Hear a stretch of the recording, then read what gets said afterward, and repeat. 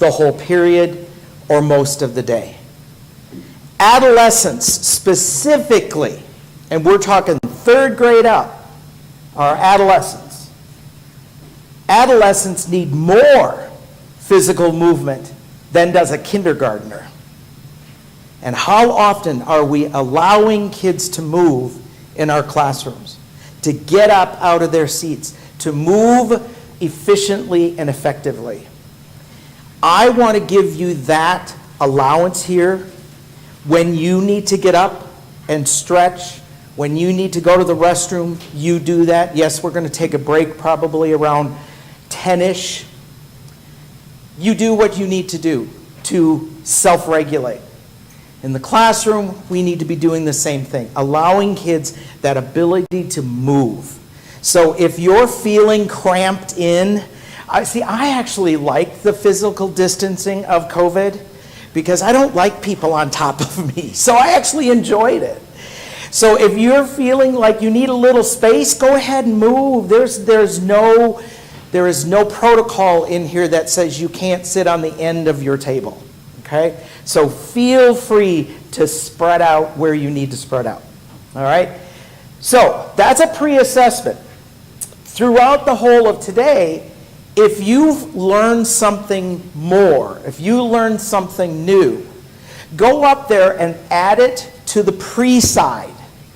By the end of the day, we're going to be working on the post side. And what you're going to be doing is you're going to come to consensus as a group as to your district-wide definition. A lot of great things up there already. I'm seeing a lot of good things. And you're going to see a lot more information here.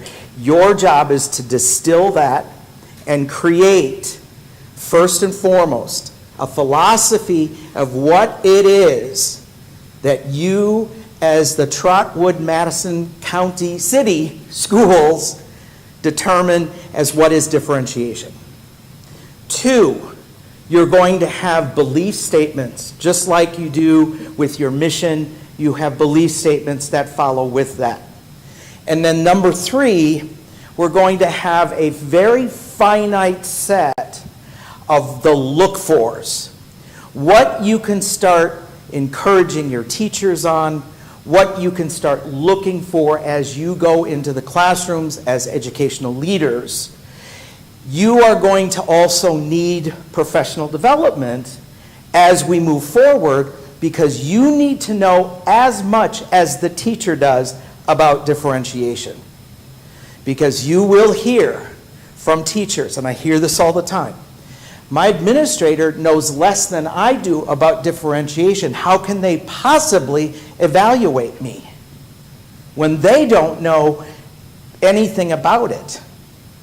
So I know in your, I call it the odious, your OTES, when I was working with Nate in Xenia, we reviewed the teacher evaluation form, and it was very nebulous, and then I've seen it recently again. It's very nebulous as to what is quote-unquote differentiation. So you have to determine what that is so that teachers are very clear as to what it is so that they can then do it. And like I said, by the end of the day, you're going to have a very finite set of look-fors that where you can begin that process. Okay? So let's look at this whole big idea of what is differentiation. Now, this is the Richard Cash definition of it. It's that based on thorough knowledge, deep knowledge of your students, of your curriculum, of your instructional practices, and assessment practices, that helps the teacher then facilitate the learning process, ensuring that all kids are excelling, that all kids, and I adjusted this last night because I took out of your mission statement a statement there, that all kids are prepared to excel in the global society. So we've got to make sure that our mission statement aligns with what we determine as differentiation. And now we're going to have to think of the whys. Why do we do that? So pictures do paint 1,000 words, okay? You have my book, Advancing Differentiation, in front of you. At some points, I'm going to tell you where this information is in the book. This is pretty much chapter 1, the whole of chapter 1. I will encourage you to read chapter 1, chapter 2, and chapter 3, because that lays the foundation. I'm going to be giving you an overview of that today. It is going to be your challenge in the buildings to have these conversations now with your staff. So let's look at this bigger idea of what is differentiation. Well, first and foremost, it's about putting students at the center of learning. Now, that does not mean they sit in the center of the room, okay? It means that the students drive the learning process, not the teacher. Far too often I go into classrooms and I time it. So if any of you saw me yesterday, I was writing stuff down because I was looking at my watch and I was writing down minute to minute what's happening in a classroom. And more than not, teachers are talking 99% of the time. And you hear less than 1% of student voice. At the very beginning of the year, it should be about 80-20. 80% teacher voice, 20% student voice. By about this time of the year, it should be flipped. It should be 20% teacher voice, 80% student voice. So we need to hear kids learning. We need to hear them and see them in movement. Because when we know enough about our students, we can then start adjusting 4 things. The environment, that's the where and the when of learning. Where it happens, when it happens. I'm going to break down each one of these as we move along. Then there's content. Content is your curriculum, okay? I want you to repeat after me. The textbook is not the curriculum. The textbook is a source, not the source. Okay? Tattoo that on your forehead if you need to. Because there's far too often teachers are relying on that textbook to teach the kid. If the textbook can teach a kid, no one needs to go to college to be a teacher. You just need to be able to read at a 3rd grade level. The textbook does not teach kids. Teachers teach kids. Textbooks are about 2 years dumbed down than the grade level. So if it's a 5th grade text, it's probably at a 3rd grade, if not lower, reading ability. The materials in there are usually about 7 years old because that's about how much time it takes to develop a textbook from conception to publication. Textbooks are written for 2 states, Texas and California. Because Texas and California are state adoptions, which means those are billion-dollar contracts, and Pearson, the absolute devil of education, is running after that billion-dollar contract, not your $100,000 contracts. They don't care. You're just pocket change for them. So that textbook is not written for your student. It's not written based on what your kids need. It's based on what they believe, Pearson believes that California and Texas need. So your content, your curriculum is 3 things. What you expect students to understand, what you expect them to be able to do, and what you expect them to know by the time they leave that particular grade level or that particular course. I'm going to dissect that very clearly for you so that you can start understanding that those 3 pieces to your quote-unquote curriculum are differentiated differently. You don't differentiate each of those the same way. You also don't assess them the same way either. Then there is process. And process are the learning activities that kids go through to own the content. And so there are varied ways to do that process piece. Then there is product. And the product is show what you have learned, not show what you know, because show what you know is way down here. And by the way, the research on advanced level learners suggests that they already know 80% of the content before they even start that grade level. In fact, one of the studies was called "Shouldn't Gifted Kids Begin School in January?" Because maybe they don't need to go for those first couple of months because it's going to be a lot of review for them. So it's not about show what you know, it's show what you have learned. And that's an adjustment for teachers because we're a lot about show what you know. Those are the 4 whats that can be differentiated: environment, process, or content, process, and product. I'm going to dissect each one of those a little bit more as we move along. They can be differentiated in 3 ways. So the how is through interest. Now, interest is a two-way street, okay? I can take what you're interested in. You know, you're interested in baseball, and you're interested in ballet, and you're interested in music, and you're interested in football, whatever. And I can take those interests and apply them into my content.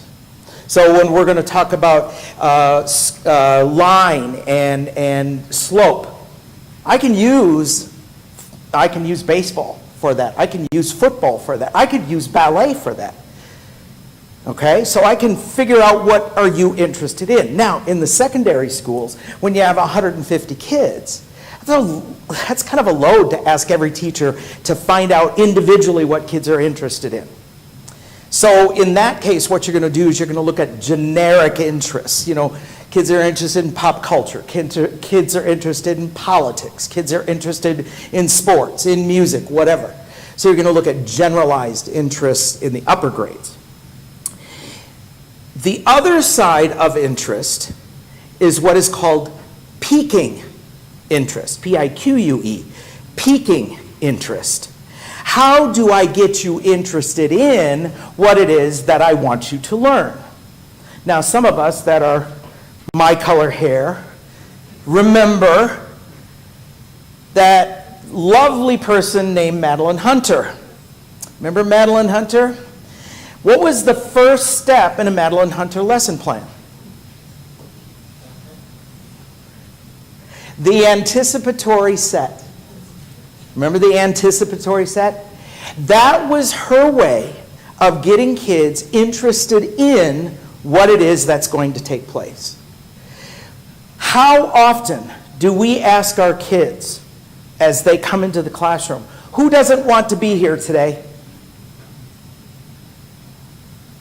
I never get any response to that. You know why we don't ask that? Because we don't want to know. Right? We don't want to know, or we already know. Right? That's a huge hurdle to overcome because the number one way that information sticks in our brain is through interest. If I'm interested in it, I'm going to pay attention to it. Now, attitude or enthusiasm is contagious. You go into a classroom where the teacher is like me with their jazz hands out and they're explaining things because they think everything is just so fabulous about math. How can you not love math? You're going to have kids sitting at the edge of their seats. Yeah, middle school, they're going to be rolling their eyes, but they're listening. They're still listening. We want teachers to be as excited about their content as we want the kids to be. So attitude and enthusiasm are contagious. How do we get kids interested in learning more about division, learning more about science? Okay? The next is readiness. Now, readiness is not about ability. Readiness is about the preparedness for what is going to happen. How prepared is that child? Now, those of you that have homework, I saw it in a lot of buildings, listed in your buildings, my recommendation is stop it. Homework don't work. The research is pretty darn clear on this. Homework has no effect on achievement at the elementary level. Period. End of story, full stop. If you don't believe me, I'll send you the studies. It has a negligible effect at middle school. But because of middle school being middle school, kids hate it because they've come to hate it because they've found out it has no value. At high school, it does have benefit as long as the period of study, the time they do their homework, stays below 90 minutes, because your brain runs out of energy after about 90 minutes. Those kids that are working for 4 hours every night because they've got 4 AP classes, they're not retaining all that information. They're burning a lot of oil because they've just got to do it. My recommendation is, if you're just set on that, oh, well, we got to do homework because our parents are asking for it, here's my suggestion. Stop calling it homework. Start calling it home study. Because every student, every child, every person needs to learn how to study. So Nate gave me this assignment for today, and I studied until after 8 o'clock, even though it was past my 90 minutes, but I was, manipulating stuff. So it wasn't like I was really deep into stuff, okay? Call it home study. Teaching kids how to get prepared for the next day. Home study can include that reading time, absolutely. It can include that math practice, absolutely. It can include getting ready or reviewing for an exam, but it's how you say it that is going to impact the learner. When you say homework, who wants to do more work? It's about home study. So teaching those strategies of study, because the number one factor of college dropout, kids don't know how to study. And especially your advanced level learners are the least likely to know how to study because everything's been too easy for them and they already knew it before they got there, or it didn't take them long to pick it up and they got to go home and do more of it. It's like, no. Call it home study. We can talk about more about that. But home study is about preparedness. How prepared is that child to do what it is that I'm going to ask them to do? Now, every single one of us that has been in a classroom knows that someone's going to come back to school not having done their home study. We know that. Well, we got to be prepared for that. We can't sit there and scream at the child, you didn't do your homework, so you're not ready for what we're going to do today. And now I'm upset. It's like, no. You know that's going to happen. Get ready for it. So you're going to have a place in your room for kids to get it, what they need. And the vast majority of kids that don't do, quote unquote, their homework, it's not because they don't want to do it. It's they don't have the resources to do it. They don't have the time. They're taking care of their little brother. They're being taken care of by a bit older sibling. They might have to go to work because they're putting in money into the family account. So it's not that they don't want to do it.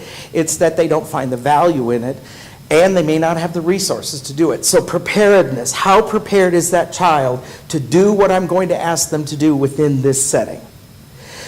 The next is about learner profile. Now, learner profile is kind of the catch-all. It's kind of everything else. Everything from they've been identified as having a learning difference, to being gifted and or talented, to this kid is just likes to move a lot, is very kinetic and likes that kinesthetic actions. It can be anything from this kid loves music, so he likes to sing things because it helps him remember stuff. So it's kind of a catch-all. It's everything else about that child. Now, you can think of it as learning styles if you choose. However, the whole theory of learning styles has been debunked. So it is really about how people prefer to learn. Some of you prefer to learn by listening, which is mostly a female attribute. Some of us prefer to see, which is mostly a male attribute. So what are the differences that we have in our classroom of the way kids like to approach learning? So those are the three hows. Now the thing is, you don't do all four whats and all three hows, because you will literally go insane. And this is why teachers are fumbling, because they are trying to do too much. We want them to fine-tune that. We want them to work smarter, not harder. So you're going to do one what and one how.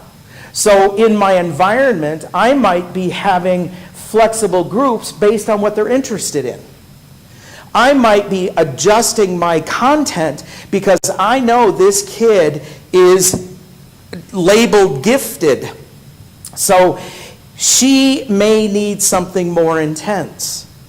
I know that this group of kids is really, they aren't prepared because they didn't do the home study, so one of the learning activities is going to be for them to catch up, make up, catch up, okay? So you use one what and one how. You don't use all of them all the time.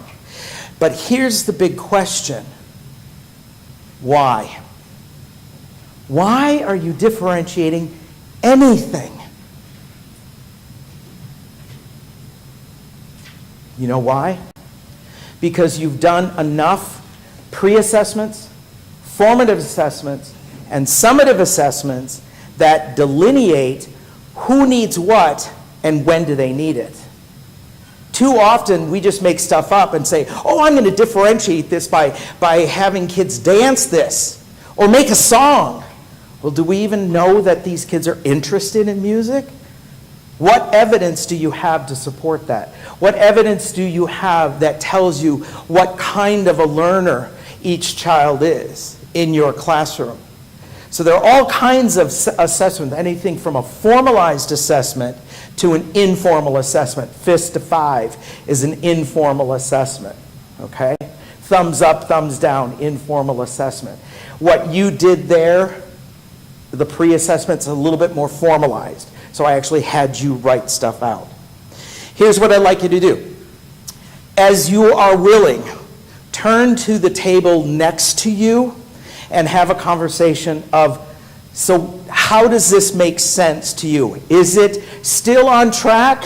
Is there something you'd like to add to it? Did it add something to what you already know? Okay, do a quick turn and talk for about 2 minutes. Go.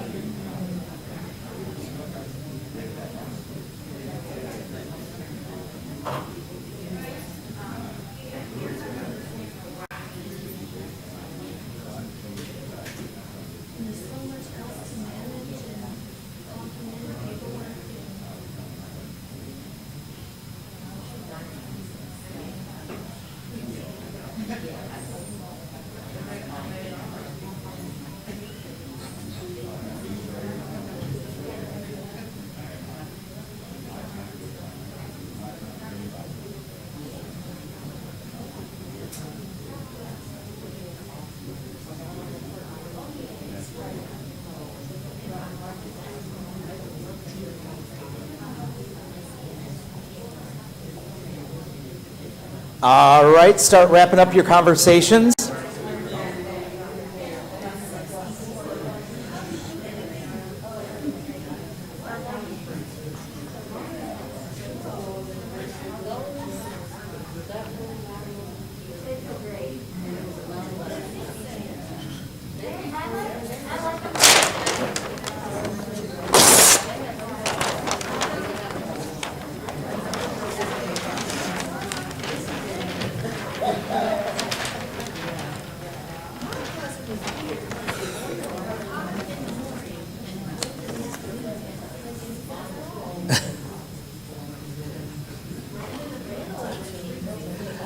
All right, come on back.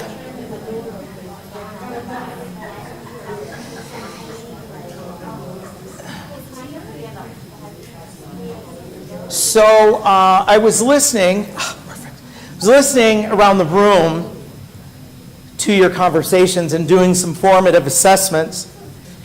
And like I said, practice what I preach. Probably right there is probably, or wait, let's go way up here. Practice what I preach. I'm going to be differentiating because I found that many of you had some really powerful ideas going on. Whoops. There we go. Some powerful ideas going on, and I want to address them.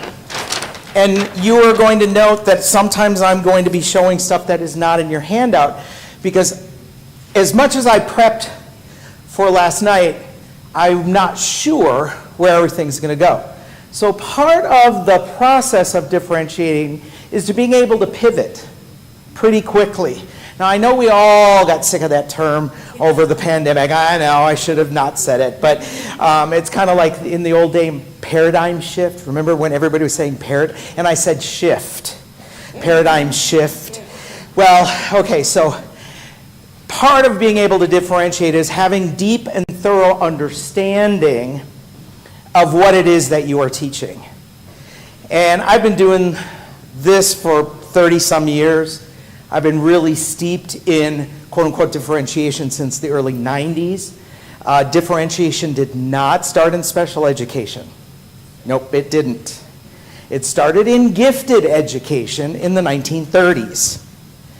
When more and more kids were coming to school, of course, the elite wanted their kids separated. And so then that term differentiation started to come about. It wasn't until the early 80s that Carol Tomlinson out of UVA popularized the term in general education. And by the way, her doctorate is in gifted education from University of Connecticut. So she really popularized it and brought it into general education. Like I said, there's a lot of good stuff that comes out of gifted ed that we can apply into our classrooms. And it really is about trying to address the unique needs of our kids and popping the top so that they're all able to access this rich curriculum that we need to be delivering. So I heard in the conversation about that idea of all good and well. We've given presentations on differentiation, like I gave them the differentiation speech. But when it came time to teach to go back in their classroom, they shut the door and became an independent contractor. And they didn't do any of the stuff that we've asked them to do. So I have a design that I want us to kind of pay attention to. And it's called the AAA design. So first is about articulation. This is what we're doing today. We need to define it. If we don't have a definitive definition of what is expected in the classrooms, people are going to shut their doors and become independent contractors. They're going to do what they've always done, because it is easier to fall back on habits than develop new strategies. So it's about articulation. This is what we're doing today. What is it exactly? Because differentiation is such a big, broad term. So what is it exactly here in our district? Number 2, then, is alignment.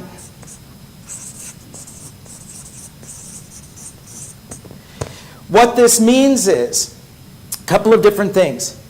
There are going to be specific strategies that I'm going to ask you to consider that I term as signature strategies, that every classroom that I go into, I should be able to see these 5 things, or at least see evidence of it. And this is those look-fors that we're going to do towards the end of the day. What is it that is going to be the non-negotiables of this district that every teacher must do, or go to Dayton because they probably have an opening? It's what do we do that is a practice in our district that is non-negotiable. You do not get to not do it, okay? That is the alignment. What are these particular strategies that are going to happen in pre-K, that are going to happen in high school AP Physics? What are we going to see when I walk into that classroom? And I can tick it off within 10 minutes. Pretty much I can tell you within 5 minutes what's working, what's not working in a classroom, because I've been in so many across the world that I pretty quickly pick that stuff up. Alignment also means at pre-K, are we getting our kids ready for the global economy? Pre-K. And how does that transcend itself to kindergarten, to first grade, second grade, third grade, fourth grade, fifth grade, sixth grade, seventh grade, eighth grade, 9 through 12, all of the coursework? How are we getting our kids ready for that next step? Now, you might be saying, yeah, but we don't have a lot of kids that go to college. That's okay. No child is going to be ready for the global economy with just a high school degree. We know that. We've all seen the data on it. So how are we getting them ready? Whether it be through the CTE courses that we have, getting a connection with the community college right down the road here and the technical college right down the road here. How are we partnering with businesses to make sure our kids can get internships and start to see what it's like to be in the medical profession, to see what it's like to be a veterinarian, to see what it's like to be a minister? How are we getting kids into the world starting at pre-K? It's not something that can wait until 8th grade or 9th grade, because we know, the data show, that if we don't capture kids by 3rd grade, there's a direct pipeline from 3rd grade reading scores to prison. Prison builders look at 3rd grade reading scores, 3rd grade reading and math scores, to determine how many beds they're going to need that many years later. It's a shocking fact that it happens. So how are we getting our kids ready? How often do we call our kids scholars versus students? Our kids are not students, they're scholars. A student is passive and just sits and gets it. And the empty vessel idea, you just pour it in, that's a student. A scholar is active, coming up with new ideas. We are in a world where our 6th graders, we don't even know what jobs they're going to be performing when they graduate from high school. We don't even know. Things are moving so rapidly now, and this is not the era of technology, this is the era of new knowledge. So our kids have got to be coming up with new ideas, and that is about that alignment. This also means, does our curriculum at pre-K correspond to what we're doing at 3rd grade? corresponding to what we do at 6th grade, correspond to what we do in AP Calculus. How aligned is that? How many different resources do we have available to us so that the kids can take multiple pathways to this end point? That's alignment. And the one I heard loud and clear from one of the groups was the final A, which is accountability. I'm a horrible speller. Just because I can't spell doesn't mean I can't write. Accountability, I-T-Y. I-T-Y. There you go. There, accountability. You all know what it means, right? Accountability. How are we going to hold the superintendent accountable? How are we going to hold Nate accountable? How are we going to hold Tracy accountable? How are we going to hold Nelson accountable? How are we going to hold Sherry accountable? How are we going to hold Siobhan, is that right? Did I say that correct? Accountable. How are we going to hold people accountable for this? When we have non-negotiables, that means when anybody walks into the classroom, whether it be a co-teacher, whether it be a parent, whether it be the administration, I need to see these 5 things going on in that classroom. I need to have evidence of it. Doesn't mean I'm going to see it happen, but there's evidence in the room. How do we hold people accountable for that? And again, if you don't like them, I'm sure there's an opening in Dayton. Okay, there are a lot of teaching jobs out there. We want the best. And I know you've got some phenomenal teachers. From my tour yesterday, from what Nate tells me, there are some great teachers out there. We want to make them even better. Because even though you're good, you can get better. So how do we hold people accountable? By the end of the day, we'll have this. We're going to be working on this for a long time because this is, I kept telling Nate yesterday, this is not a simple, I'm going to teach you what differentiation is. You're going to write it down. You're going to say, oh, I got these strategies. Now we're done. No, it's like peeling an onion. Every time you peel one layer off, you've got another layer down there. And there's going to be more and more. And you're going to start recognizing, oh, well, we're going to need professional development on this. We're going to need these resources. We're going to need time. We're going to need... And so as you go throughout the day, I want you to keep in your head, maybe write it down someplace, what are you already starting to recognize that you are going to need? As Nate said very beginning, what are the supports that you know you're going to need? And I do not believe that teachers come into the teaching profession to just sit back and let it happen. I think in most cases they don't know what to do. They're called unconsciously incompetent. They don't know what they don't know. Some of you, and I shared this with administration yesterday, there are 4 frames that we live within. There's called unconscious incompetence. You don't know what you don't know. A lot of people are in that frame. Right now, many of you are unconsciously incompetent about what I'm going to share here. That's a great place to be because now I've made you consciously incompetent. Ooh, I didn't know that. I need to learn more about that. Now, that is a very tenuous place to be. As you are thinking about your staff and your co-partners in the buildings, some of them are consciously incompetent. They know they don't know this, and they don't know how to get out of it. They don't know what to do. Or they say, you know what, I've done it this way for 30 years, I'm not changing. I've done it this way forever, and I'm just going to keep doing it.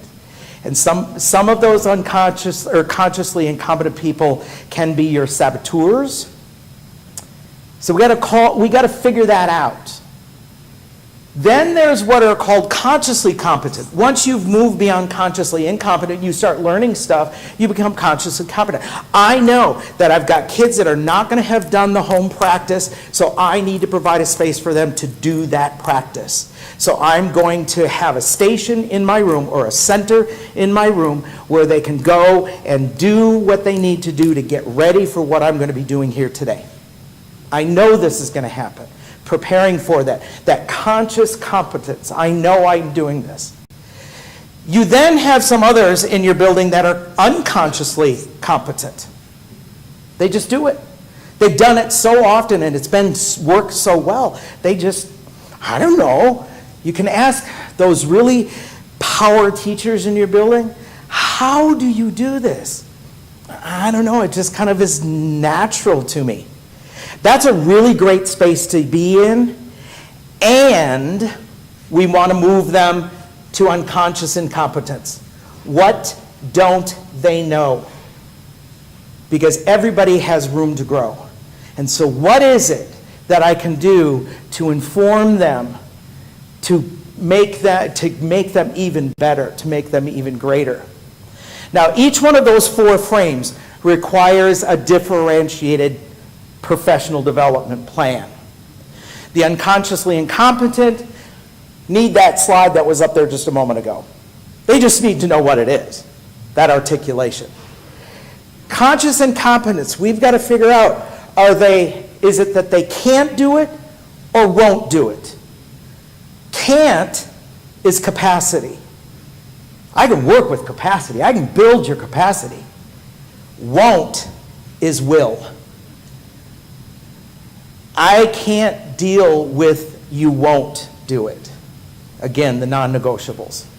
So we got to figure out where they're at. If it's about capacity, we got resources to build that capacity. The conscious competence, they need in-class coaching. They need to know minutiae. One of the things that I check when I go into classrooms is boys versus girls being called on in the classroom. Overwhelming boys are called on, because boys tend to be more verbose, especially when you hit about 3rd grade. Girls start to hide. And I will tell you, it's overwhelming every place I go that girls will be called on less than boys. Why is that? Because boys will shout out. They're usually, jumping up and down to get their answers, right? So, simple things. Maybe I just got to come in and watch a teacher and do some peer coaching and say, I just charted just who you called on. And it was always the same 3 kids. Never ever did you call on little Simone in the back of the room. Well, she's really shy. It's okay. She can participate in other ways. She doesn't have to call stuff out. Maybe she writes it down on a slip of paper, whatever. So, conscious competence, they need in-class coaching. The unconscious competence, those high flyers that just do it because, wow, I've just done it that way, need expert coaching. So in the conscious competence, they need coaching like from the administration or from a peer teacher or from an instructional coach. When we get to the unconsciously competence, they need really outside coaching. They need someone to come in that from the outside. Because a lot of times we get too close to the trees and we can't see the forest. So sometimes it needs that kind of an outside source. All right? So these are kind of the things that we're going to keep in mind as we move forward. I want you to do a quick turn and talk. What have you learned so far? What are things that you want to keep in mind as we move forward? Take about 3 to 5 minutes here. Just have a conversation. Next up is, why do we differentiate? Okay? Go ahead, quick turn and talk.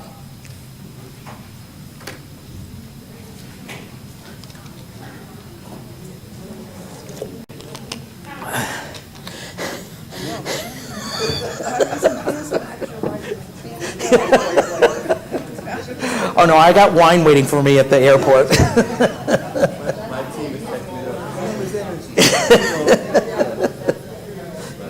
Well, it's just...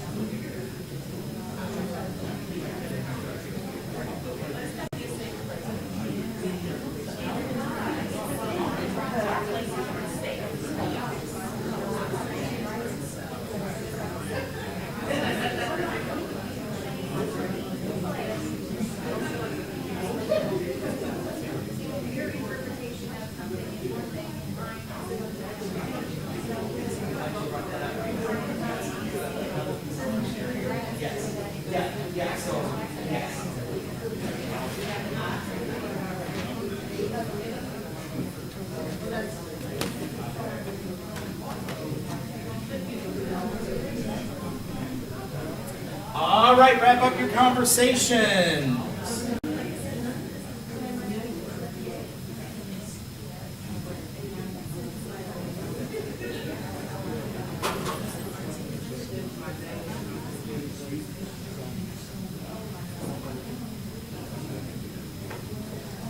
I'm just getting all kinds of good information here. I just love this. I love just playing with this stuff. This is just so much fun for me. I mean, seriously, I just love doing this because it's just so much fun, and I hope you're having fun with this too, because we can't be dour about this, because you know what?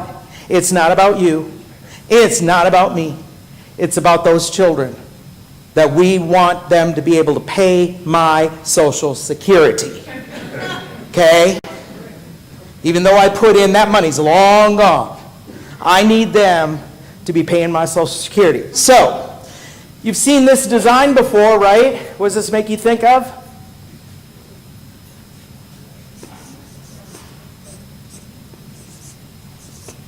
Have you heard of that before? The multi-tiers of student support, or what's the systems of support, okay? We're right here in Tier 1. It's a robust curriculum and instructional practices, as well as our assessment practices, that help us understand and get kids to success. Tier 1. I believe in my heart of hearts that we can address 95% of our students' needs, 95% of our students, their needs in a well-differentiated classroom. There is about 5% of the student population that require significantly differentiated environments, such as your highly profoundly gifted kids, such as kids that have cognitive disabilities that require more one-on-one instructional time or small instruction groups. I believe if we do this well, and we have the materials and the resources, if we do this well, we will have great successes. Then you have Tier 2 on both sides. Okay, think of this as a bell curve, by the way. So we can address 95% of our students' needs right here. There are kids that need some intensives in reading, in math, in study skills, just social and emotional supports. That's here. Now, in many designs, it's called enrichment. That's a scary term at this point, because we tend to think of enrichment in many cases as fluff and stuff. Well, enrichment is not fluff and stuff. At this side, it's about the intensities of giving kids what they need in an enriched environment, not louder and slower in the back of the room. Okay? This kind of enrichment is, how do I take that child who may not have had enriched experiences prior to coming to school and give them those enriched experiences? When I was the director in Bloomington, Minnesota, our economically and racially isolated school had no quote-unquote identified gifted kids. And I said, well, that can't be true. It's just that our identifiers were not very good at identifying kids of color, kids living in poverty, because they didn't have vocabulary. They didn't have enriched experiences to call up on that prior knowledge. So I said, rather than giving our gifted kids, the identified gifted kids, more of what they're good at, why don't we give that to kids that don't get it, don't get that enrichment? So we flipped the table on it. Put the gifted specialists in the high poverty school and did enrichment with all the kids. I started identifying all kinds of bright kids that weren't showing up on the test. I shared an example this morning of a little second grade boy. I was in there doing this creativity stuff. And have you heard of Connects? They're like Legos, but they are kind of different, funky shape. So I had 25 in bags, in little baggies, gave every kid a baggie with 25 of these things. They were just a random assortment of things. And I said, boys and girls, what you're going to do is you're going to design an amusement park. So I want you to take your Connects out of the bag, look at them, and design an amusement park. These are second graders. So little Tyrell, he dumped out his baggie, and he starts looking at them. All of a sudden, he took his lid of his desk, and he went like this. Of course, what happened to all the Connects? They went flying all over the floor, right? And the teacher looked at me and went, because she said, he's my lowest performing child, and he's always a problem. And she went like this. I was like, I went over to him, I said, Tyrell, can you pick those up, please, and put them back on your desk? And I said, what are you doing? And he said, I'm looking for other things. I was like, what? He goes, pulls out like pencils and erasers and a book and a couple other things. And then he put it down and he picked up his stuff. He was the only child out of 100 second graders I was working with, the only child that went three-dimensional. And I said, wow, tell me about your amusement park. And he said, well, I don't know what an amusement park is. He called it amusement park, not amusement park, a musement park. I don't know what that is. I said, well, have you not been to Valley Fair, which is the big amusement park in the Twin Cities? No, never been there. I said, well, tell me about your amusement park. He said, well, here's where I can climb on stuff. This could be a fort. And he just went on with this whole complete explanation of what he was doing. And so I said to the teacher, watch him. Watch it. Oh, he's such a naughty boy. And I said, no child is born naughty. No child is born naughty. Behavior is a symptom. It's not the source. Our job is to find the source. He's not being engaged in a way that makes sense to him. He's very kinetic. He likes to manipulate stuff. Math manipulatives need to be out in every single classroom. Did you hear me loud and clear? Math manipulatives need to be out in every single classroom because some kids just need the hands-on stuff.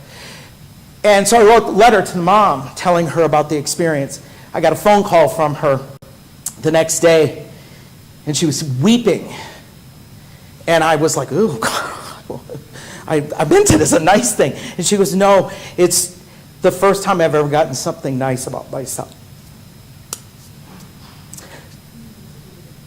10 years later, it still makes me tear up. We were going to lose that kid. We eventually identified him as gifted, but he had twice exceptionalities. He had to learn how to self-regulate, okay? And it was my job, our job, to do that. So as we look at these things that are called enrichment, whether it be on the high end or whether it be on the kids that need the most supports, we need to have enriching experiences. The third tier is where we deal with that other 5%. That's where we can deal with the 5%. Now, in my district, we were a larger district. We were able to design what's called a SWAS, a school within a school, for highly profoundly gifted kids. These were kids with IQs greater than 140. They really needed something different. So that was our tier 3. On the other end, it might be your site-based programs, such as an autism classroom, or your kids that have cognitive disabilities and so forth. So we're working here. If we can hit a home run here, we have fewer kids that are out here and needing those other types. But we know we're going to have them, so we need to prepare for that. So I know this is down the line for you, but I want you to keep that in mind, okay? So let me go back to what you're seeing on the slides here. And now it's doing what I don't want it to do. Whoops, that's why. Because I want to talk about why we differentiate. And, sorry, technology is not my favorite thing in the world. Where is it? So, I'm sorry, I've got too many windows open here. There we go. I want that one, but it's not letting me do it. Here we go. Okay, there we go. Okay, Let me tell you why we got to differentiate. Many of us have not had any education or any training in how our brain learns, which is sad, because this is what we do all day. We're working with that little brain. And our brain is in constant development from pre-birth to death. It's constantly changing. It's constantly developing over time, both generationally as well as developmentally. Our brain develops in three ways: from bottom to top, from inside to out, and from back to front. That is also the amount of the energy that is required to do what it does. So the bottom part of our brain requires very little blood energy to do what it does. The top of our brain, the cerebral cortex, requires the most amount of energy. Same with the inside, requires little to no energy to do what it does. The outside requires a lot of energy. Same with the cerebral cortex, very little in the back of the brain to what's happening into the front of the brain, the prefrontal cortex. That is important for us to know, because I guarantee you, principals, that you're dealing with more behavioral issues in the afternoon than necessarily you're finding in the mornings. That's because some of your kids are so tired cognitively from holding it together all day long that they just got to let it go. Okay? Because our brain is consuming 30% of our body's energy. And if I'm not being addressed in the way that my brain likes to learn best, it's hard for me. It's a hard thing for me to manage. So many parts of our brain are very critical to the learning process. So at the very base of our brain, that kind of yellow thing that's coming up through our spine, that's called our brain stem. The brain stem has one job to do: keep us alive. It's there to keep us alive. It manages and monitors all of our autonomic systems of our body. So everything from heart rate to digestion to respiration to dilating our eyes, all of that stuff. It's managing all of that. So the brain stem is constantly scanning the environment to say, is this going to kill me? Think about that little child that's in 4th grade, walks into math class and says, this is going to kill me. It's killed me since kindergarten.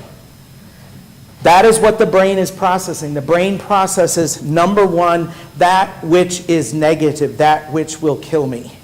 That's how we've stayed alive. So how many times does a child walk into a classroom and immediately go into what is called a downshift, where they're taking the critical blood energy out of the prefrontal cortex and shoving it down into the reptilian part of our brain, which is the limbic system, which is inside the brain, and all the way down into that brain stem to say, this is going to kill me. How many times do we know when we walk into a classroom, we see especially boys that when in fight mode or flight mode, they're saying predator or prey. Their brain is saying you're either the predator or you're the prey. So you either fight or you run. That is called a downshift, when we're putting that blood energy where it doesn't necessarily need to go. So how do we get kids to then upshift? Upshifting happens when we start to feel good about where we're at. Now, this is not the feel good of the 80s character development stuff. No, it's not about that. It's about how I feel about a certain situation will determine the focus of my attention. If I do not feel good about being in this place, I am going to pay attention to fight or flight, predator or prey. I'm going to pay attention to this is going to kill me. And those kids, that we don't even know it's happening. It's subconscious. We don't even know it's happening. Rising above the brain stem, which is part of the hindbrain, is that kind of peachy colored thing that's tucked up under the brain there. That's called the cerebellum. The cerebellum, the word cerebellum actually means old brain. When they first started looking at brains hundreds of years ago, they pulled that part out, and it looks like a mini brain. because it's kind of shaped the same way. It's got the wrinkles in it and all that stuff. Well, that's where they thought wisdom was held. Well, that's not necessarily true, but what is held back there is extremely important to what's going on in the classroom. You have two types of memory or two types of knowledge that are held back there. What is called declarative knowledge, but in education we call it factual knowledge, and procedural knowledge. It's the same thing in education. Declarative knowledge is all that stuff that I can declare that is a fact. My mother's name was Elizabeth. I live in Minneapolis. My phone number is 612-670-0278, on and on. That's all factual information. That is stored back there. Now, how does information get stored back there? It starts off up here in the prefrontal cortex, that part of the brain that requires the most amount of energy to consume. Okay? It gets in there to begin with. And what it has to do is has to blaze a trail, a neural trail, back to that part of the brain, the cerebellum. And every time it goes back there and retrieves that information or puts that information in there, it kind of builds that pathway. I liken it to when my grandfather was alive. He was a farmer in central Wisconsin. And he had acreage and cattle and stuff. And so we used to go into his woods and build a fort. So in the springtime, we'd kind of hack down the trail because there was so much stuff that had grown up over the spring and into the winter that we had to hack it all down. So it was a very slow process to get back there.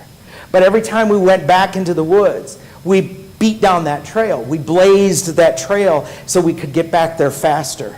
That's what happens. When we do certain things in the classroom, we are blazing that trail, because if I'm using this part of my brain to do my letters, A, B, C, D, E, F, G, H, I, J, K, L, M, N, O, P, I can't think critically. If I'm using that part of my brain to just figure out a particular sentence, I can't think critically, because this part of your brain can only do one thing at a time. Now, there is something called multitasking, but that is not about thinking. I am multitasking right now. And this is what is called procedural knowledge. I am using the procedure of walking, but I'm only thinking of one thing. What am I going to say? That is procedural knowledge, which is multitasking right there. Again, how does that information get stored back in our cerebellum? It's through the repeated practice of it. The more times I practice it, the more efficient it is for me to retrieve it. When kids don't know the strategies, they can't think critically. They can't observe when they're doing an experiment, because all they're thinking of is step 1, step 2, step 3, step 4. They can't think critically. So yes, we want to do those things so kids can retrieve that information quickly. So that is an important part of our brain that doesn't require a lot of blood energy to do what it does. The inside of the brain is called the limbic system. That's called the midbrain, the limbic system. And the limbic system has two major components to it, the amygdala and the hippocampus. Now, what is important about the amygdala is our emotional center to our brain. Emotion is a chemical reaction that happens within the brain. It controls us. We don't control it. I don't care how much therapy you've had. You cannot control your emotions. What you control is when this part of the brain, the prefrontal cortex, becomes aware of it, of that chemical reaction, and then responds to it. That is called a feeling. How I feel about a situation determines the focus of my attention. If I don't feel good about it, I'm not going to pay attention to what you want me to pay attention to. I'm sure you've never heard this in your building. I'm bored. Okay, here's what you say.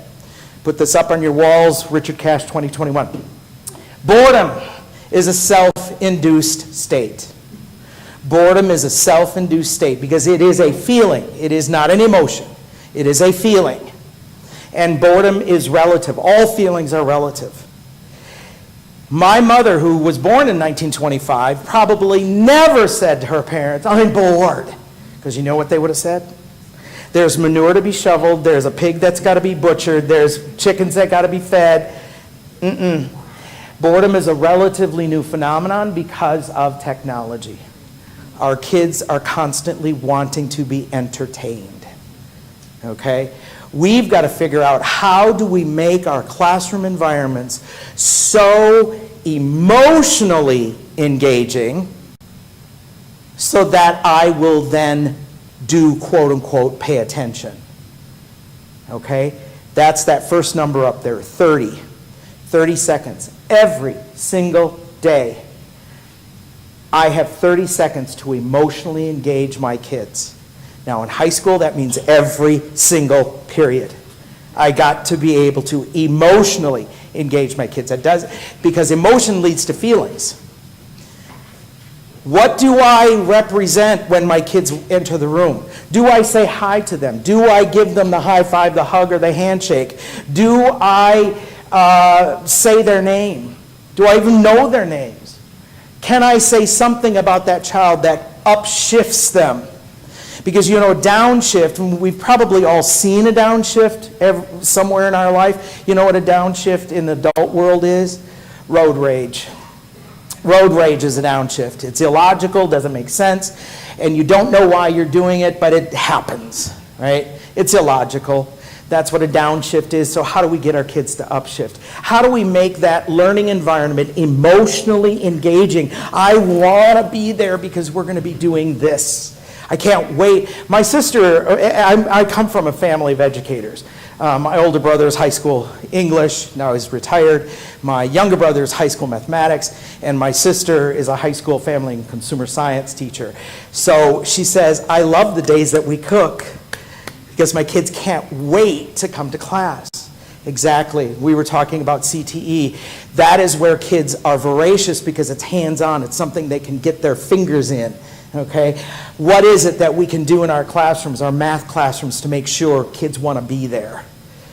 That is that emotional center. We've got to upshift them. Looking at the bigger part of the brain, the cerebral cortex, you got that purple part way in the back there. That is called your occipital lobe, or the visual cortex.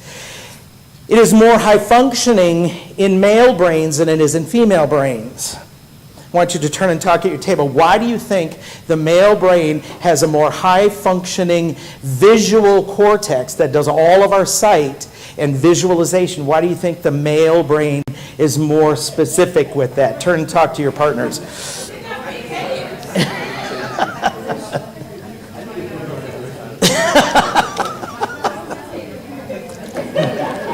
They got big heads.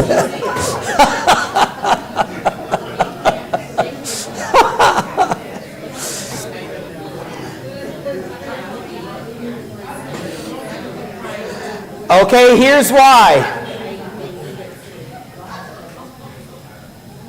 Here's why. The original males, yes, they do have a bigger brain, but it does, in that case, bigger is not necessarily better. Because sight was the original sense that kept men alive, because they had to see, okay? Men are more visually stimulated than women. And if you don't believe me, drive around the freeway and watch for the gentlemen's club. I don't see no women's clubs. I see a lot of gentlemen's clubs. It's because men are more visually stimulated than are women. Now here's the deal. When I walk into classrooms, I'm looking at the visual stimuli in the classroom. And there's something called visual noise. Too much stuff on the walls. Too much tchotchke. And what I say, we should all be using the Coco Chanel design of classroom design, or the Coco Chanel theories or philosophy of classroom design. And for those of you who don't know who Coco Chanel is, she developed the Chanel company, okay? She's from Paris, and she's dead now, but she, you know, Chanel. What she did is she said, before you go out, stand in front of a full-length mirror, and when you think you're done, take one thing off, okay? That's what we got to do. We got to walk into those classrooms and say, oh, I've been in many, many classrooms where I go in and I instantly get the hives. Because I go, oh man, there's just too much going on in here. You will set off boys with that. Now, here's the other thing. You can have too much, or you can have not enough. My brother, who is high school ELA, high school English, he belongs to the NCTE, the National Councils of Teachers of Everything, because that's what English teachers think, that if you don't teach English, you don't know nothing, right? So my brother, because he is my older brother, is constantly thinks he knows more than me, because I taught middle school and I taught elementary school, and he would call me during those 2 weeks before school starts. What do elementary teachers do 2 weeks before school starts? You're coming in and donating a week, right? You're donating a week, and then you got to go to the district meetings all week. But I'm donating that time to decorate my room. And he goes, yeah, it takes you 2 weeks. It takes me 5 seconds. Ka-chunk, ka-chunk, ka-chunk, ka-chunk. That one poster with the cat in the tree saying, hang in there. And that was it. That's all he had, right? Now, then there's too little, and then there's too much. Well, what we have to understand is that images do paint 1,000 words. So the more imagery we can use, less language, we're going to get kids to do more thinking. So this is why you're going to see what you saw earlier was a lot of imagery, another image. I'm telling you stuff, you're having to write that stuff down. It helps process that information. Now, so the boys are going to be more visually oriented. Over the ear, now you've got that green thing, that's called your temporal lobe. This is more high functioning in females than it is in males. That is where we're processing our auditory information. And ladies, you don't need no research to tell you this, that men are not good listeners.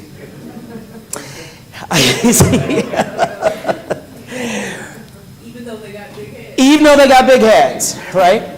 Well, the thing is that was not a primary sense for men. Because women had to hear the babies cry, right? Women have a higher range of hearing. Here's another thing, 83% of the teachers in the United States are female. I think it's even higher than that, are female. What happens when a woman starts to get upset or want to get attention? You know what happens to their voices? She gets louder, but also what? Oh my God. It's like shoving a knitting needle into my ear sometimes. I was in a classroom outside of Chicago last week, and I literally wanted to scratch my eyeballs out because her voice was so piercing that I was like kind of shaking. We got to be careful. That's part of that environmental stuff. And we need to be okay with telling teachers, be aware that your pitch is way up here. And that can be disturbing for some kids. Be aware that if you got those stinky Glade plugins in your classroom, some kids, I especially, will walk into the classroom to be like, oh, Lord. I get it. You know the difference between a kindergartner and a 7th grader? Size and smell. So I get it. I taught 6th and 7th grade, so I know they stink.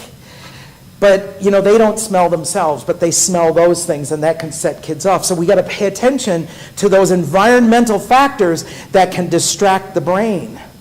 Now that peachy, that kind of raspberry thing that's across, that's the parietal lobe. I told you about that. It's a movement at will. Okay? Very tightly knit to the frontal lobe, which is the yellow part there. That frontal lobe is the thinking part to our brain, which includes the prefrontal cortex, which is right here. Now, the prefrontal cortex is what we are teaching to. Now, this gets me to that next number up there, which is 15. That's 15 minutes. It was said at the turn of the last century that the human brain could pay attention. And you know what the word attention means? The ability to avoid distraction. That's what attention means.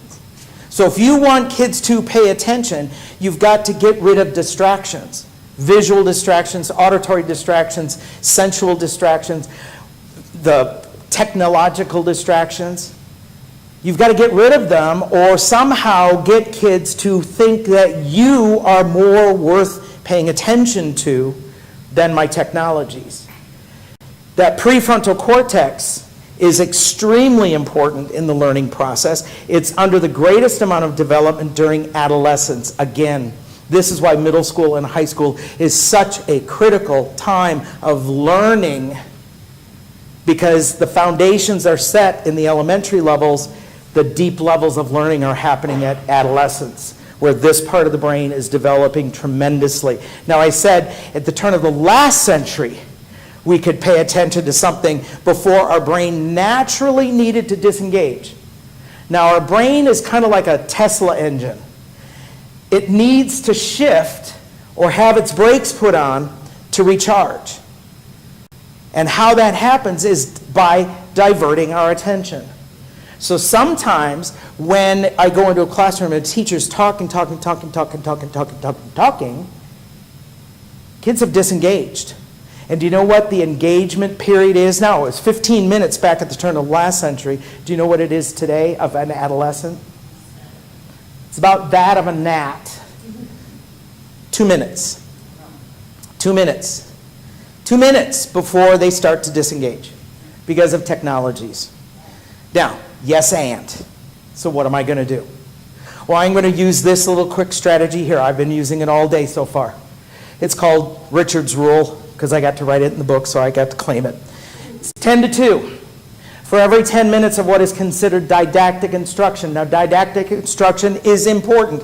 I'm doing a lot of didactic instruction today because there's a lot of foundation setting that I have to do. Vocabulary needs to be learned. Certain particular facts need to be learned.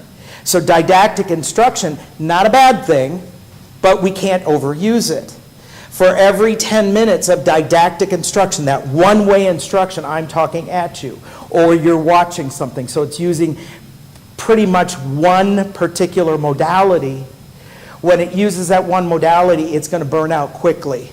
So what I want to do is after about 10 minutes, I want to make sure I stop and give you time to digest, give you time to talk about it, give you time to practice it, give you time to do something with that information. You need to have that so the brain recharges. And do you know when our brain can only hold on to about 10 bits of information? Okay? 612-670-0278. That's my cell phone number. Now, our brain is very, very efficient. That information went into what is called immediate memory. Immediate memory disintegrates after about 5 seconds. What's my cell phone number? See? You were able to chunk what you did when you said 612. That's an area code. So boom, I chunked it as an area code.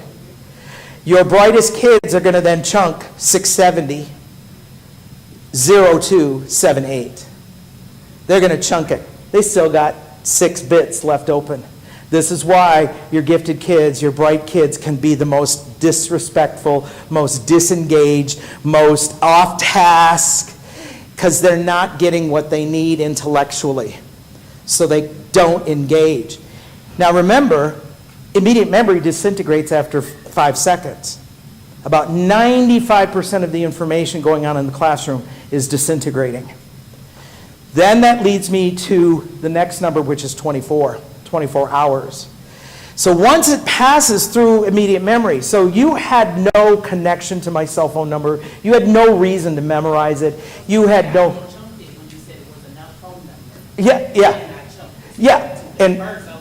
Yeah, what is he doing? He's just shouting off a lot of numbers, right? So you had no value to it, it had no worth, it didn't have really any meaning, so I let it go, because our brain is super efficient. Now, stuff that is important, something that I need for survival, number one, has novelty, I've never heard that before, is number 2. 3 is I'm interested in it. I will pay attention the longest to that which I'm interested in. Novelty wears out pretty quickly because it's novel. And survival is I don't really need to know this stuff to survive. Okay? So about 95% of the stuff that we're talking about, we're doing in the classroom, disintegrates within the immediate memory. That which they hold on to, that they chunk, they put into what is called working memory. That's the 24 hours. Over a 24-hour period, working memory starts to disintegrate. So you have about 24 hours to retain that stuff. Do you know when your brain is doing its downloading and dumping? When you're sleeping. It is downloading or dumping that which it remembers from the day. Once it had passed through immediate memory into then working memory, that which I can recall what I ate for lunch yesterday. I can't really tell you what I had for lunch 2 days ago. I could if I sat here and thought about it, but working memory is that, can I call it up quickly? If I want something to be called up quickly back in class, I need to have kids do home study of reflection. I need kids to be reflecting on what are 3 things that you learned today? What are 2 connections you made to that information? What's 1 question you want to bring back to class tomorrow? A quick entry ticket.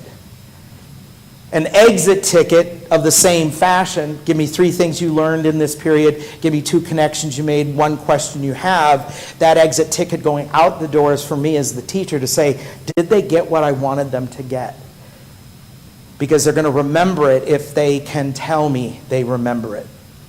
So our brain is the reason why we need to differentiate. What I want you to do is I want you to have a turn and talk here about why these things to know about the brain are important for what is going on in your classrooms. Think about that 30, 15, 24, and the 10 to 2.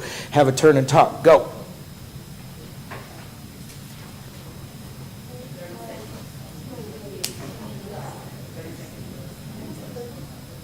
"30 seconds to emotionally engage kids." Yep. It can be through music. It can be through, saying their name, any of those things. Yeah, right. That happens. Yeah.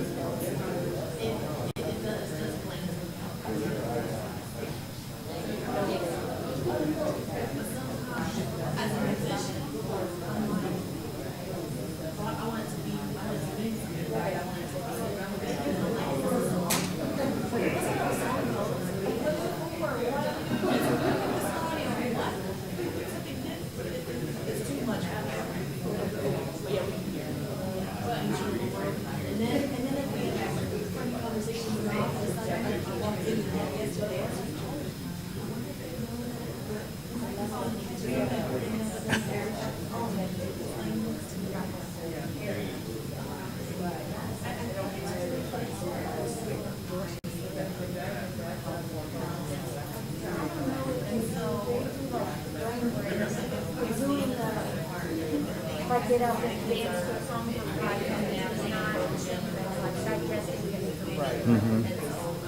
Yeah, and those kinds of, like, we're going to take a break here in just a moment. Those things are important because they kind of help refresh us. I like to do.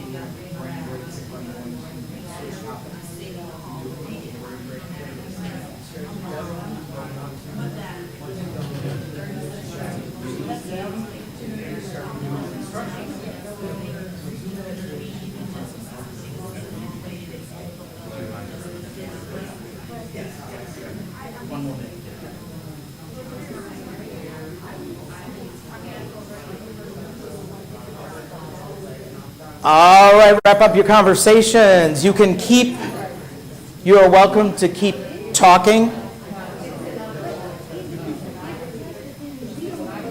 Because it is break time. Would you look at your watches? I have 5 minutes after 10 on my watch.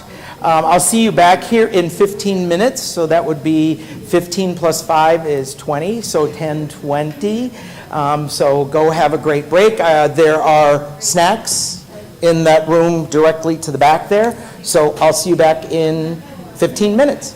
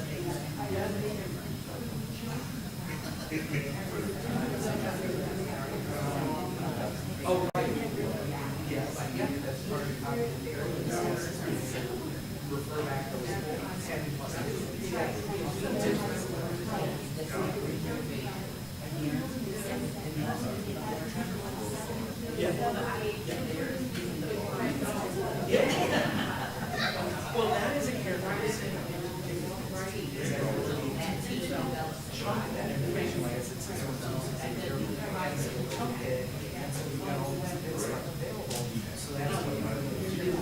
This program has a big piece of something out there, going, go this, or this, those are samples.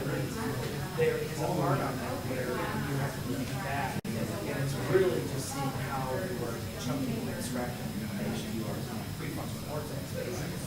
So, yeah.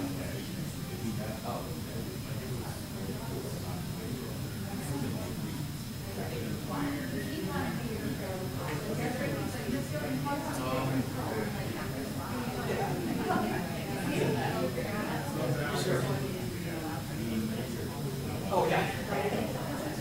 Oh, yeah. You know, and depending on what robustness of the program, depending on what it is, there are some things you're not missing.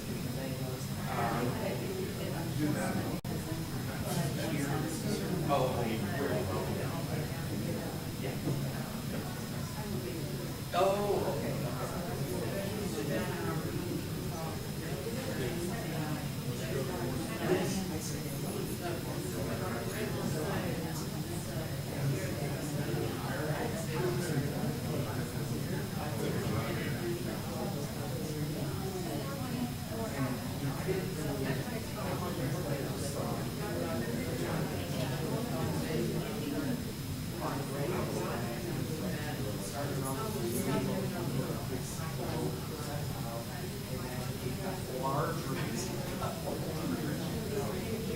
Yeah, that's a great.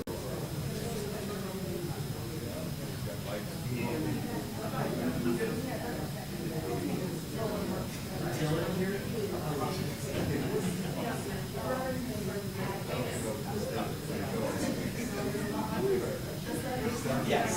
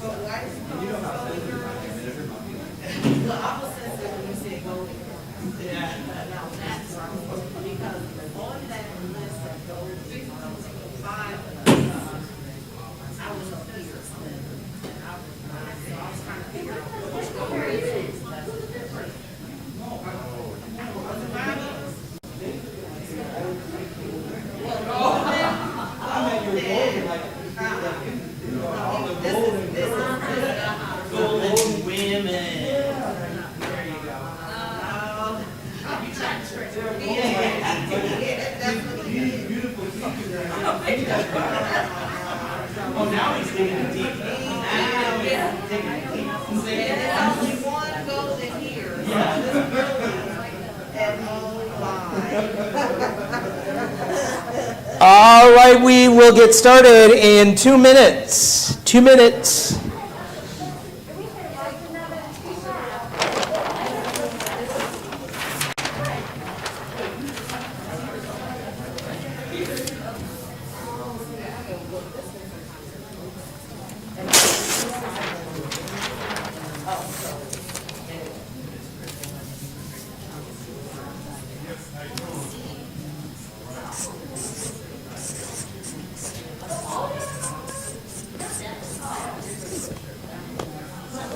Whoops.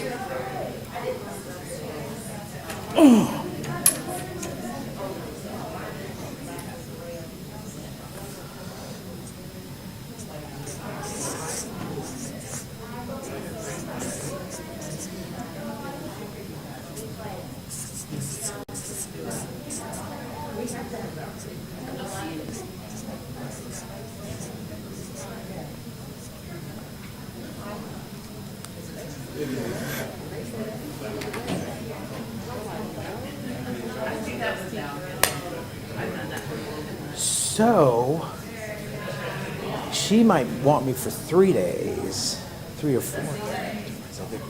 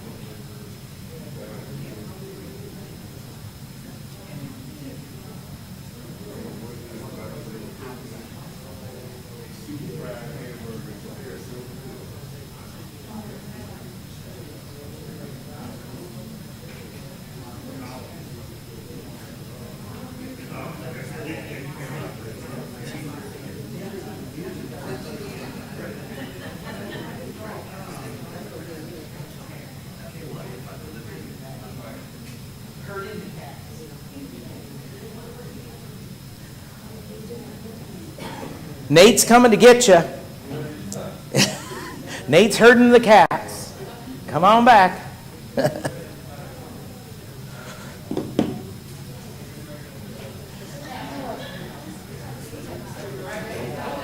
Pardon me?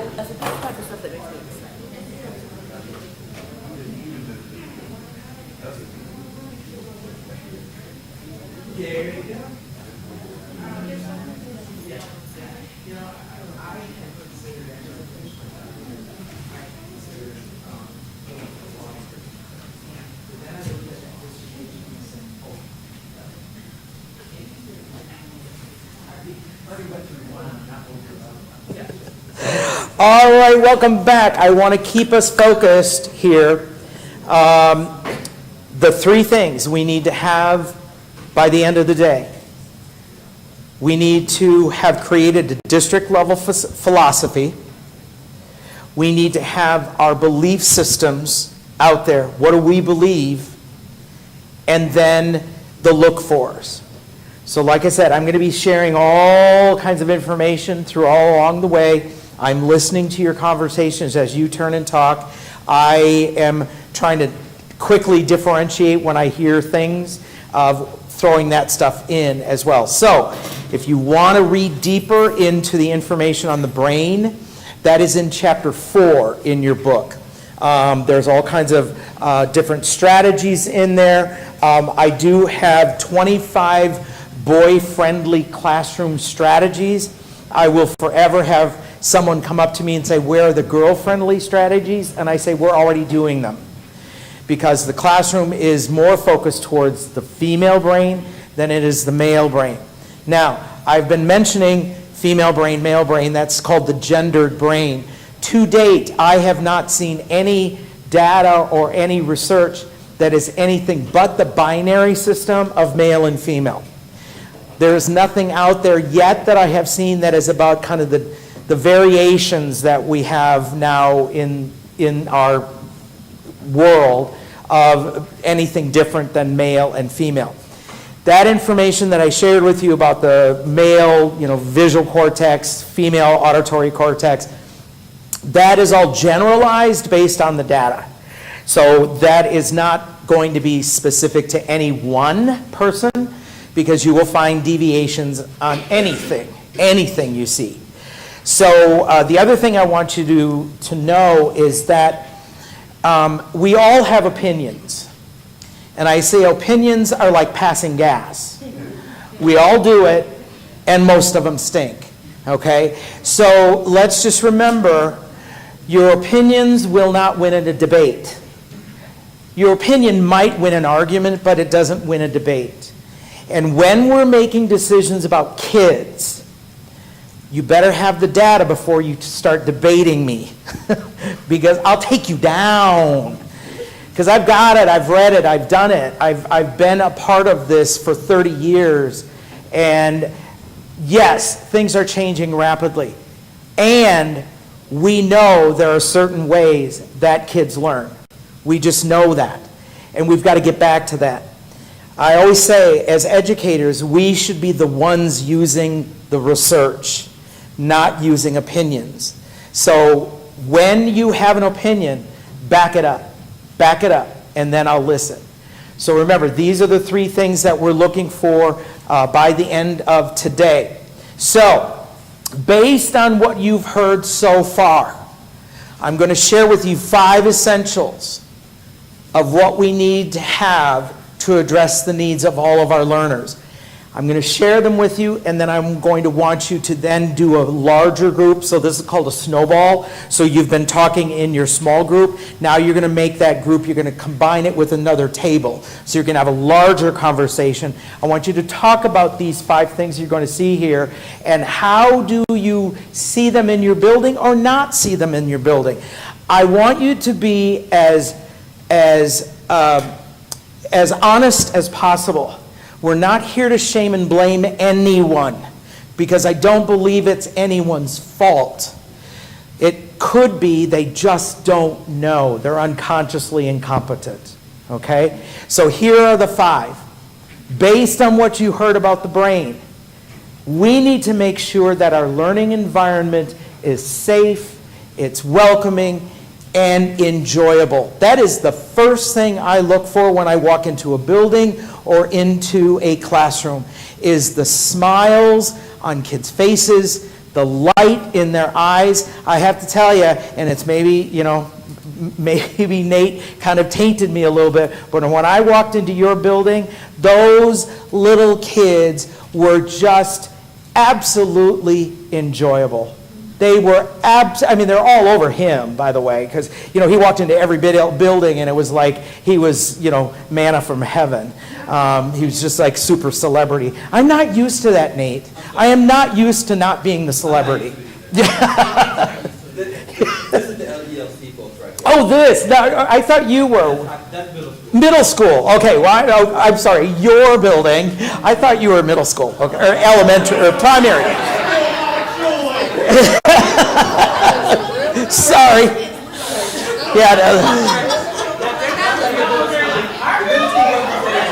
Yeah, middle school was fine.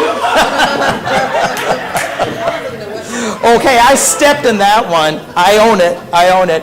But I'll tell you, those little babies it was just, especially the pre-K when they were washing their hands and putting them under the dryer. It was like, how could you not love that experience? But again, as you walk around your building, I want you to look at the forest and not just the tree. I want you to take those step backs. Take a stranger, somebody that hasn't been in your building before, like me, and take that critical walk through your building and have those critical conversations about the environment. How does it feel? What does it look like? What does it smell like? What does it sound like? Then the content is relevant and connected to our students' lives. Now, this is something that Nate and I have had a pretty good conversation with. There needs to be some addressing of the content. That curriculum design, the alignment. Are we really connecting with kids? Making sure that when we're studying the cell system, that kids understand it's a system and that they have knowledge of systems because they work with computer systems all the time. Can they make that leap from one system to another system? Learning activities are engaging and profoundly respectful. I'm highlighting that word respectful. We are not taking our kids who need the most loving, the kids who need the most support, and stop saying the kids who are struggling, because they're not struggling, we're struggling. We're struggling to address their needs. Do not blame the child. They need support, they need loving. So I call them the kids who need the most loving. Are those activities respectful of who they are? Or is it just louder and slower in the back of the room?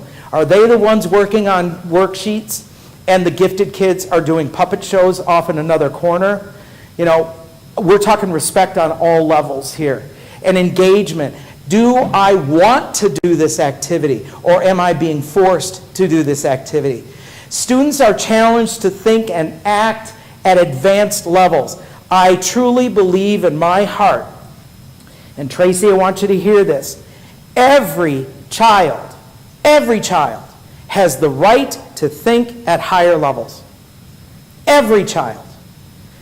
Some children may have different types of high-level thinking, but every child should be synthesizing information. Every child should be able to create. Every child should be able to evaluate and critique. Every child. We have varying degrees of sophistication within those advanced levels of thinking, so your advanced kids are at a deeper level of that, but everybody still has the chance to be challenged and think at those high levels, which means we need to be asking those kinds of questions. I will tell you, to be honest, I heard very few, if any, advanced questioning when I was going through the buildings. Now, yes, I may have only been in a classroom for 10 minutes, but I heard almost none in the whole district. So that is definitely something that needs to be worked on, is teaching teachers how to ask higher level questions. Teaching kids how to ask higher level questions, not just answer questions, but to be able to ask higher level questions. And then production that has worth and value. What that means is no posters, no dioramas, because you know what that is? Those are art and crap, okay? Unless you have a purpose behind the diorama. Who uses dioramas? Museum curators, set designers, architects. They're making models. That's what a diorama is. It's basically a model, right? If there's a purpose behind it, rather than just, I have to be honest, I taught primary and I did lots of dioramas. And I love spending time painting those shoe boxes because I have like 200 pair of shoes. So I loved painting those shoe boxes. But it was taking up valuable instructional time that had no worth or value to it. So I want you to think about when kids are producing. Kids should be producing so that it goes beyond the four walls of the classroom. Real production goes outside of the classroom, not just on the bulletin board in the hallway, but it has value beyond the classroom.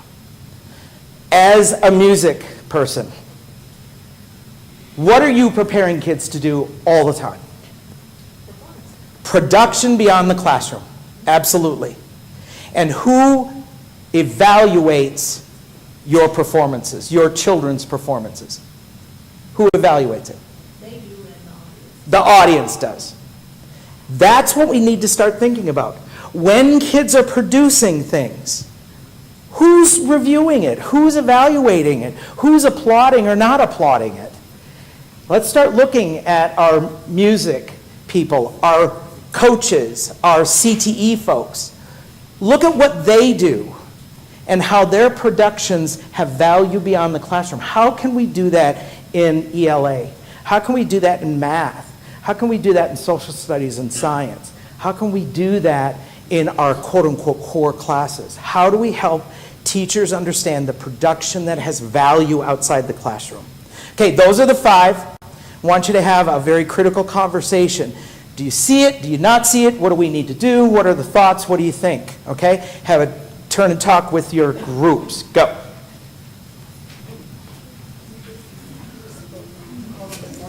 No, yeah, absolutely. Yeah. No, problem-based. Yep, yep, yep.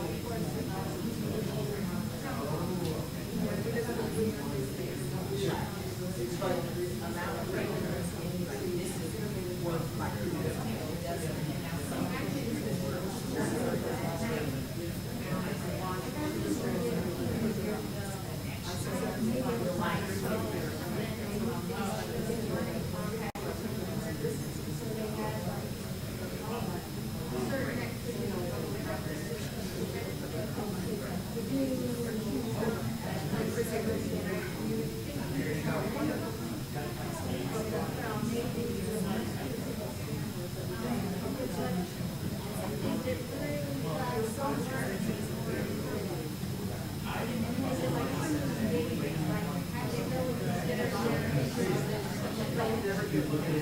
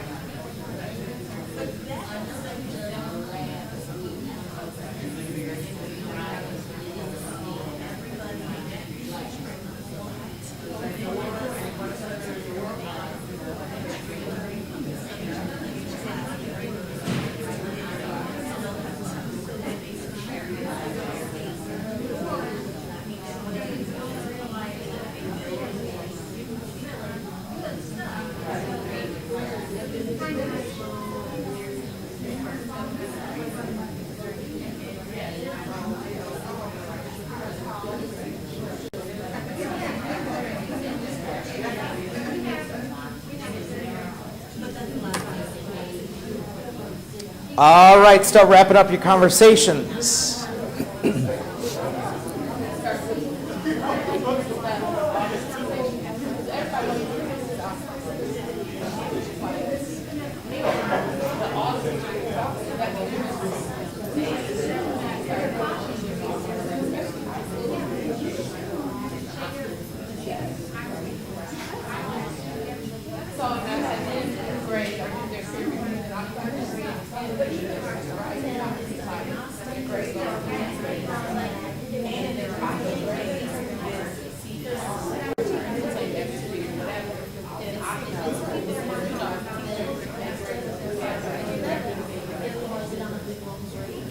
Okay, come on back.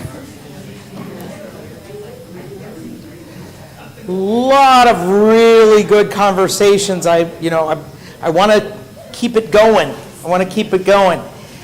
One of the things I picked up on in almost every group, I'm hearing a lot about hurdles and barriers and those things that are getting in our way. I heard a lot about initiative overload. Differentiation is not an initiative. It is not an initiative. It's not going to go away when your superintendent gets hired or retires. It's not going to go away. Our kids are not going away. What you have to understand is differentiation is a way of doing business. It is the way we believe about kids and what is best for our kids. I want you to keep your mindset on yes and.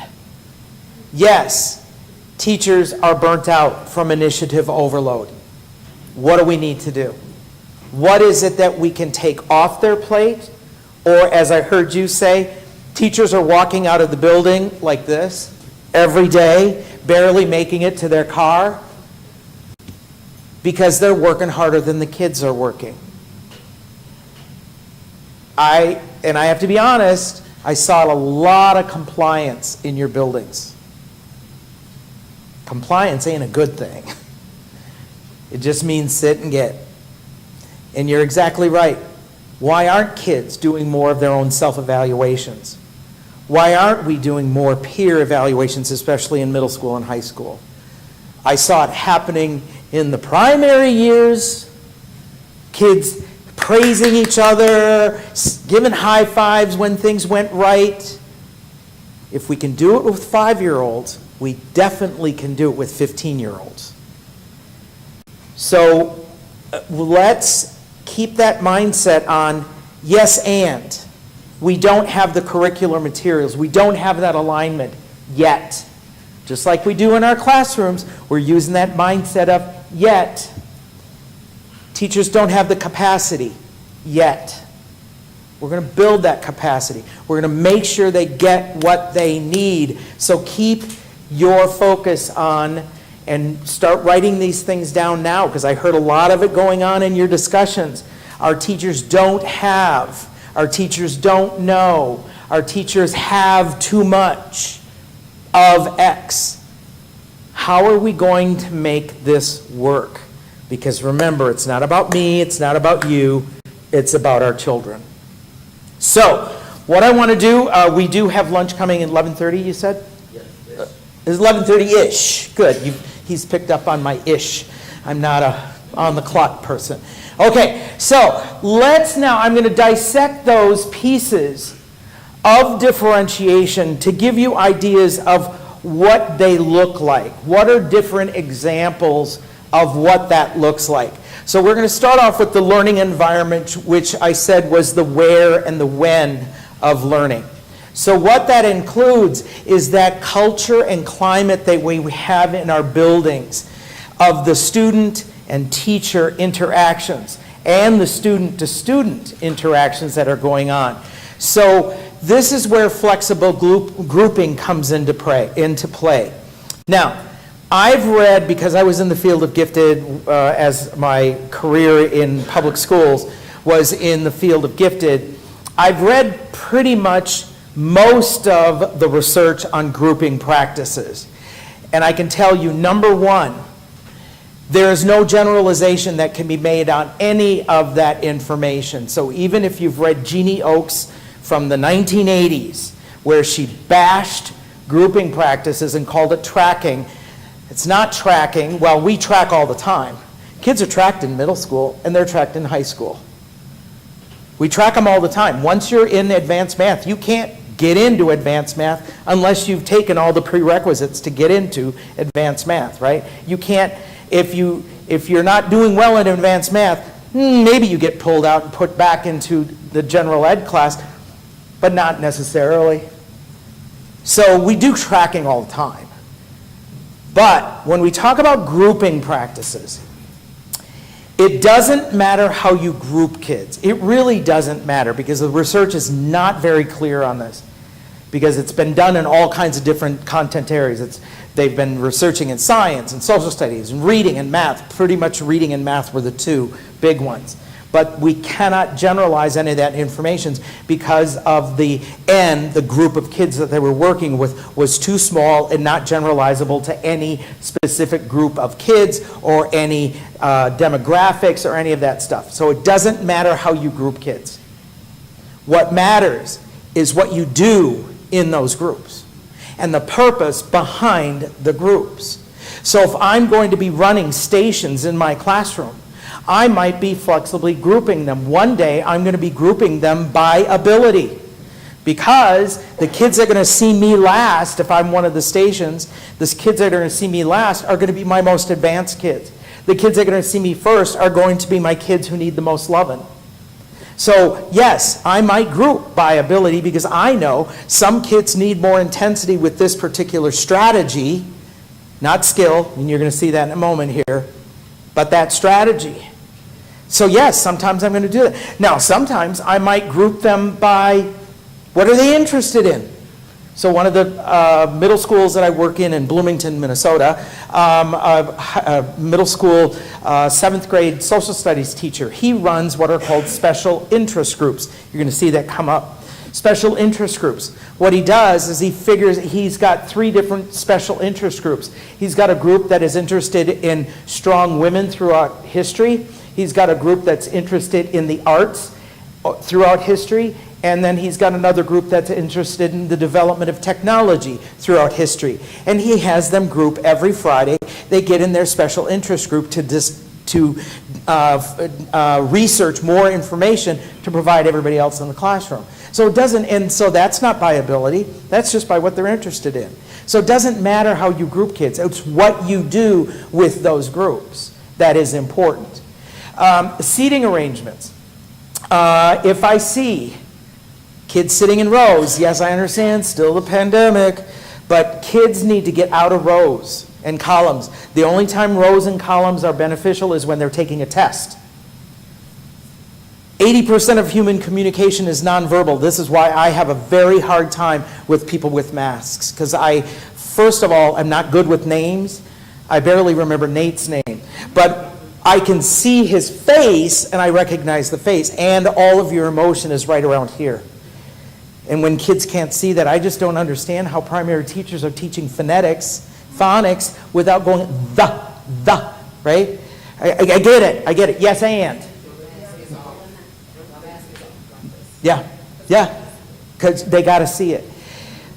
We got to have kids looking at each other. They need to be in discourse with each other. Now, no one said this chair is comfortable, right? No one said learning happens at a desk. That's not true. Kids look, when they go home, they're laying on the floor, they're sitting at the dining room table, they're on their bed, they're, in a beanbag chair, whatever. Having that versatile seating arrangement in the classroom is super important, because not everybody learns in the same way. That sensory input, like I mentioned about, not having the smelly Glade plug-ins. But what is the sensory input that kids are getting? The amount of sunlight. I wanted to open up these windows when we got in here because I need the sunlight. I'm just that kind of a person. I need that. The efficient and effective movement. Now I hear this from secondary teachers all the time. Oh, I can't do stations or centers in my classroom because the kids are just all over the place. They do it in pre-K. They do it with 5-year-olds. We can do it with 15-year-olds.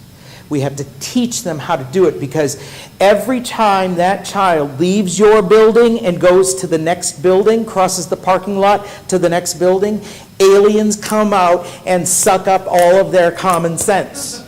And they have it programmed your last day of school. So when they come into your building, those 9th graders do not know how to walk down the hallway, right? It's because aliens sucked out their common sense. Let's understand that, yes.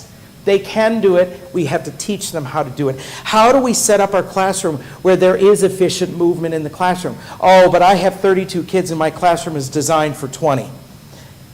Who said you have to have all those desks in there? Take them out. Be creative. Sometimes you can do things in the hallway when it's quiet, as long as you're not disturbing somebody else. Be creative with the way you think about that space that you have. Technology is not our savior, and technology should not be the focus. Technology is useful at certain times, but it's not going to teach the child. Remember, programs and technology do not teach kids. Teachers teach kids. And I will tell you, a kid who may need the most support or may seem to be that lowest performing kid you have, find out if they play Minecraft. Find out what video games they play and ask them how they learned it. They didn't learn it by sitting down at a desk and reading through a book. They learned it by trial and error. So technology has benefits, but let's use it when it's necessary. Interactions between students and teachers and students and students, making sure that kids are getting opportunities to work together, sometimes working independently. We want to make sure that we have that environment that encourages collaboration. And I oftentimes will hear teachers say, the reason we don't do centers and stations in my classroom is because I'm trying to get my kids ready for post-secondary. Have you been in a college class recently? They're not the 350 kids sitting in the ed psych class. You might have one of those, but it's not going to be the way it is. A friend of mine, her son just started at BU, and as a freshman, they have to take this class. There's one class where it's just a discussion class. And then they write a paper at the end, and it's basically, they are talking about the rights of gun owners and, and racial inequities. Those are the two options. You choose one, and you just have these open discussions. And the professor is a facilitator of learning. I want you to keep that in mind. Teachers should be facilitating learning. I overheard you say, well, if you give them those higher level questions, teachers got to be ready to answer those higher level questions. I would say no. No, don't. The kids should find the answers themselves. You can direct them to find that answer. You can show them where they might find it. But we are not the fonts of all knowledge anymore. When I went to school back in the 60s, yikes, to learn something, you had to go to school to do it. Because it was either in the textbook or in the teacher's head. Well, mine was nuns. It was in their head. And usually on the end of that ruler. But that's not true anymore. Teachers don't need to be the experts of everything, even though English teachers think they are. Sorry, Bob, that's my brother. But they don't have to be the experts of everything. We just need to guide kids to where to find those answers. Again, we have teachers that are working harder than the kids. That's why they're exhausted at the end of the day. And organization. Now, I am what's called a slinky kind of learner, so I'm kind of all over the place and, helter-skelter. One of the things I have learned is that I can keep my disorganization hidden from my students because that will tell me what my brain looks like. And so kids need that organization. They need to know where things are, that I have a consistency going on in my classroom, that there are routines that we follow, just like we have routines at work, that we want to make sure that we're organized. So those are just a few ideas of what is that idea of culture. Oh, there's one more. The flipped classroom. That's another one. So those of you that are doing the flip of the classroom, that's considered an environmental differentiation. So where kids are learning whatever it is via Khan Academy or any of those kinds of programs, and then during the day they're coming in and working with the teacher on the practice of that. So that's another example of the flipped classroom. Oh, oh, maybe I don't.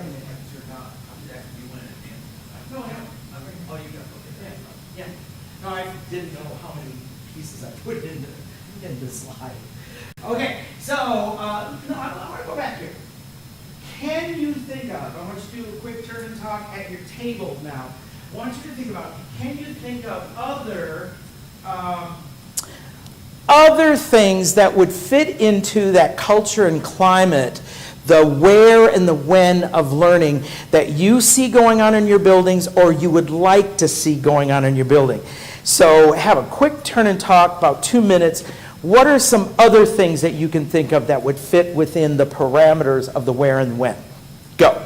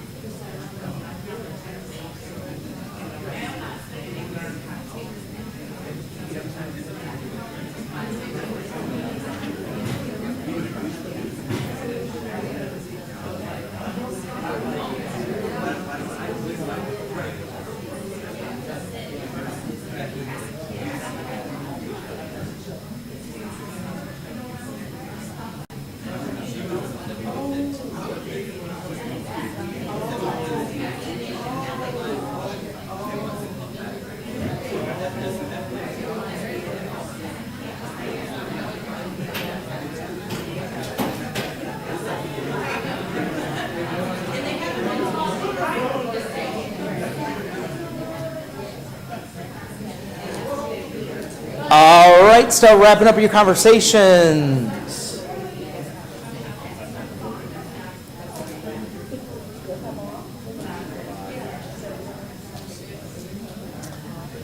Okay. Heard some great stuff out there. I've been trying to digest this as well and talking with Nate about here's another idea. Nate's got a list about a bazillion long right now, so I'm just adding to the list. So some really good conversations out there. Thank you. I appreciate that. Let's look at now this thing called content, what we expect our students to learn. This is the one I'm going to spend the most amount of time with because this is the one where I think most teachers do not have solid clarity as to what it is they want their students to learn. Again, as I said, your textbook is not your curriculum. Your standards are not your curriculum. The standards provide a framework for it. Your textbooks are a source, not the source for it. So your curriculum really is up to you as a district based on your standards of what you decide of you want students to know, be able to do, and understand. Now, you need to have as the BLT, I keep thinking this is like a lunch, DLT, not the BLT, this is the DLT. So it's not a bacon, lettuce, and tomato sandwich. You have a BLT. I heard you say something about Saturday's BLT, and I was like, you're doing lunch with people on Saturday? Here is something I want you to have clarity on, because you are the team that needs to start promoting this as you move forward with a more structured, aligned, consistent, quote-unquote, curriculum. So, the first thing I want you to understand, learning is like putting together a puzzle. What's the first thing you do when you put together a puzzle? Okay, I hear this all the time. Look for the corner pieces or look for the edges. No, that is not the first thing you do. Because the edges are facts. They can only be edges. The pieces in the middle are procedures. I can force that piece to fit. I can break pieces off and shove it together and make it fit. But it's not going to make the first thing you do, the picture. You got to look at the box cover. If we don't know where we're going, yeah, you're going, oh, well, that, yeah, oh, yeah. Exactly. If kids don't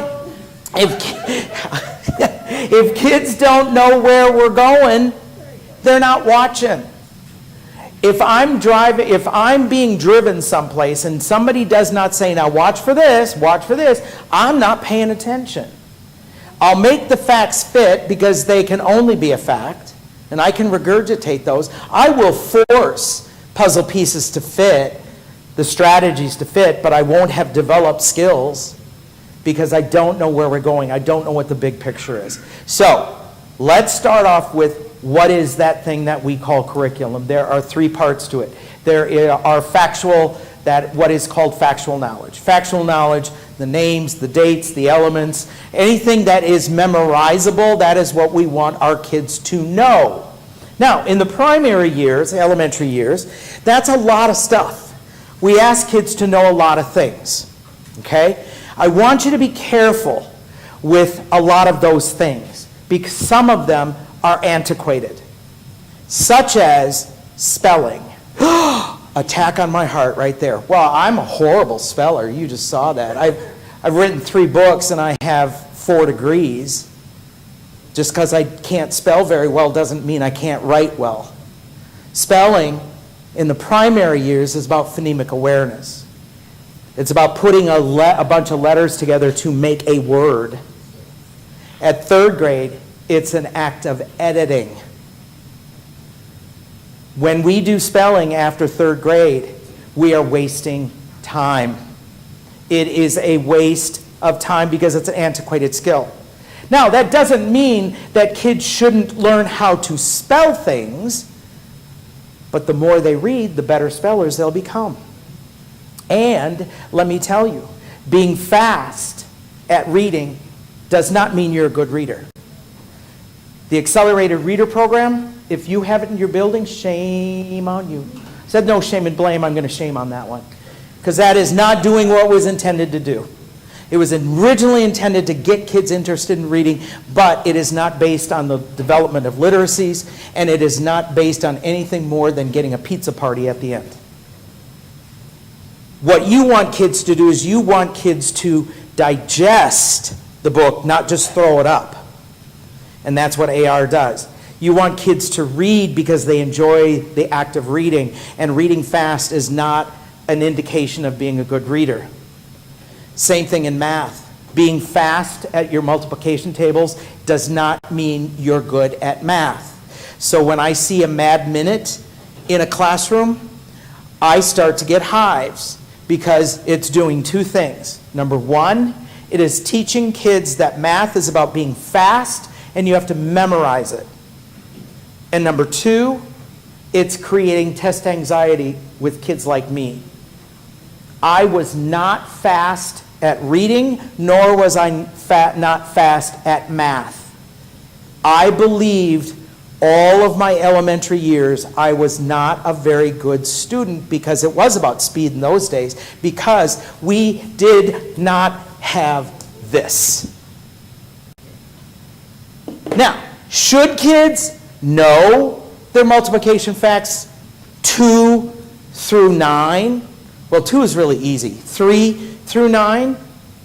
Sure, they should know them, but not in a timed way. Because you know what? When I'm speeding back to the airport, no cop is going to pull me over and say, what's 8 times 7? If you can't tell me right away, you're going to get a ticket. They don't do that.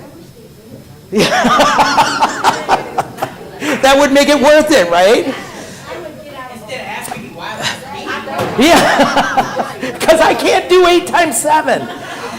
But you know what? It doesn't matter that I can regurgitate it quickly. What matters is, can I tell you how to get the answer? That's what's important. So math teachers that are pushing that mad minute in the elementary years, stop it. Now, if you do want to check for fluency, what you do is you set a timer, starting at 0, going up. And when it hits 5, you have kids stop. No matter where you're at on that, put it on a little chart, color it in, see how much better you can get next time. Not about, you got 1 minute, go! Because you know what I'm doing. And by the way, because I thought I was such a bad student, I failed 5th grade. I was held back 2 years in 5th grade. Didn't hurt me, it helped me. Because I realized I don't have to be fast at it. So we have to be careful of this, because spelling, timed math tests, any of those timed, anything timed is causing test anxiety amongst kids.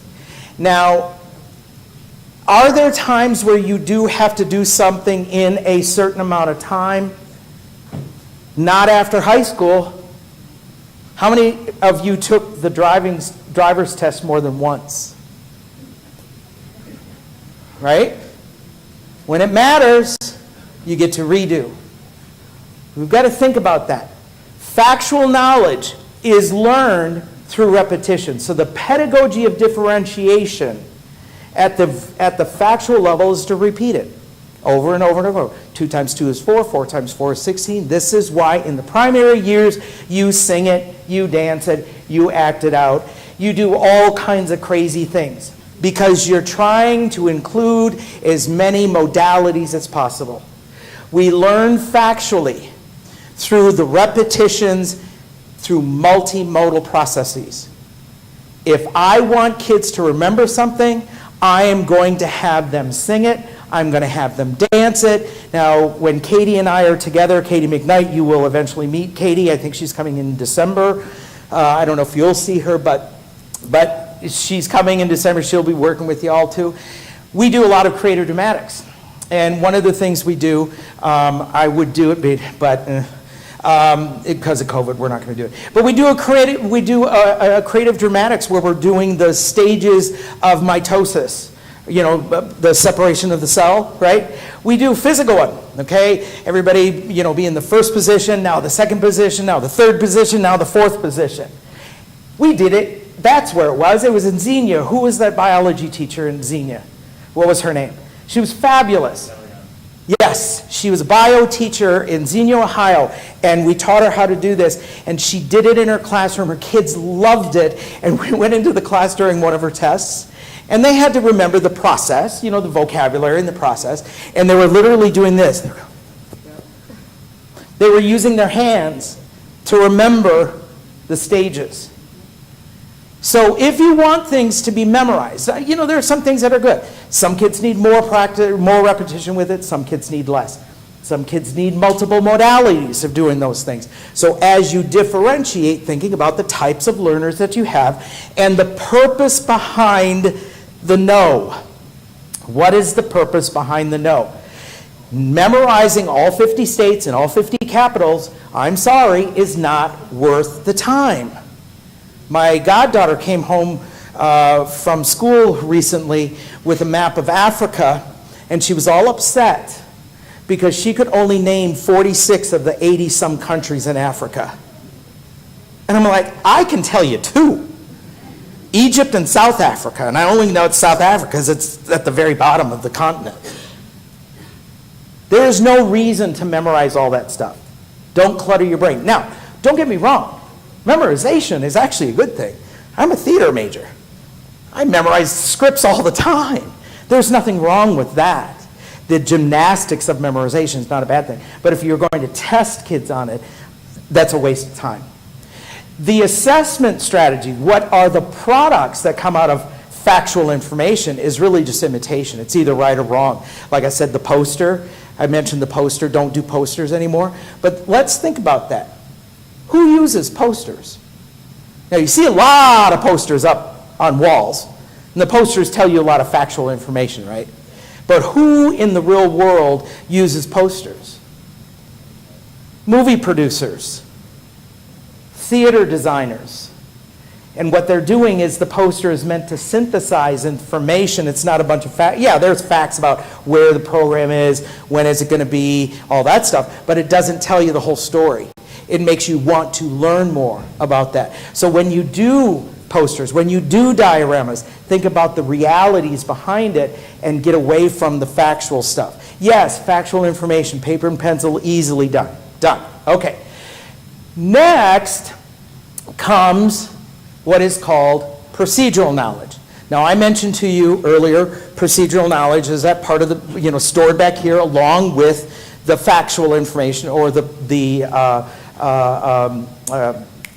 declarative knowledge, okay? Those are all back in the back part of the brain. Procedural knowledge are two things, skills and strategies. This is what we want our kids to be able to do. I want you to do a 30-second turn and talk at your table group. What is the difference between a skill and a strategy? Go.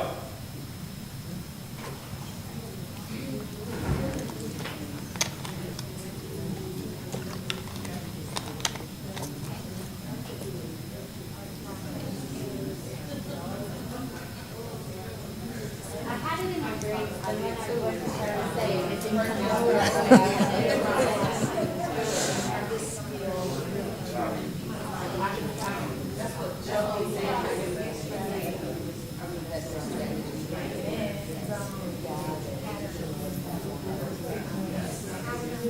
All right.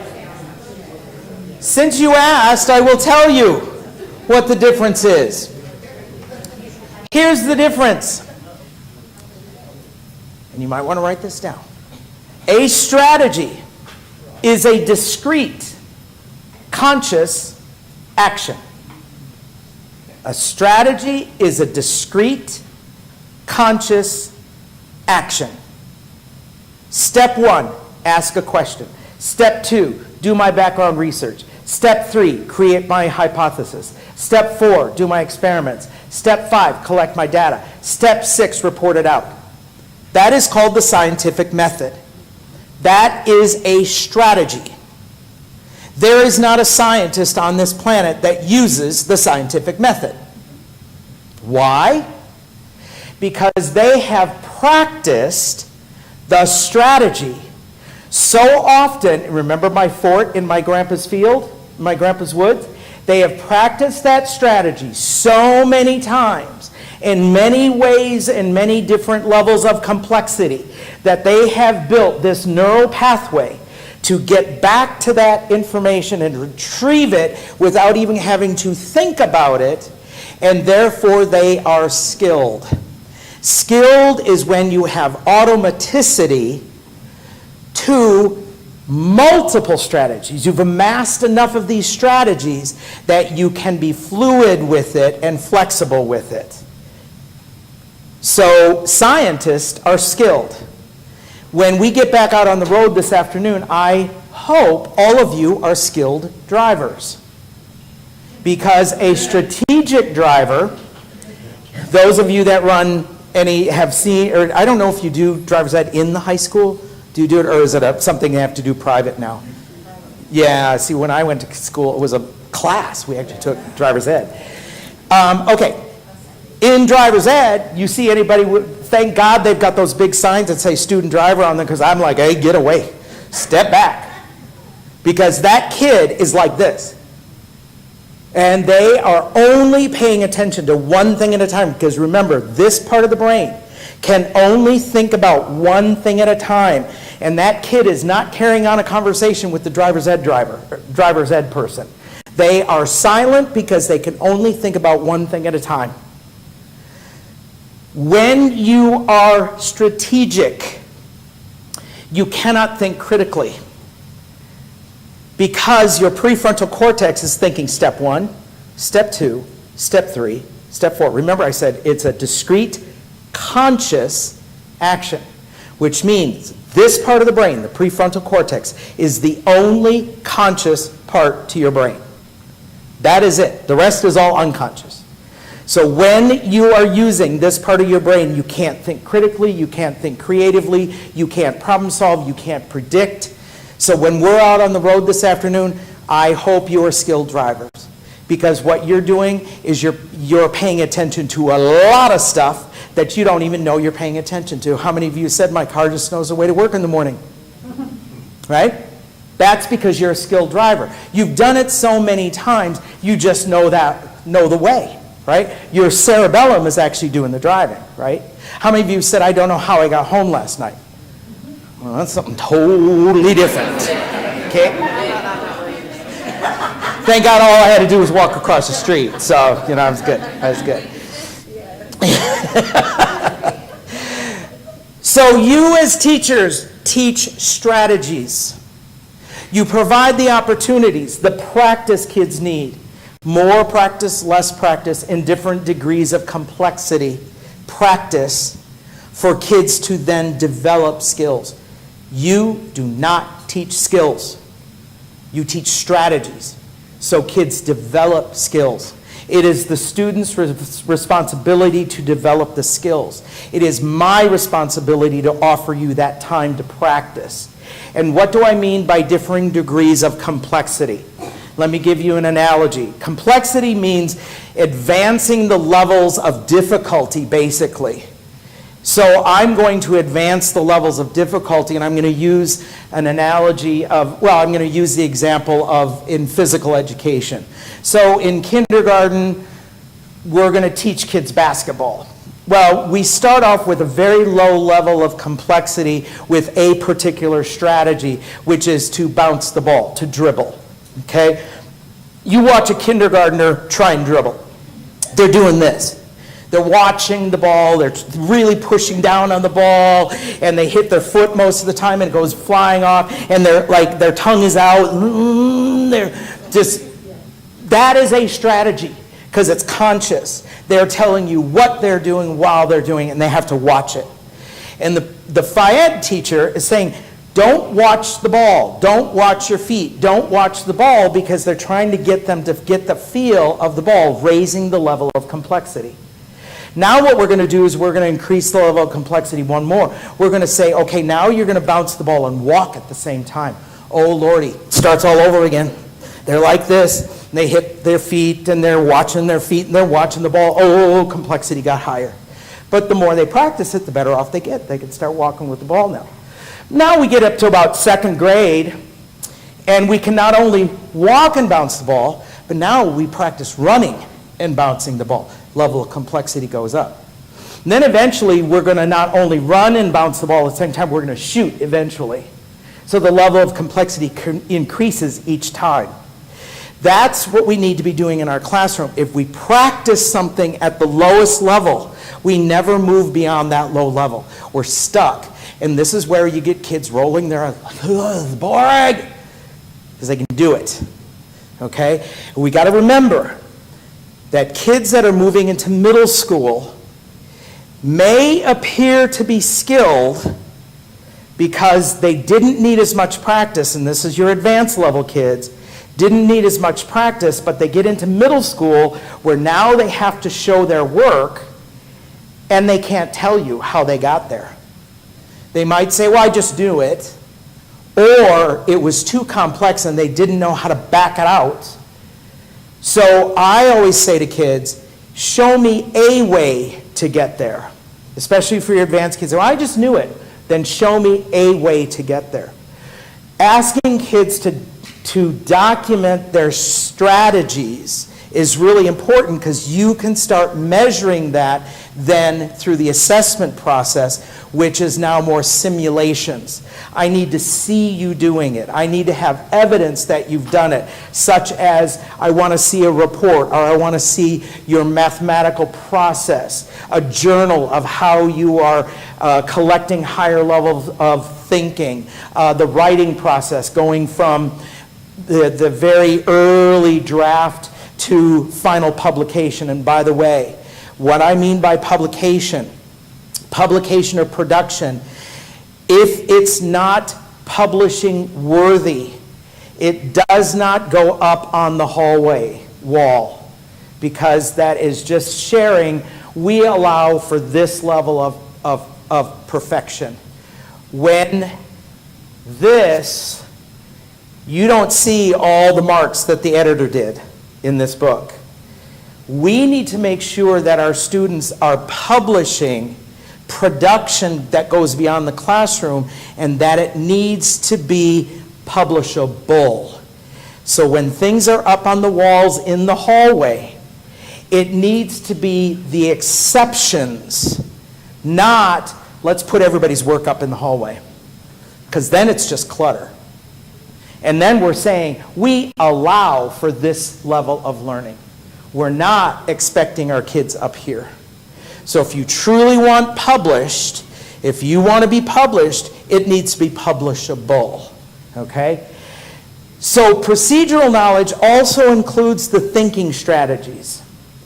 And this is where in the book, chapters 9 through 11 are all about the thinking. Creative thinking, critical thinking, problem solving, and decision making. All of that stuff is in there. When we were talking about helping teachers with more advanced levels of questions, those 4 chapters have a plethora of questioning strategies in there. If you are really interested and want to give teachers something that's usable, it's called the critical thinking wheel. You can just Google it, and it's just this cardboard wheel about this big. It costs like, I think, only $8 or $10 per, and the more you buy, the cheaper it gets. And it's just got the higher levels of blooms on it on one side and the lower level on the other side. And it just reminds teachers of those higher level questions. So that is where your advanced levels of questions lie, is in the procedural level. We not only want to use them, we also want to teach kids how to write them. Not just to answer questions, they should be writing questions as well. Okay, the highest level of our curriculum, which is that which most teachers do not know about, is what is called conceptual knowledge. And conceptual knowledge are concepts, generalizations, principles, and ultimately theory. We do not teach theoretically K-12. We use theory as a fact. This is the theory of evolution by natural selection. Boom, it's a fact.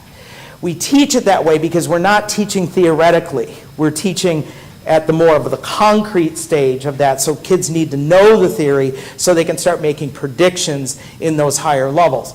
But that is what we want our kids to understand: concepts, generalizations, and principles. Let me explain to you what those are, because in general, teachers do not know this, if at all. Okay? The pedagogy here, the differentiation, is kids have to have experiences. We organize the information in our head via these things called concepts. So they're organized conceptually, that abstraction. And the assessment is authenticity. Solving real world problems based on these big ideas. So let's look at those big ideas. If you'll turn to page 32 in your book, you will see a list of 200 concepts. I want you to take a moment, take about a couple of minutes to look at those things. If you're a classroom teacher, start thinking about which are the ones that you directly address in your classroom of those concepts.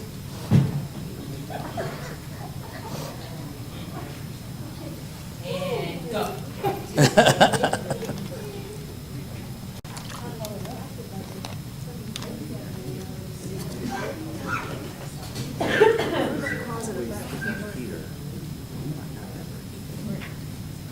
Well, that's the problem. We're spending too much time down here.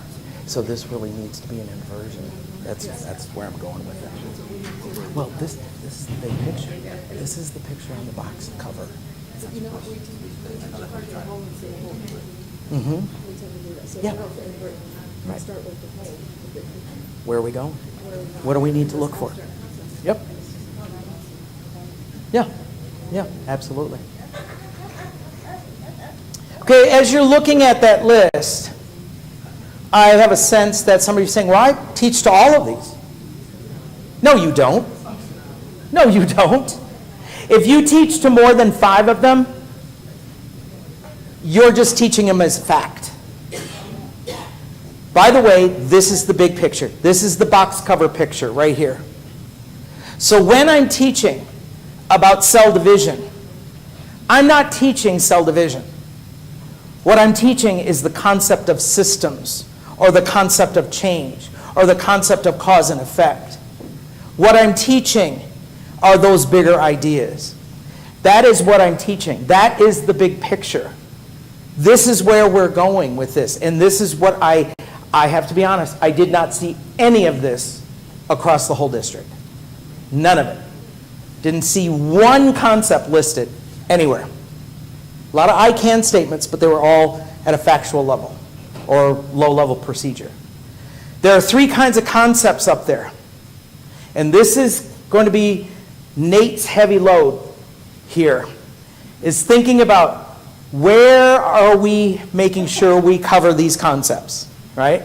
There are 3 kinds of concepts. One is called a universal concept. And a universal concept is exactly that. It's universal. It can go anywhere. I can fit it into math, science, social studies, language arts, physical education, family consumer science, shop, anything. I can fit it anywhere. It goes everywhere. So adaptation, change, cause and effect, patterns, systems, those are all what are called universal concepts. We start off with a very concrete representation of it, and we move to a very abstract level of it, okay? So you've got universal concepts. You've also got what are called content-based concepts. So they work best within that content. Now, yes, can they go other places? Absolutely, but they're typically not used in that area as a focus of instruction, such as evolution and extinction. Evolution and extinction are pretty much are science concepts. Yes, can we put them in math? Sure. There's been an evolution of math. We've gone from, certain kinds of numbers to fractions to adding 0, all that kind of stuff. There's been an evolution in math. But we really don't talk about it in that way. Is there extinction in math? Yeah, I suppose we could say the abacus is kind of extinct, but still people use it, But it's not the focus of our instruction. We're talking about measurement, data and statistic, ratio and proportion, and so forth. And so when I kind of overheard your conversation about teachers not knowing how to make math relevant, I want to slit my wrist if they in my building, because math should be relevant. Math is absolutely every single place. Look, there's math right there, staying 6 feet apart or 3 meters. We're the only country that uses this, but there's math in this whole room. There's math everywhere. How do we make it relevant to kids is this way, through these concepts. So who uses algebra? Who uses algebra? Well, statisticians. Whereas you use algebra, I'm sure, because you're the data person, right? We're looking at change over time. How do we graph math as a change over time, right? We're using math all the time, but when we put it down in the factual level, kids disengage from it because it doesn't matter. When am I ever going to use this? Have you ever heard that from a kid? When am I ever going to use? I've actually had algebra teachers say 98% of the population doesn't use algebra once they leave high school. And it was like, I use algebra all the time. I'm using predictability or ratio and proportion every time I'm on the freeway. How many cops did I see on this way coming in versus how many cops I'm going to see on the way going out? We're estimating all the time. This is what we need kids to be grabbing a hold of, is what is the big idea? What is the big idea of calculus? Well, calculus has one big idea: change. How do we represent change? And we can represent it mathematically, okay? So then there are what are called self-regulatory concepts. And self-regulatory concepts are just that. They help us regulate. So organization, loyalty, empathy, compassion, those we put inside of content to help kids learn how to be loyal, empathetic, compassionate, and so forth. Now here's the deal. Most teachers don't know this, because we're spending too much of our time in this pyramid as is. We may never get to conceptual learning. But my suggestion is that's where you start. That's the box cover. That's where we're going. Boys and girls, you're my primary people, okay? Let me give you an example here. I guarantee you that one of your grade levels teaches about the 4 seasons, correct? Is that pre-K, K, or one? All of them. Okay. That is a vehicle. The 4 seasons is a vehicle. It is not what we want kids to learn. Because, that's a fact. Spring, summer, fall, and winter. Done. I can move on to the next unit now. If that's what it is, then I can move on. No, that's not what it is. What I'm teaching is the big idea of cycles. So I'm going to go to my little kindergartners and I'm going to say, boys and girls, who can tell me what is a cycle? What are they going to say? Bicycle. They might, because they are at the concrete stage. Okay?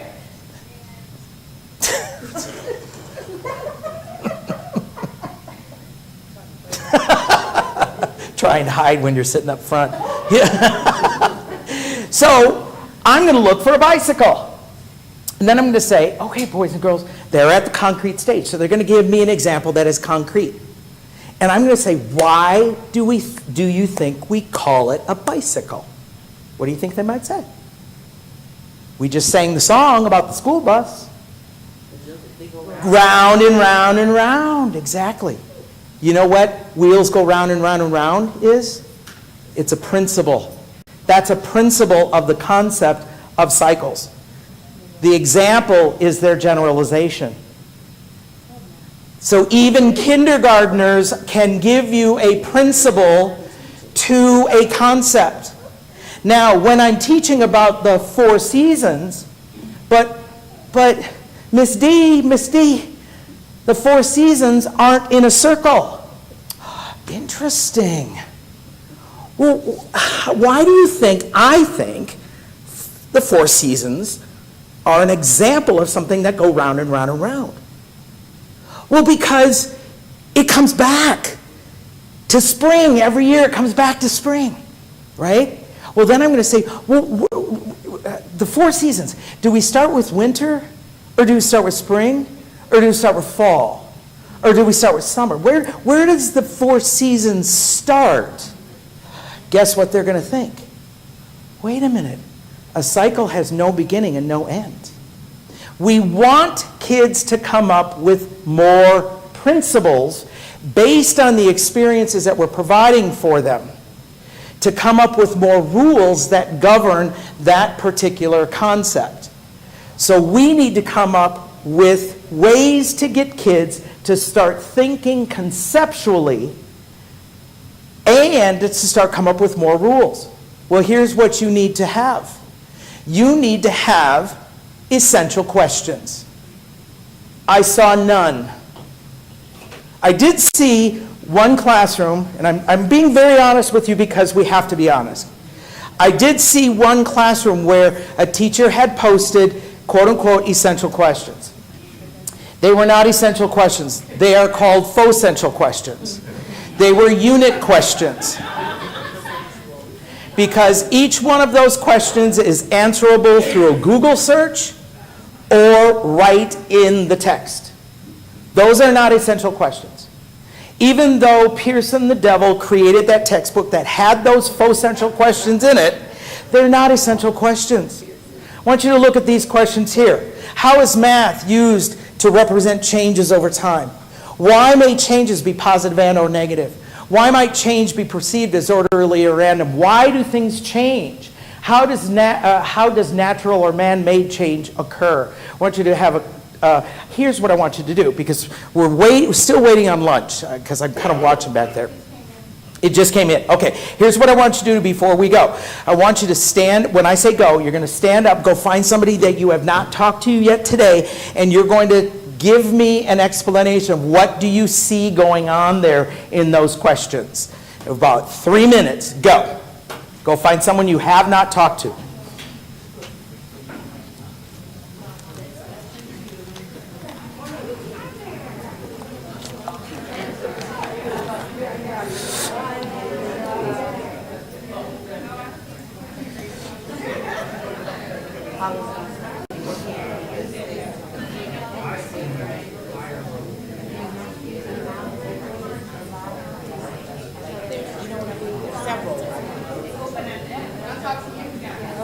No, because I know all the answers.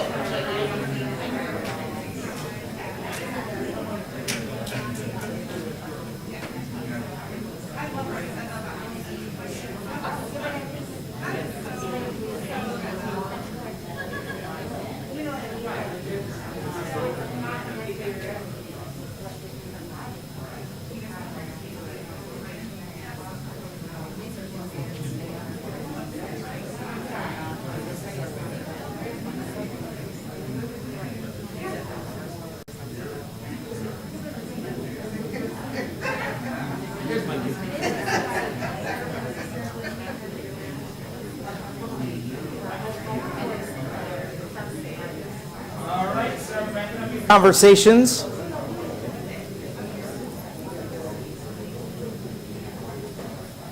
And head on back to your seats.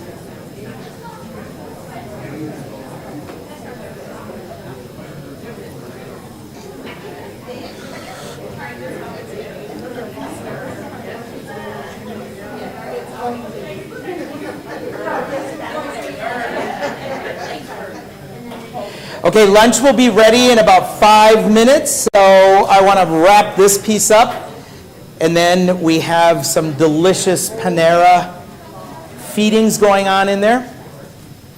Okay, let me tell you what you're seeing. And I heard some really good stuff coming down the pike here. Let me show you what you're seeing. There are different types of questions that you saw on that last slide. There are basically 2 types of questions you saw on that last slide. Actually, there are 3. I didn't show one of them. So there's what's called a universal essential question. Those typically start with why. Why is the highest level of reasoning. So I saw a lot of CRE going on in the building. So you got to make a claim based on this why question. Why might changes over time have positive and negative consequences? Note that that universal has no content to it, which means I can put it in any classroom, any grade level, any content area. It is universal. It fits high. It's a why question. There is not going to be one right answer to it, and there is no content necessarily linked to it. I can use it in all kinds of places, but it doesn't have content linked to it. Then there's what's called a content essential question. And a content essential question, this one says, how have changes over time impacted the local geography? Okay, you saw the other one say, how do we use math to represent changes over time? You saw that one. How questions tend to be more content-based because it's going to look at a process within the content. All right? What you typically see in text materials, the faux-central questions, are usually unit questions. If they're based on a concept, you're lucky. So here, it says, in what ways has society experienced or reacted to technological changes over time? So the concept of change over time is our big concept. Now, you can differentiate your classroom using these 3 questions. All kids should be able to answer the unit question because I am teaching to make sure you get enough information to answer that question. The content-based essential question is that question which is for my kids who need more supports and my kids who are on grade level. They should be able to answer that. How have changes over time impacted our local geography? Now, I am not going to tell them that directly, but my instruction and what the activities that kids are going through throughout that whole process should give them information to be able to give an answer to that question. The universal essential question may be reserved for my most advanced kids. I said maybe, it doesn't always have to be, but like in elementary, this might be something that is a grade level question. So it's something that's there all year long and something that we're constantly trying to address, and I'm going to be focusing my instruction toward that essential question. Essential questions are what drive instruction and what are the determiners of learning. When kids show production, they should be able to answer those questions or have an answer to that question. This tells me what they have learned, not what they know, but it shows me their skill development and shows me their greater understandings. This is heavy work. This is not light. This is heavy work, because we were not taught this way in teacher school, number one, and we weren't taught this way in the 20th century or the 19th century, whichever one you came out of. So we have to understand, that was a joke, I saw you smiling, that was a joke. We have to understand, we're dealing with a 17th century curriculum with 19th and 20th century trained teachers with 21st century students. We're bridging multiple centuries here. Kids need to be thinking more conceptually rather than factually. I can find all the answers on the internet, but go ahead and try Googling any of the content or universal questions. That's how you test it to see if it's a good question or not. This is a whole session that I do on just developing concepts and essential questions. So I know we're at hunger stage right now. So you need another couple minutes? Oh, okay. So I want you to think about this. What do you see as the yes ands and the needs that you're going to have to get to this level? What do you see? What do you think in your buildings? So stay within your buildings on this one. What are the yes ands, and what do you think the needs are going to be? So go ahead and turn and talk at your table groups. Go.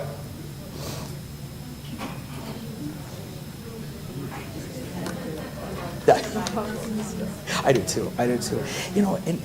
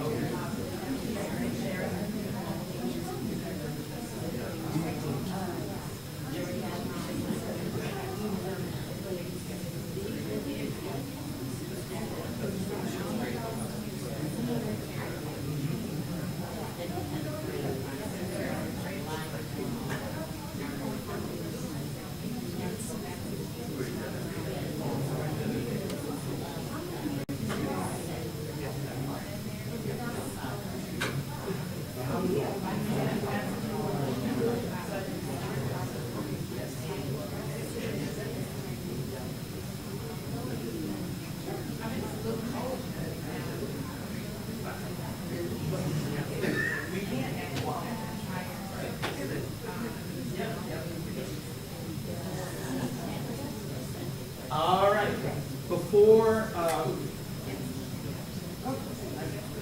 my battery's dead.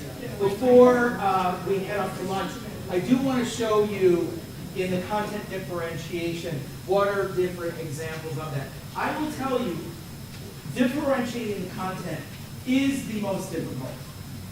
I would not expect you to start there. That is the most difficult. And the environment is the easiest, content is the hardest. So, we need to have thorough knowledge of assessment practices, specifically pre-assessments. How many of your teachers are actually doing pre-assessments? Whether it be on a unit, whether it be on a set of lessons. Why are we teaching kids what they already know? Why are we spending time on stuff that kids already may know? And do we even know they know? Okay, so pre-assessment is huge because I can, how many times do you hear teachers say, I have so much to cover? Sure you do, because you haven't figured out what you can get rid of. You haven't figured out what your essential standards are. You haven't figured out what your big idea is. Betsy and I were just talking about programs that we know of, like an ill-structured problem. You back end the standard. You don't front load the standard, you back end it. After you're done with this experience, which standards did we cover? What? Lordy, I don't know where I'm going. Well, you're teaching the concepts. And you know what kids know and what they don't know. It's concept driven. That concept is prominent in the classroom. So in biology, we're talking about form and function, or structure and function. In math, we're talking about measurement, or data and statistic, ratio, proportion. In chemistry, we're talking about elements. In calculus, we're talking about change. In social studies, we're talking about human interactions with the environment. What is it that we want kids to understand by the time they leave this classroom? Setting high goals for all kids. When we set the bar low on those I can statements, that's as far as you're going to get. We got to set the bar high, how and why. Adjust those learning targets when necessary. So some kids don't need to go to that learning target because they already got it. They got it last year. We can move on. So we can adjust those targets for kids. We're going to have to uncover or develop prior knowledge. Because prior knowledge and vocabulary equals comprehension. Prior knowledge and vocabulary equals comprehension. Many of our kids have not had enriched experiences before coming to school, so we're going to have to create some background knowledge. Like that little boy, Tyrell, that I was talking about earlier, he didn't know what an amusement park was because he'd never been there. And I just made the assumption that he knew what an amusement park was, but he thought it was an amusement park. So I didn't develop any background knowledge for him, but he created it himself. So you might accelerate some kids. Now some kids are ready for that next level, but be careful. I caution you with math acceleration in the early years. Because the only reason we use acceleration, well, typically the reason we use acceleration in the early years is because elementary teachers are not math teachers. They don't know how to make it deep and more complex. So we're just going to give them the third grade book when they're in second grade.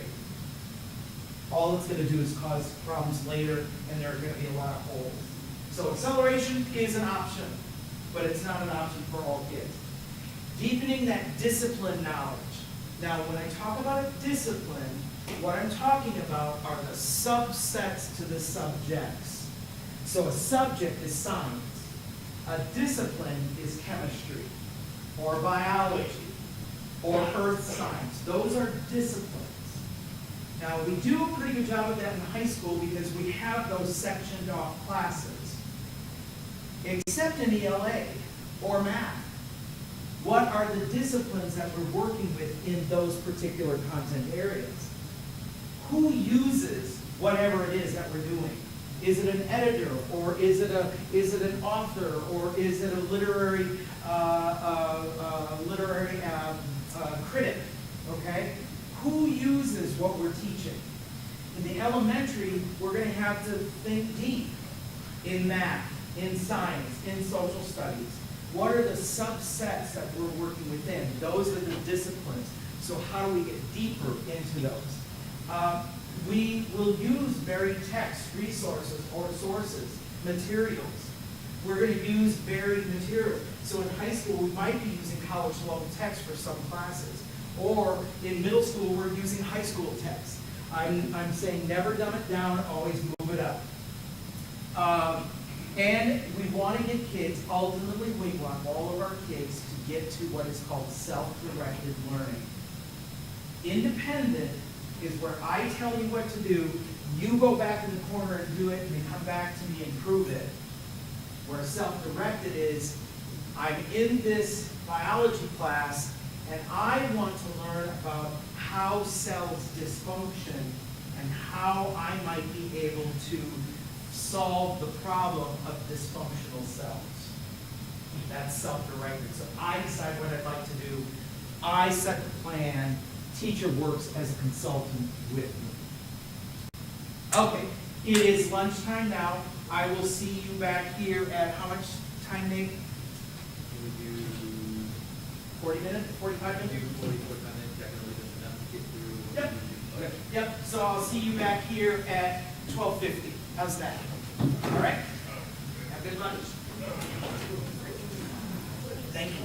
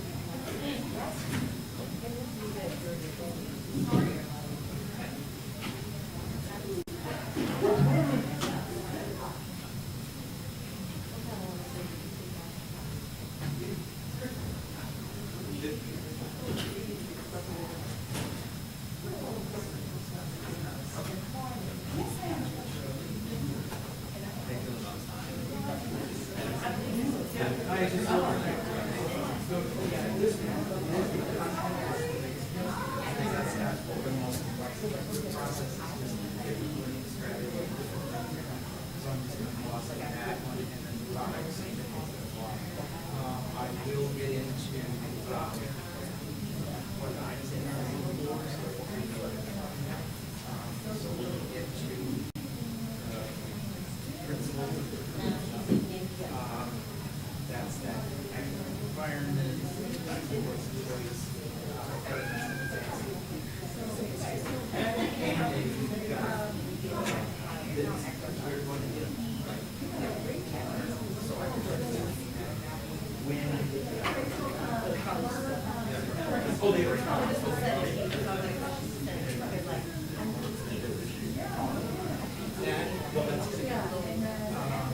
after I do that, I go to this. Can you refine what you said? Can you make it a little more specific? There's kind of a you got to kind of think about this as like a two-sentence elevator speech. And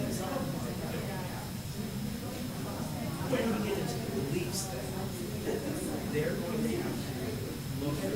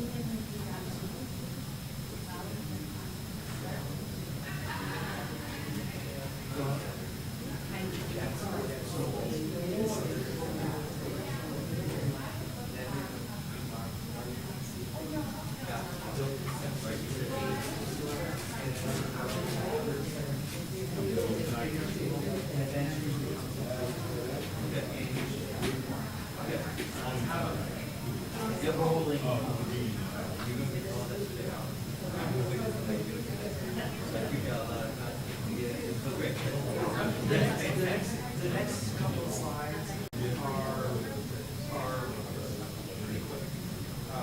It's just that list. And it's just that list. When he gets to walk, that's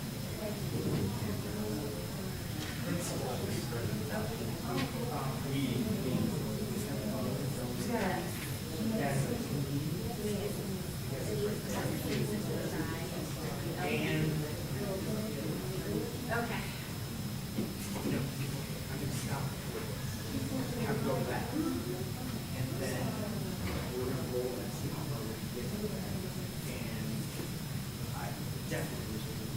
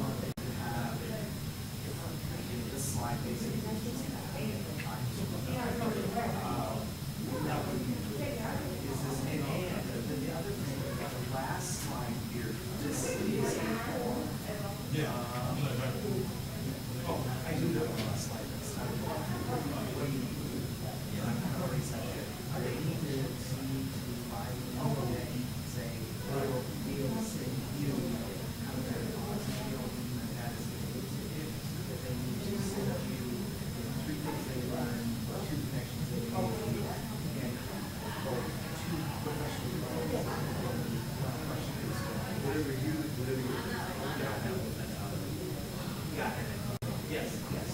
And that way, you can start putting your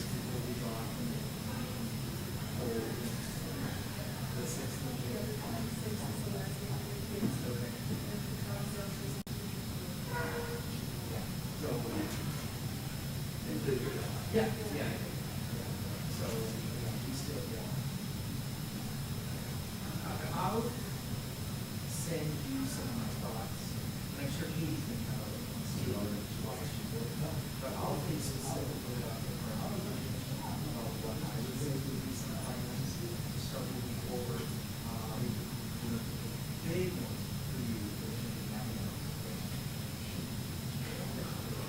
well, because it's nowhere. And in that really, in that. So you do have some old curriculum.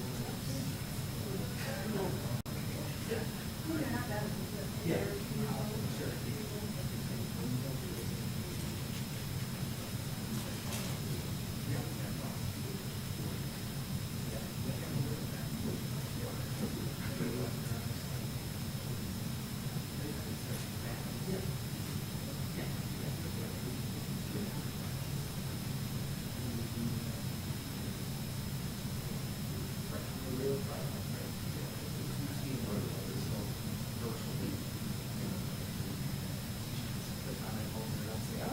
Here's my map for the year. This is what materials go along with it, the resources. Helping, the other thing is helping teachers to actually create curriculum and not just open the textbook and reading. Yeah. Because the textbook is so decent. And so how do we help the students write lessons that will include material outside of those? Oh, thank you. You can kind of tell it. I can see, your bobbleheads actually. Yes, please, yes. Yeah. See, the more we teach them, the more the better the kids are going to be on the class. Well, look at my kids when they were growing up, and say, look, you can read all the directions. That's all you have to do. You learn how to read all the directions. Yeah. And you can do anything you need to do in your own. Yeah. Makes it feel we don't want you passing out. Yeah.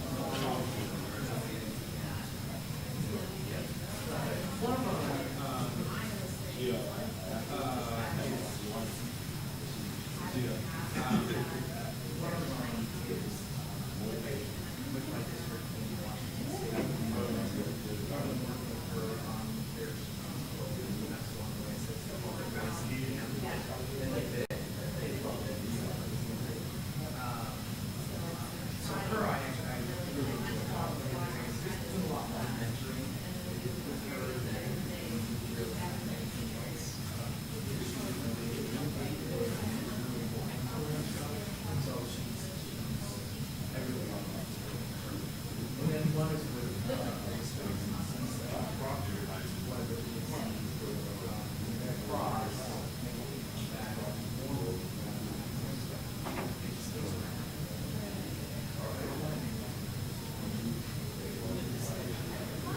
but I, work me 2 more times, so I'm gonna have to do that.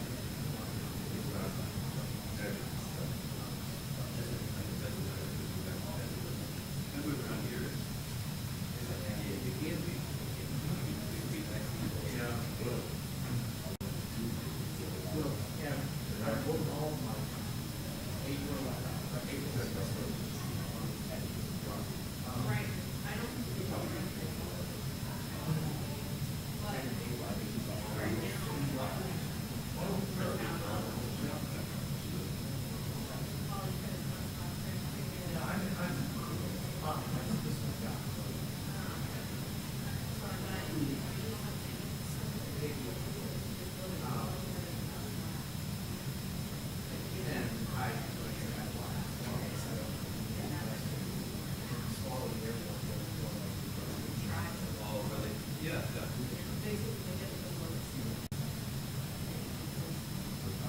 But I flew into Columbus. On a CRV 900. That's the plane that business class has one seat aisle. Behind the seat. And very small.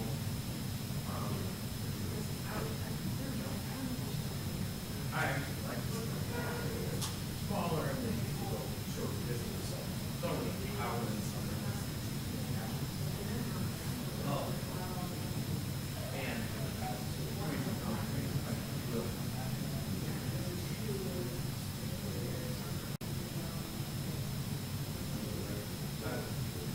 Bumped and beautiful.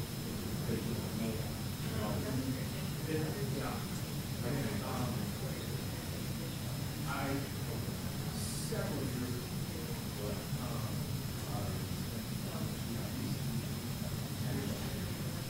I got asked to be a teacher lecturer at the California Association. I do quite well. And came up to me at the beginning of some class and said, would you like to be there? And I was working for them, so I had jobs. And so where's the job? Oh, right, that's so we went out to the conference and extended it for a week because I'm central office. And we'll be trying to head out there. And I thought it was really easy. I was too slow.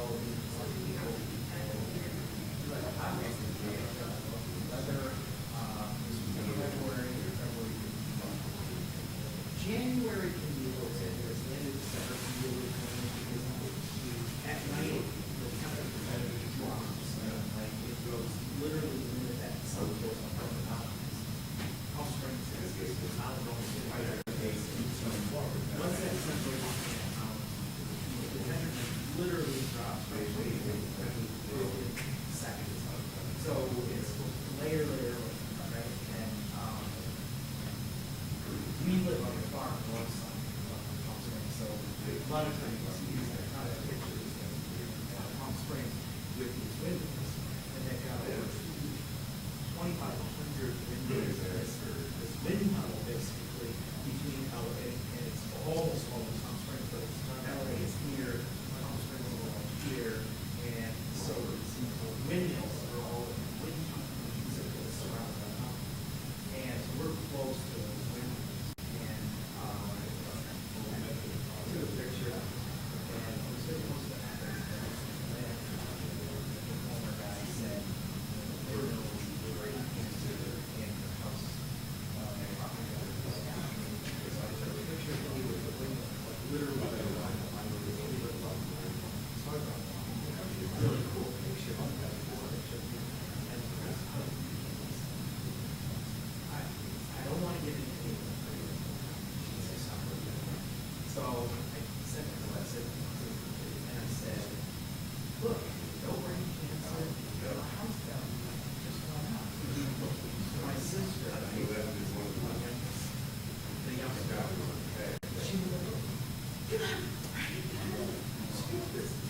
call you right away. Susie, Joe. So we live on the north side and we're about 2 miles from downtown and we usually walk from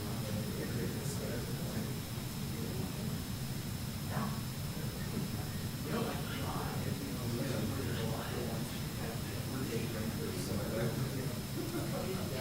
so we take a look at home.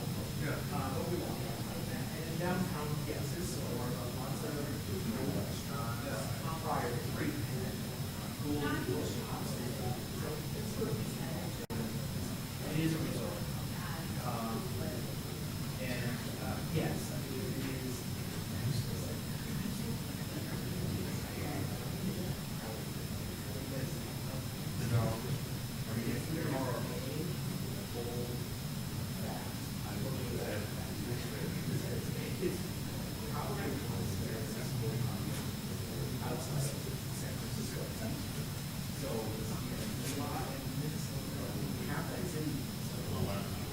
Really? Yeah.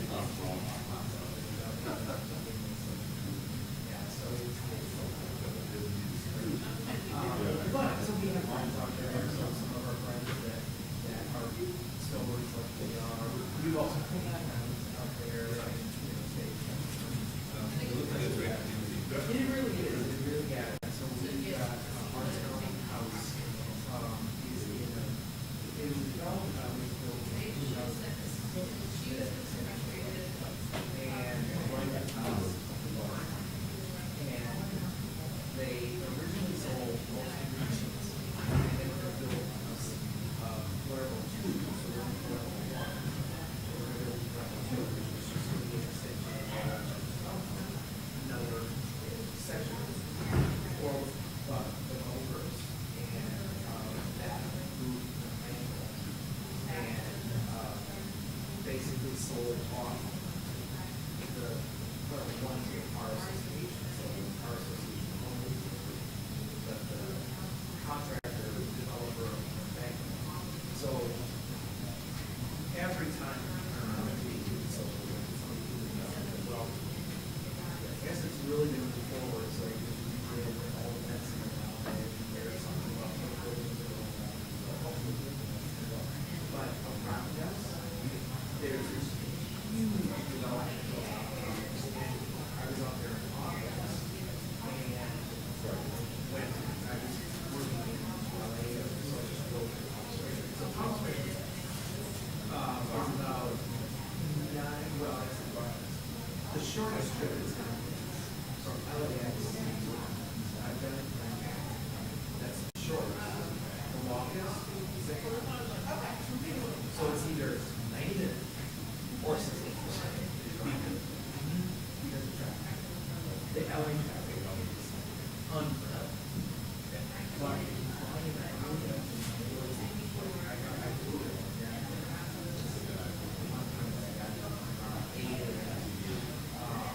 and then rented on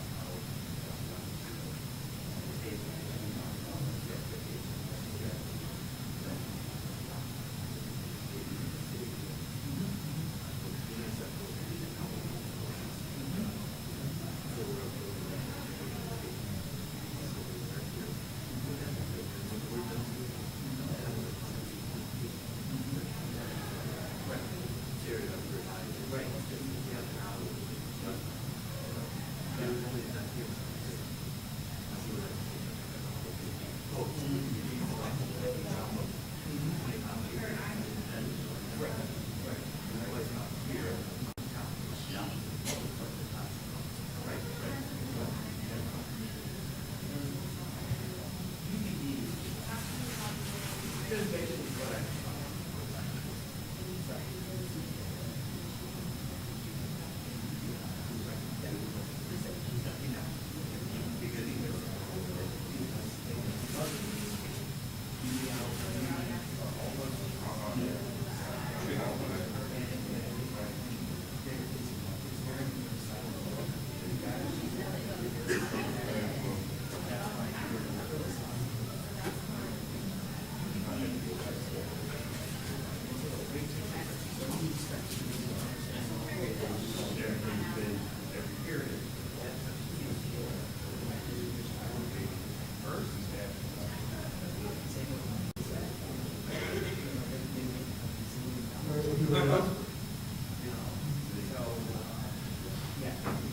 So I think you're right to start this way.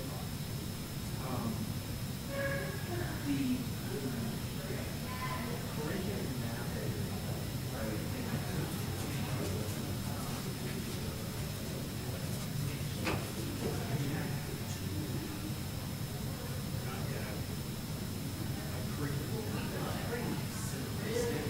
so it's quarter. So you pick maybe that concept, then sub-concepts of each word, and how does that align with your, now this is only math science, which is charts, but how does that align? So this is what I do with Washington Council, and then if you're trying to use it here, but it really, the math is not intended to be step by step. It's the big picture. It's really just the big picture. So you look at those big ideas, and then the other thing, oh, mentioned too, you know, don't forget, okay, let's say that you're teaching about native populations, you know, sure there's someplace in the third or fourth grade, social sciences that you do before you know.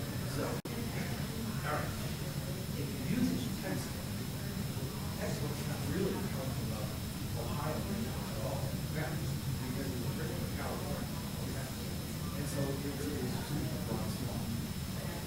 So going into that, all we have to do is look this up on Google.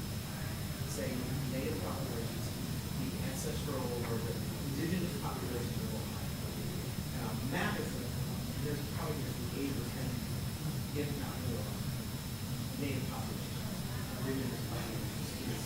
And then you say, when it goes, here's the map of Ohio. This is what we're okay. So, okay, what I want you to do is I want you to choose one of them and do a report, a research report on who they were, what did they, how did they work, you know, what was their living quarters, what did they dress up on. Then what you're going to do is you're going to do research, which is a question we don't know the answers to. Or it's a page, pull up the information, now what I want you to do is I want you to research their impact, how the environment, how their living structure, and how. So I guess I have to present first. So, Wisconsin,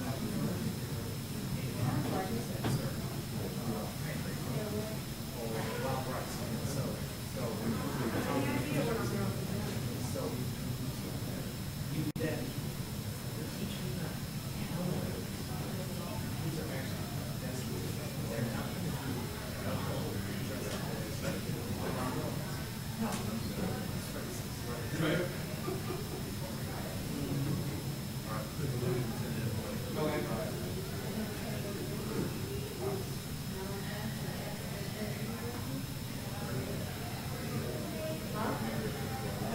Yeah, that's what I said, that's why I don't really do.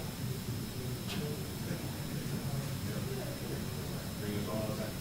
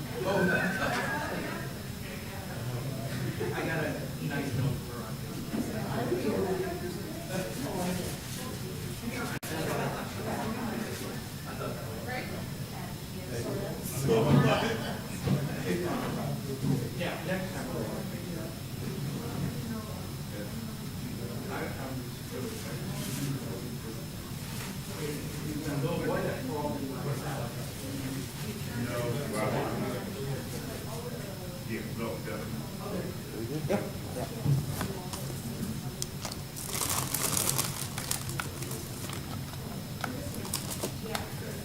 I don't think I've met your daughter, though. Because we had that, we went out for pizza. Was it just the boys? Mm-hmm. I think so. I don't think that your daughters were there.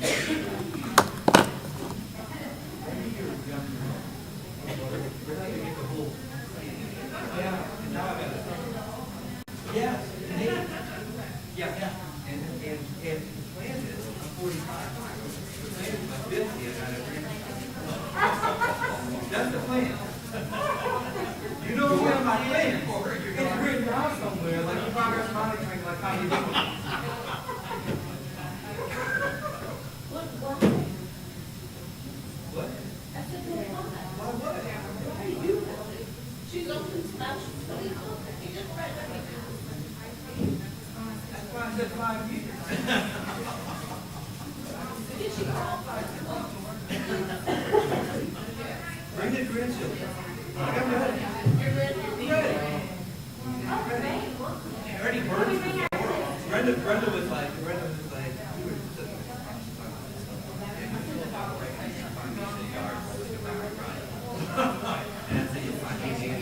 I'm good. I'm good today.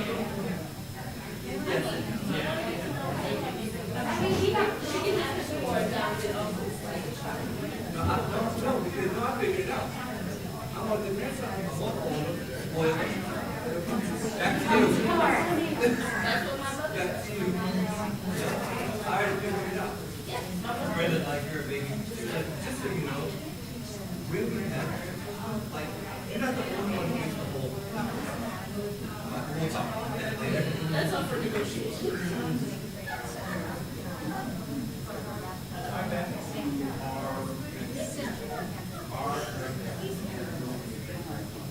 plan on it. Pops, I already got it picked out. Pops. You already got it done? I told you, it's a 5-year plan. You gotta have infrastructure.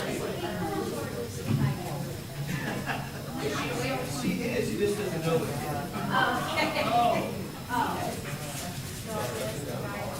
No, you're good. I figured it out. Yeah. They're all these banners, I don't know. All these banners. I'm like,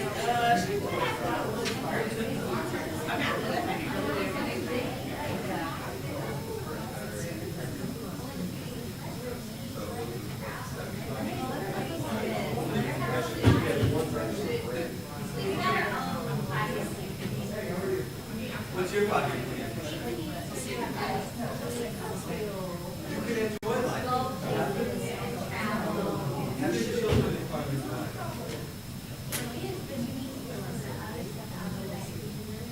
This isn't her plan, this is my plan.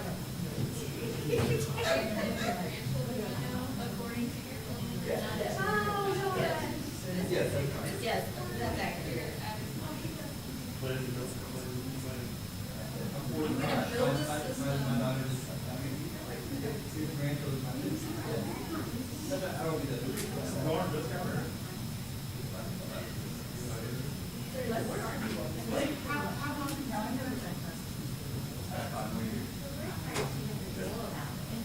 yeah. She's absolutely, she doesn't have to do that unusual at all. Thank you. It's not an unreasonable action. Well, I get where you're at. I don't know how we got to talking about it, but my daughter just got married a year, not last May. I said I was 44, that's about 45 now. I'm like, the plan is for grandchildren. I don't think that's unreasonable at all. Like, you know me and plan, progress monitoring, how you doing, like, what's going on? I'm sure everything all safe. Don't monitor that, bro. Right? Right, I just want to know, I don't think that's unreasonable. Children in 5 years. if she knows. She does know. If she knows. Okay. I was very clear. If you're going to get married, don't leave my house. Grandchildren are next. All right. She doesn't. I'm not making good progress. Your dog, my grandchild.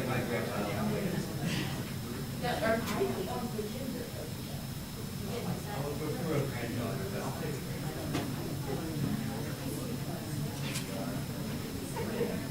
You know, yeah, I got two sons too. They know they're. My daughter will say, well, I can do that. I'm the baby.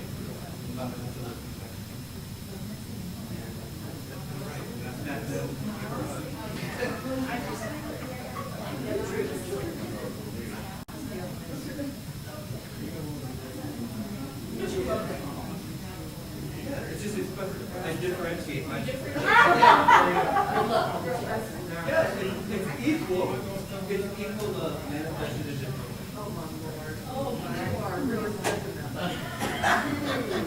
I'm a believer. Yeah, that's a little bit of a stretch. Yeah. Just a little.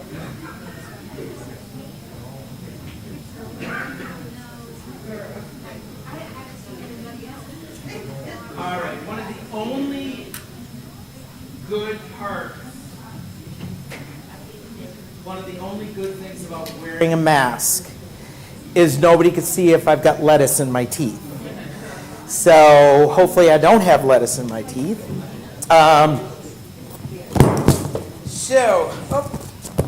You know, I love the fancy clip on this mic here. They're bombing. They are true. They're bombing. Oh my God. Bobby, as if your district can't afford a real. We're still waiting. We're still waiting. The only reason I would have Bobby is if I were going to be on Let's Make a Deal. That's straight. We're still waiting on that degree money. Yeah. Oh, you know what, I think these batteries are dead as well. Oh, there we go. There we go. Okay, maybe. Okay. Don't think just because we use bobby pins.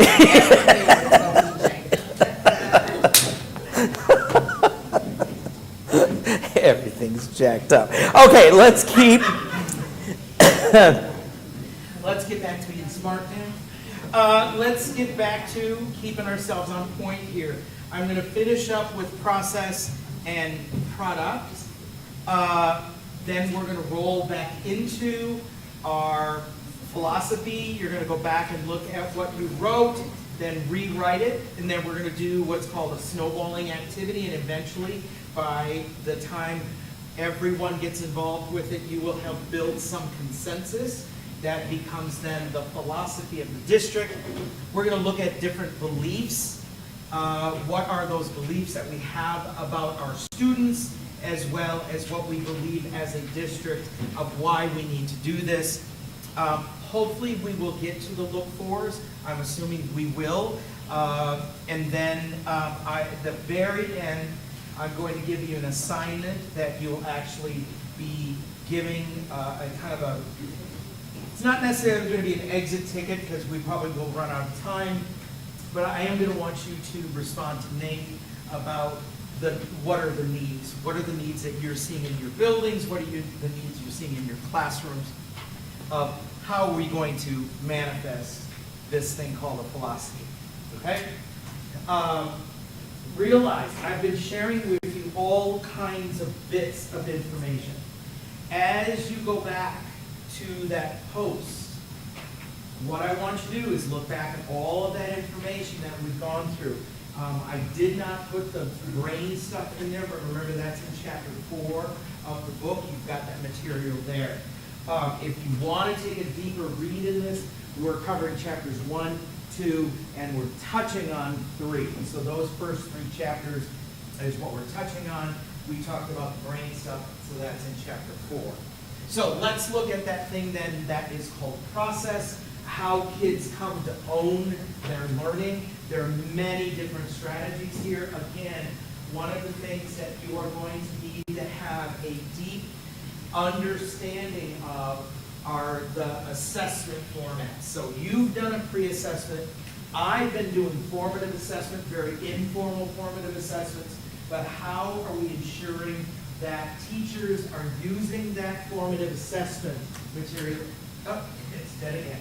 How are we using that formative assessment information then to adjust the learning process that's happening while it's happening? So differentiation, about 80% of it is done prior to students coming. But you are still going to have to be that person that can quickly shift and change based on the information that you're gleaning from your students. The other thing, thank you, is do we have teachers giving what is called descriptive feedback?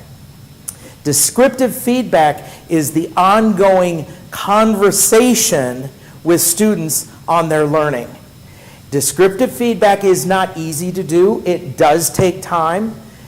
Are we helping teachers learn that process of descriptive feedback? Because if they're not doing it, how do we know that kids are or are not learning? What I do want to keep asking is, are our kids achieving because of us or in spite of us? And I will tell you, from the data I have seen, your kids are not achieving. And is it because of us? We have to ask that question. When you look at the data, that is not good, and you cannot blame it on the pandemic because this is data prior to the pandemic. So, have we set those clear learning targets? Do kids really understand the why we are doing this? Again, why am I doing this? What is it that you want me to do? Kids need to know where the target is. So, giving kids the final test on the first day of the unit and saying, here's what you're going to be assessed on. What? You're going to give them the final exam on the first day of class? Yeah. Because if they don't know where the target is, they're just shooting in the dark. So we need to have kids be clear about what they're learning and why they're learning it. Yes, you should all be using stations and centers, even at the secondary level. Kids got to get up and they got to move. And if you think about, usually what happens in a classroom is, especially in the secondary level, they have what is called vertical planning. I want to do this activity, this activity, this activity, and this activity. Rather than think about vertical planning, you think about horizontal planning. Within the span of this time period, whether it be a period, a class period, are you 45 minutes, 55 minutes, 45 minutes? So you're not a block schedule. In that 45 minutes, what do I hope to achieve within that? And so I might have 4 different things I'm going to achieve within that period, so I have 4 different stations going on in my classroom. So knowing how to do that stuff. And again, if we can do it with 5-year-olds, we can do it with 15-year-olds. And so it's just teaching them how to do it, giving teachers the tools to do that stuff. Tiered assignments, helping teachers understand what is a tiered assignment. How do we make sure that we're not dumbing it down for some kids and just piling it on for other kids? So how do we tier assignments where we're all focusing on the same standard, but we're addressing it in different ways? Varied questioning, resources, approaches, all of that stuff.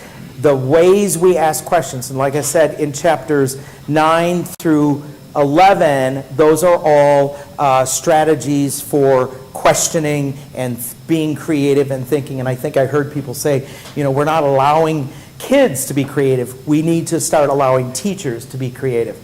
Special interest groups, I kind of mentioned that already. That sometimes I might have, kids that are interested in cell dysfunction. They're going to be working as one different group in my classroom, even though I'm instructing on this part of the content. Choices, choices, choices.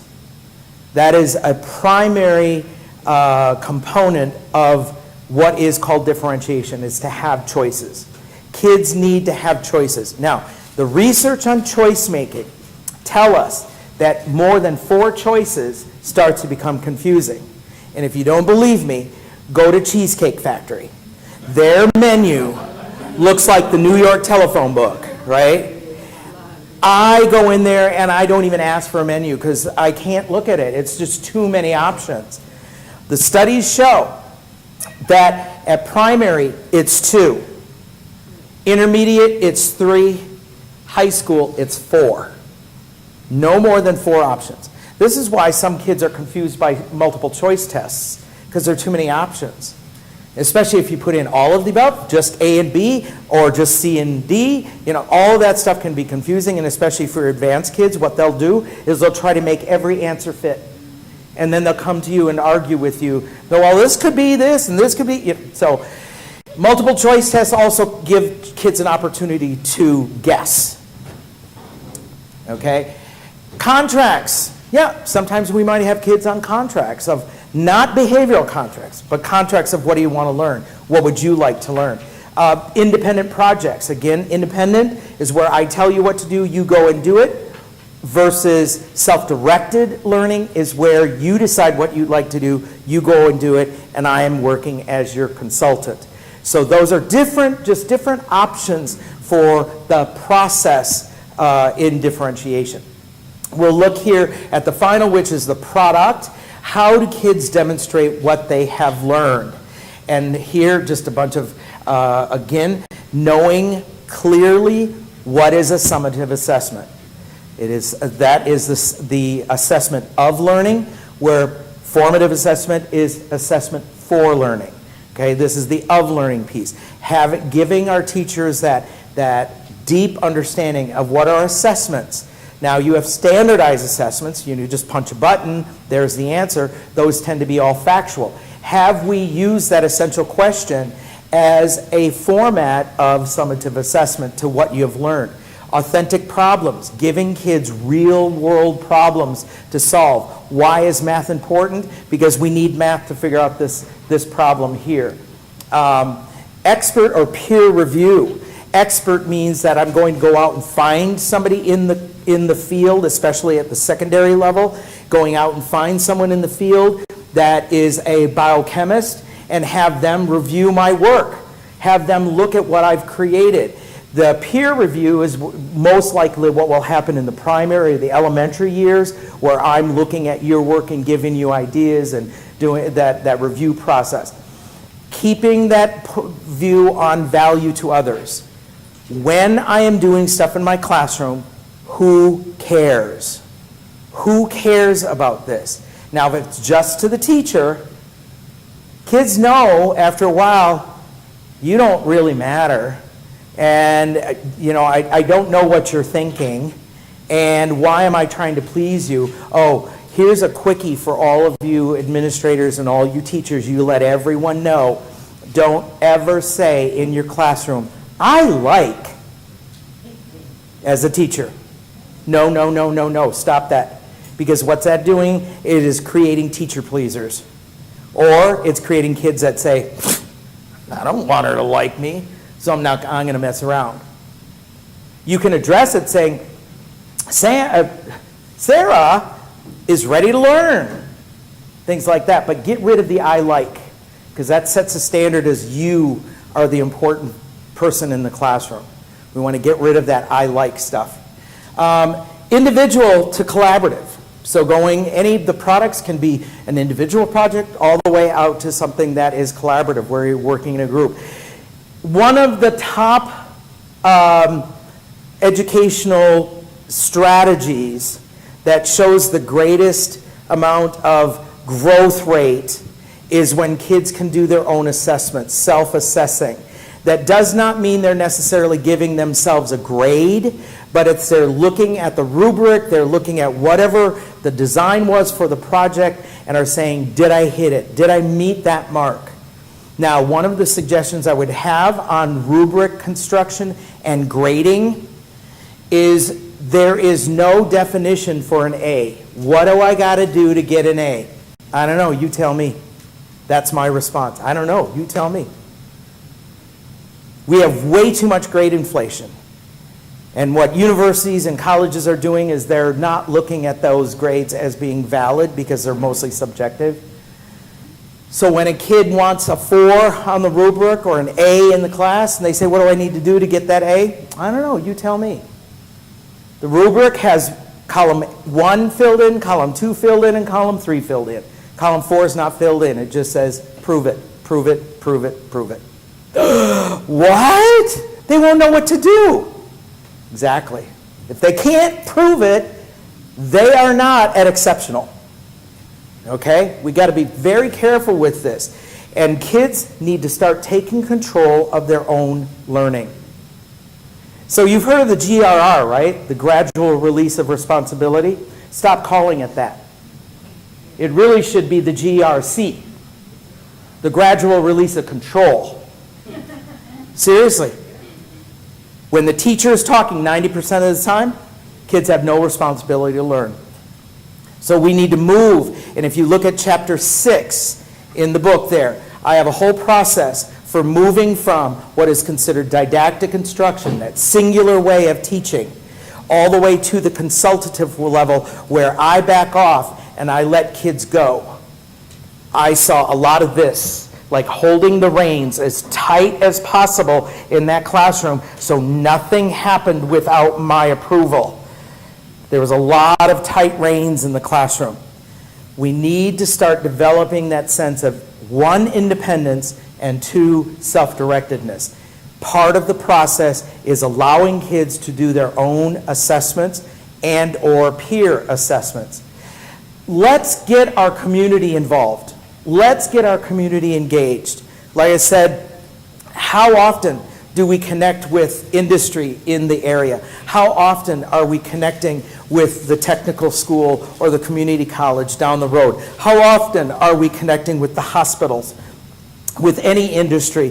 When we're going to be looking at 5th grade, we're going to be looking at regions of the United States. Okay, that's typically a unit that is done in 5th grade, regions of the United States. Who cares? How many regions are there in the United States? Can anybody tell me? It's between 5 and 7. Depends on which site you go to. Between 5 and 7. Okay? But who cares about the regions of the United States? Real estate agents care about regionalization. Chambers of commerce care about regional interdependence. Economists care about regional dependence. Okay? Who cares? That's who we got to get into the classroom. That's the community that we want to engage in that learning process. So when kids are learning about the regions of the United States, they're learning about the concept of regionalization. And who cares about that? Who is involved in regions of the United States? Economists, politicians, historians. I mean, the list goes on and on and on. This is what I talk about, that discipline. We've got to get kids working as disciplinarians so that they see the reality of this. Why do I need to know about the regions of the United States? I don't. I couldn't tell you. I mean, I know they're between 5 and 7 only because I've created units on this. But we got to make this real to kids. So that's getting the realness involved in this. Bringing in the community, getting our kids to connect, especially at secondary level, middle school, high school. They can email a professor. They can email a politician. They can email and connect with an author out there. So how do we get our kids to engage in the community? And for the primary kids, we get the kids engaged in the community. So those are just some examples of product. But again, I want you to think about the reality and the realness of the products that we're requiring kids to do. So take a quick turn and talk about process and product differentiation, just to unload some of that information. What I want you to do here now is stand and turn and talk, because you just finished lunch and some of you ate a bunch of carbohydrates. I saw it. So stand, turn, and talk.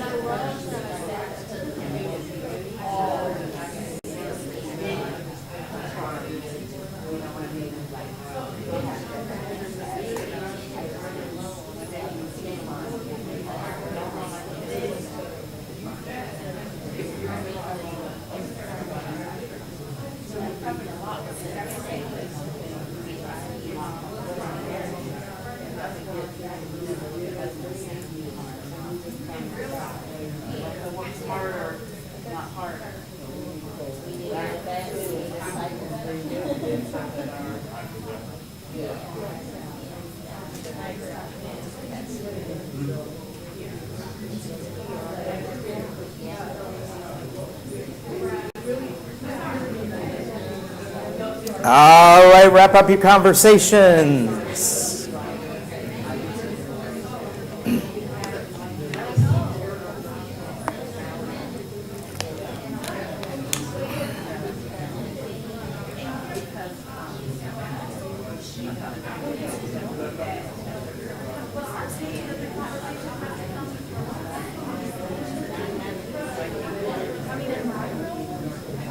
All right. Have a seat.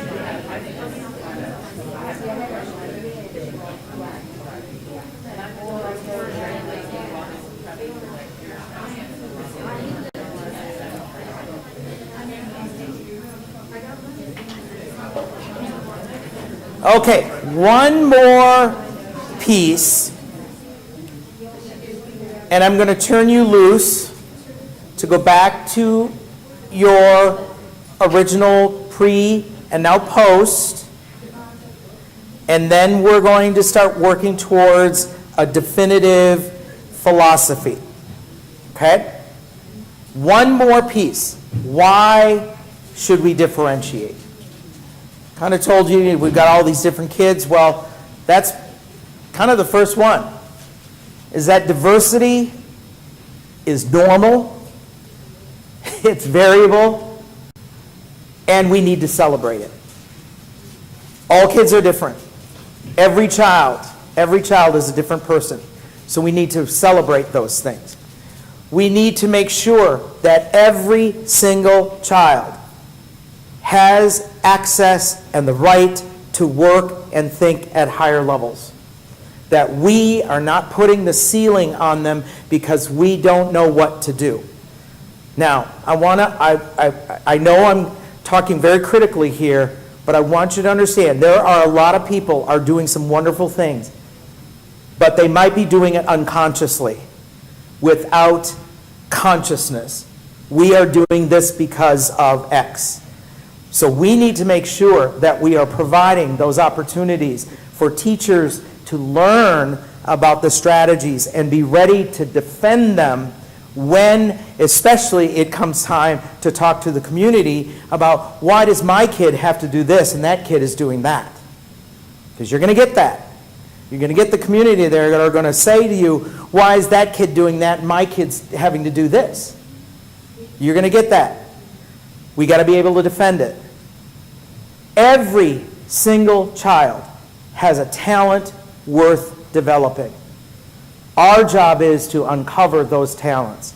In many cases, it's talent that you may never see because you haven't asked, or we don't allow for it. Because, you might have a kid who is like super great at Minecraft. Well, that kid could be destined to be a video game designer. I don't know if they call them video games anymore, but Maybe going to be a game designer. Cool. Think about those kids that have created apps and they charge 99 cents for those apps and they're making millions of dollars.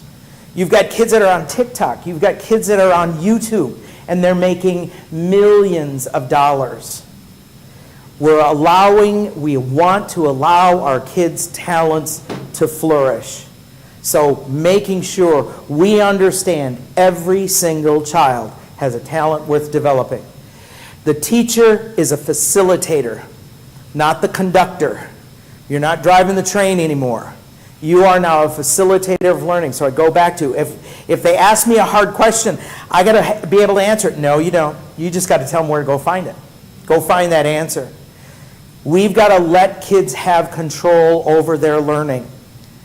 Doesn't mean that helter-skelter, everything's chaos. No, it means that it's planned.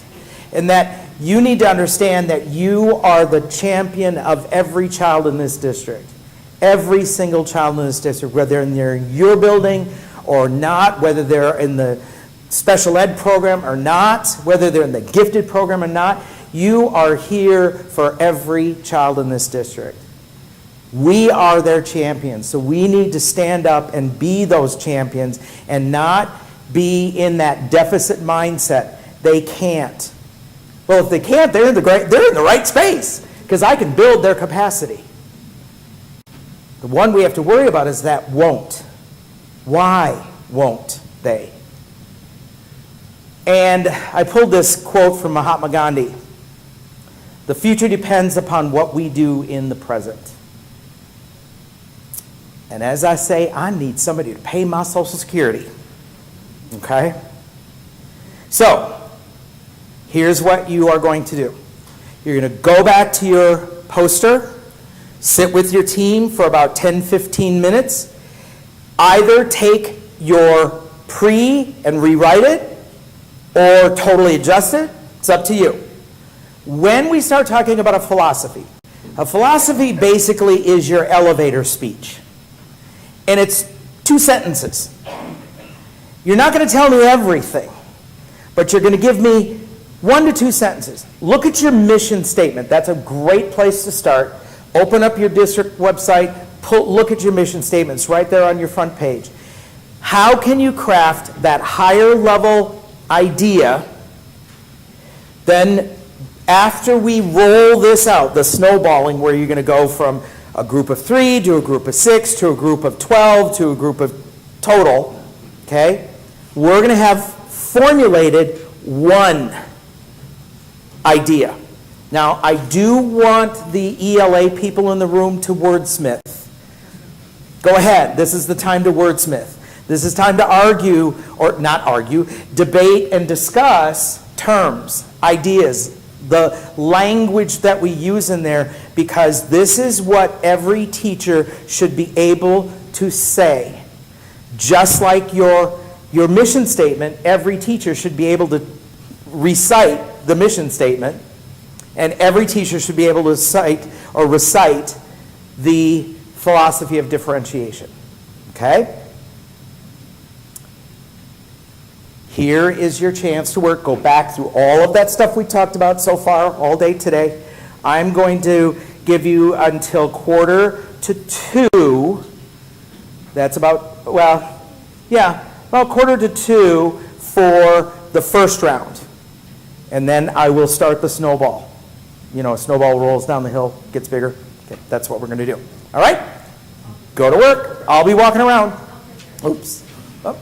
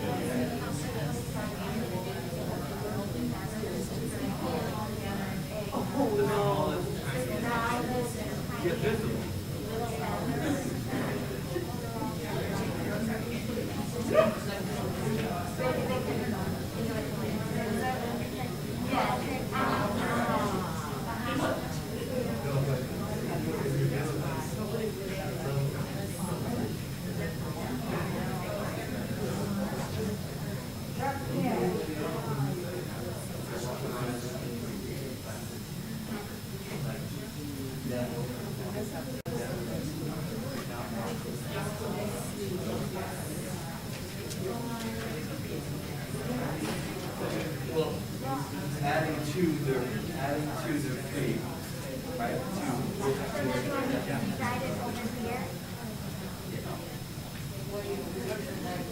You write it in the, anything you are doing different, you put it, so you're adding to your fee.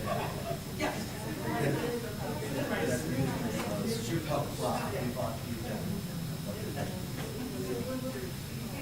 Yeah, so email me.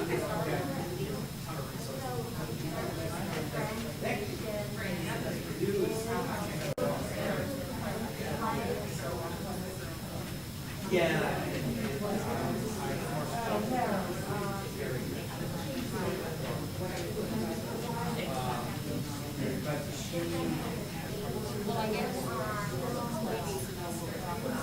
Yeah, so they're always, and so they often training.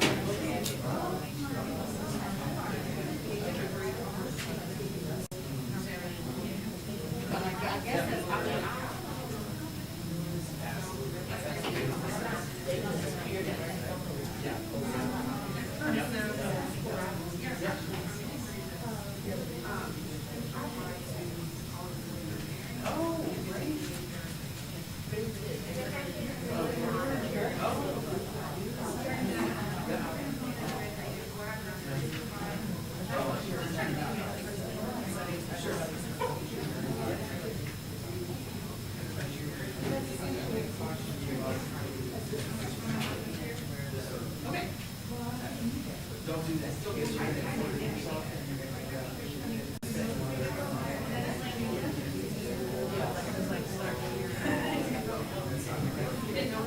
here, yeah.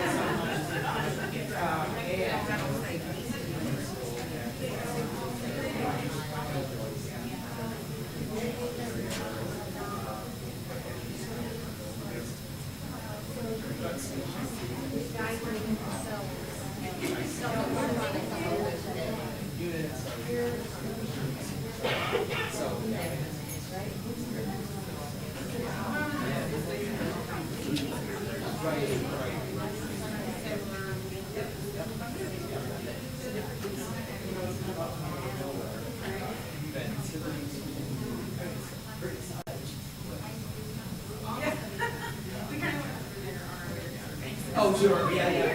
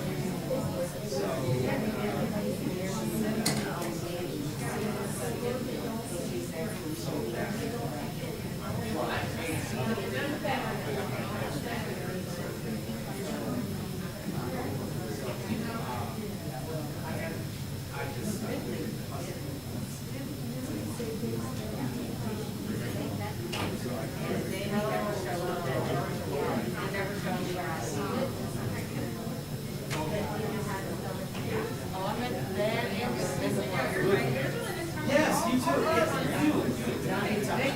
Yeah.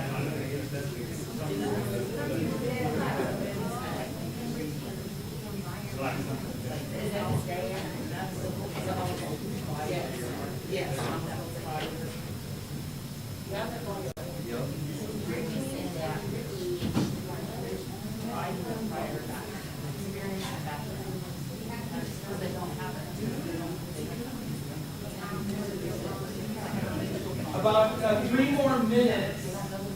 And we're going to go to the next step.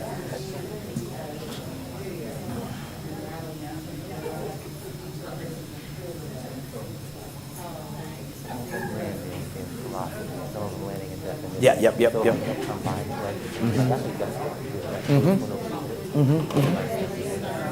It's a definition, right?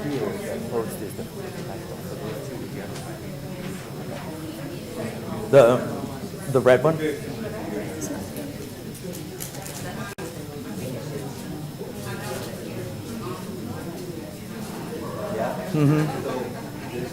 Yeah. Yep. Yep.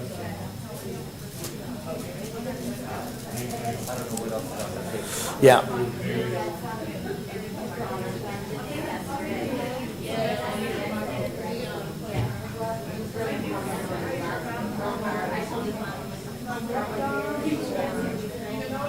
Let me tell you a trick.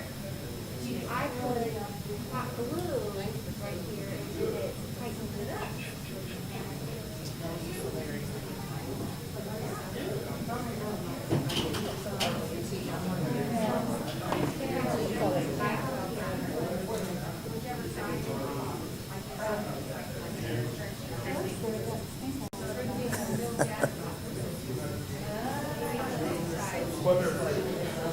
All right.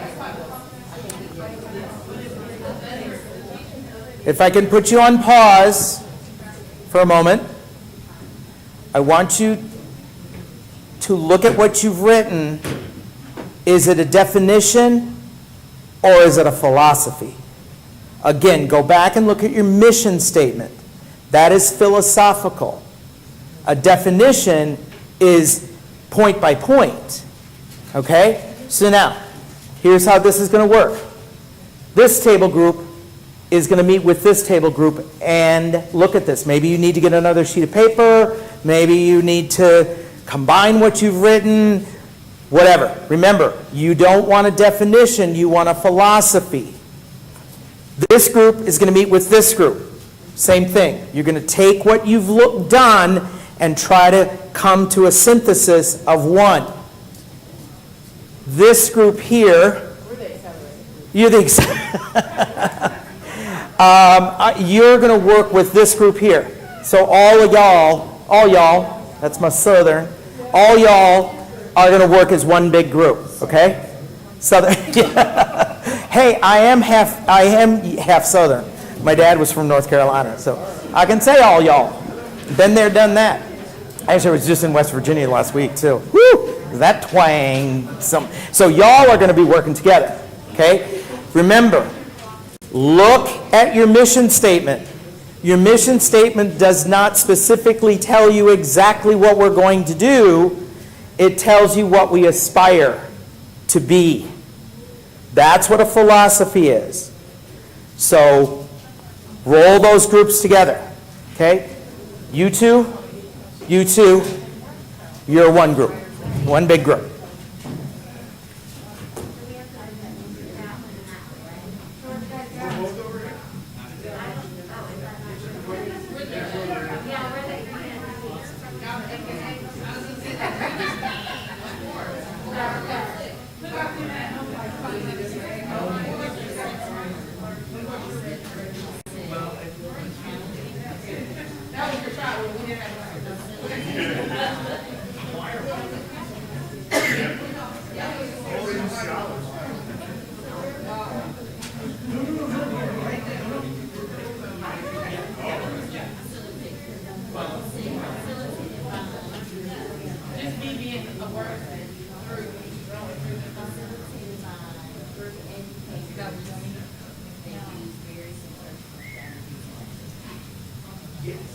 I mean, it's fine.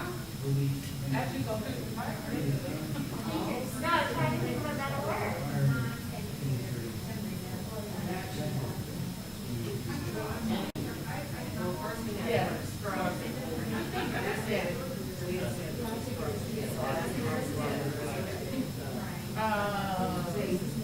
Yeah, we didn't change the what for. Oh, so now we know what you meant. We know. Now I'm just saying that. All students will be sent. Well, He's raised and changed it. he said, Scholars. scholars. Oh, we both got that. That's why. Those come out. We believe in that. This is the philosophy. It's a big overarching. Just explain it with that elegance. You're not getting examples yet.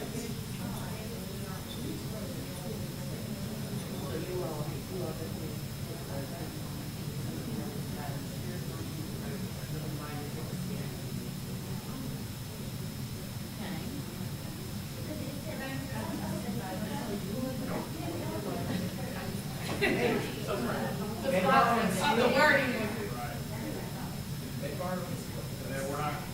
You want us to combine ours? Well, you look at that and say, okay, are there things that we want to include there? You decide, consensus. We all agree with that one, we all agree with that one, or can we adjust that word over here, this word over here? So you just kind of come to a consensus. I can tell you what it is, but then you don't. I want you all. Yeah.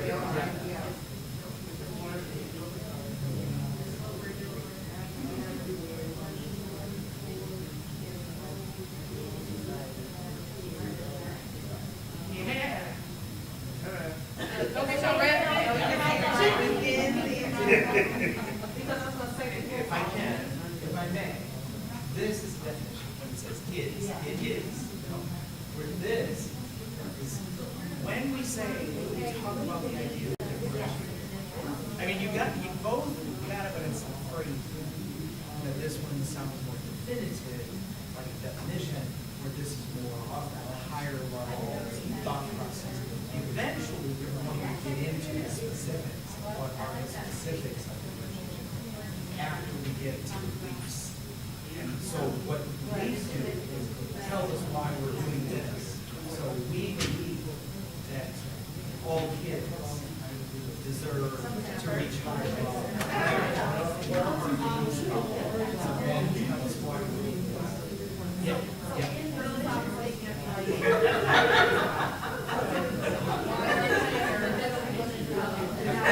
And how we're going to do it, right? Absolutely. Why are we here? Yes, absolutely. Because in my mind, I feel like we're missing a part of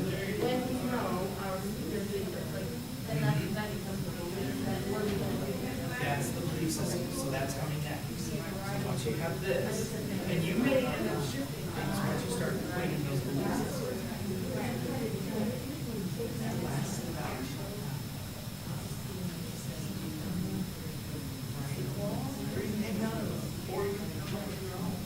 that's what I said. Because I gave you my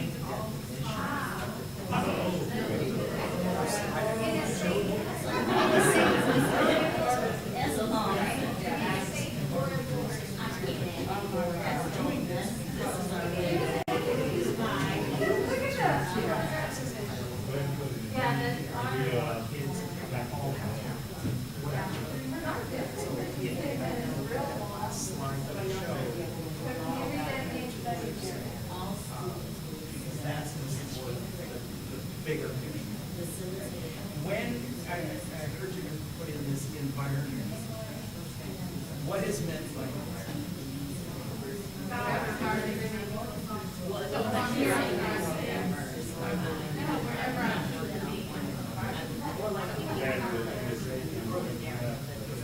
yeah, the environment process.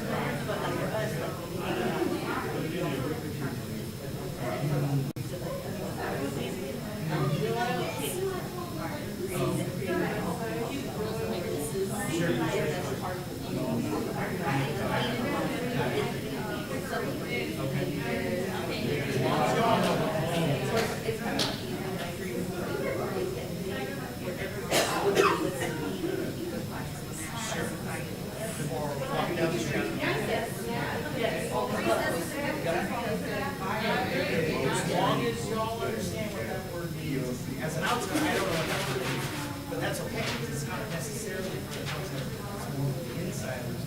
This is the belief. Yeah, I know, I almost did it. I can say I did that. You know,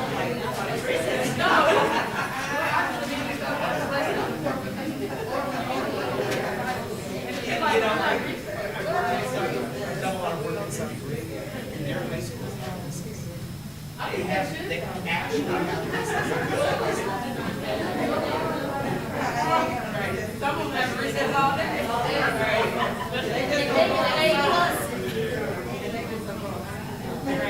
Oh, absolutely.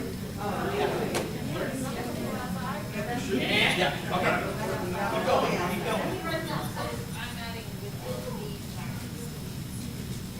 I don't know.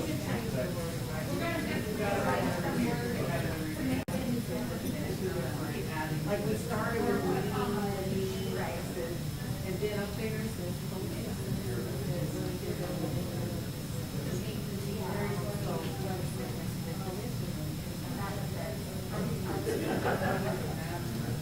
So what if we say, what if we say, helping them create the magic where they need to go within their environment, so that they can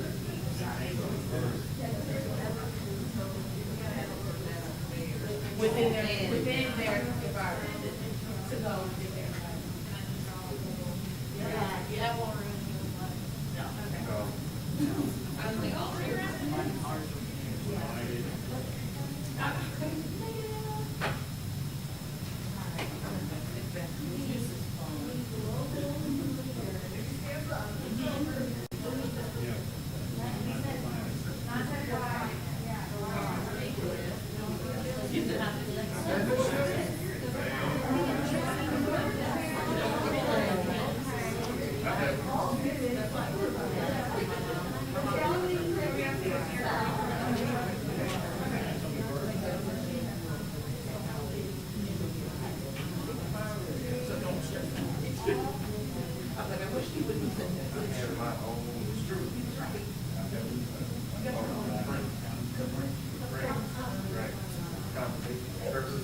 Right.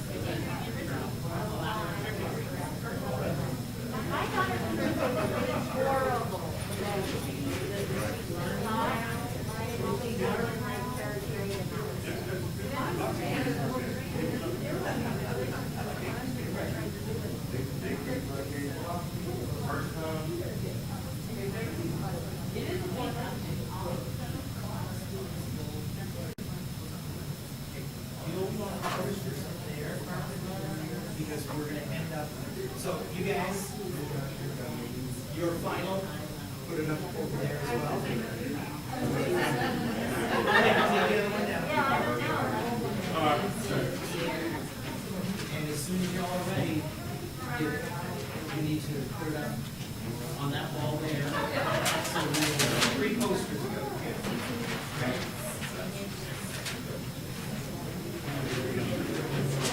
Go ahead and copy for review, seal.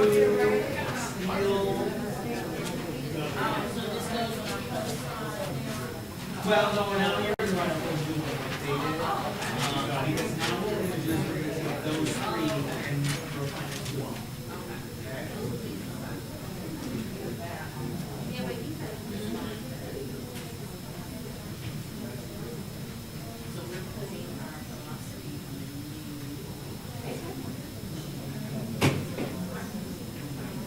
So for this one, only look at the post. This was their pre, so only look at the post.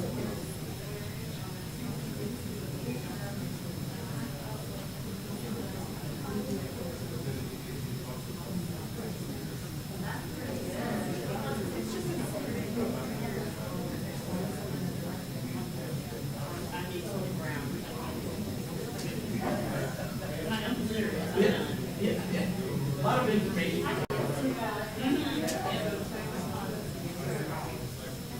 So if you just try to speed the process down a little bit. Are you waiting on us? Yes, yes. So if you're saying ours is almost like that one, but we might make a little adjustment. Okay. Can you get it written up? Here. You, this one.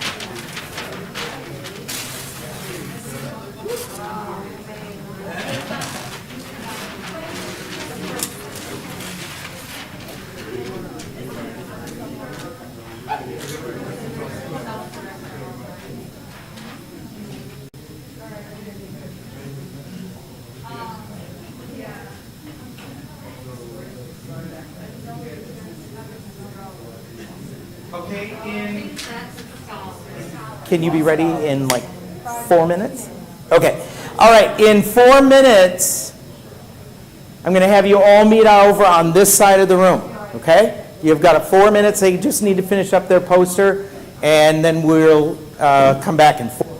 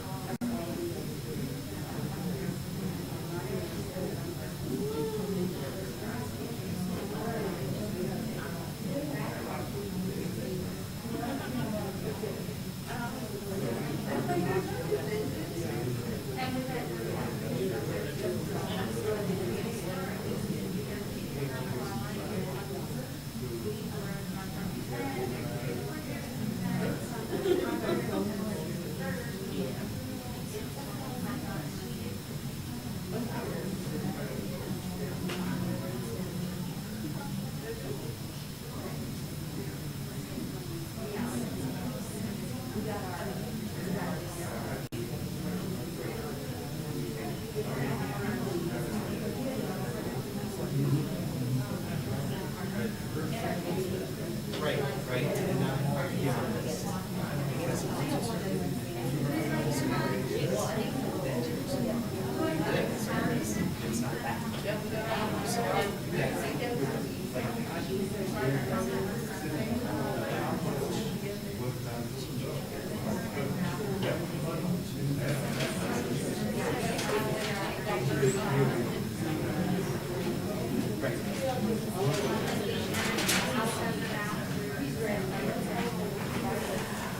All right. I want you all over here now. So the snowball now has almost made it all the way down the hill. So what you're going to do, this is hard. It's not easy. If you need a support, what you're going to do is pull up this form that you got first thing in the morning, look at the mission statement. That's basically what you're trying to do here, but you're keeping it on that framework of differentiation. Anytime you say will, it becomes mandatory. It becomes a process. It doesn't become a concept, the bigger idea. I'm cautioning on the word will. Okay?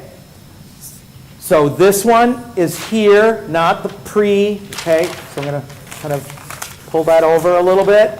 It's not the pre. This is the post. There's this one and this one. Look at them. Look at the mission statement.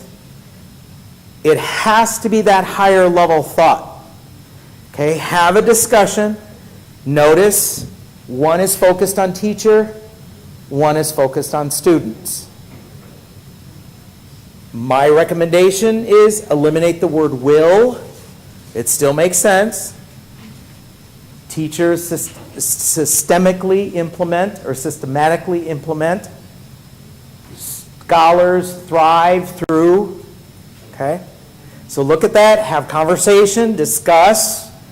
Are there things you want to adjust, things you want to change? So clarification, are we saying, I see all teachers will, all scholars will, or is it differentiation is?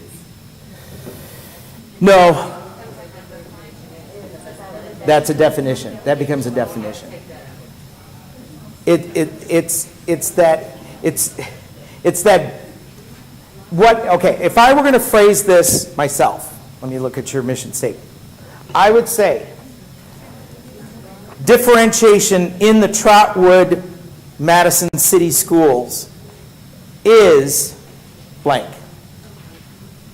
Okay, it's not the definition of it. It's that higher thought process. Okay? I don't want to define it in the bigger picture, but it has to be, where are we going? What's the final destination that we've approached? Are you saying what does it look like? Yes, there you go.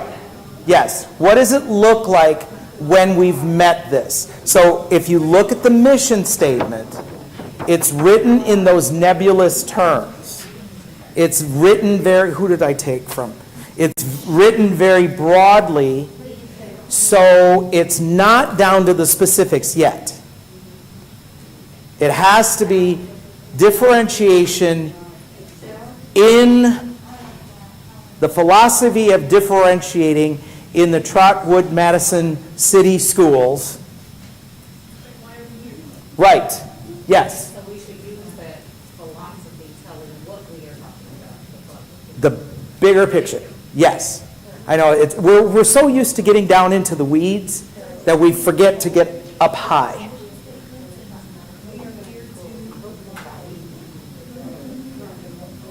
We are here, I heard that. We are here to ensure all scholars thrive through a challenging curriculum facilitated by a systemically implemented, so take these and try to bring them together. Try to bring them together. You're on the right track.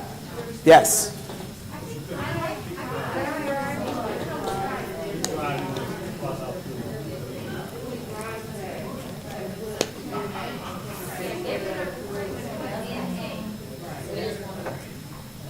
How did you start that?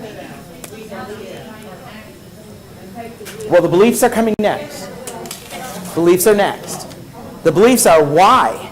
Why are we doing this? Because we believe.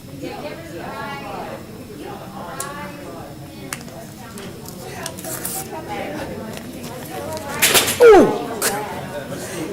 Angela, how did you just start that? What did you just say?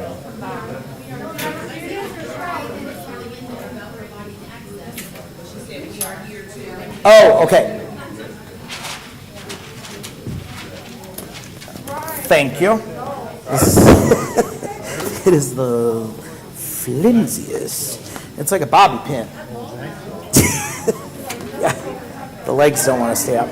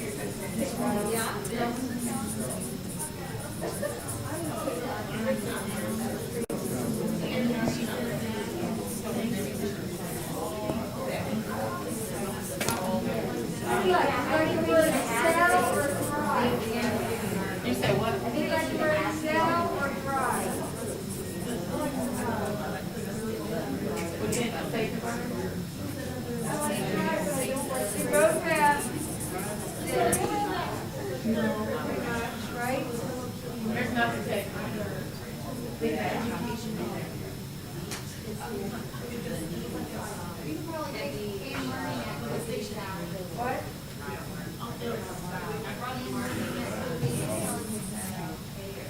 Okay, here, we put a say. We've been what? A face bar.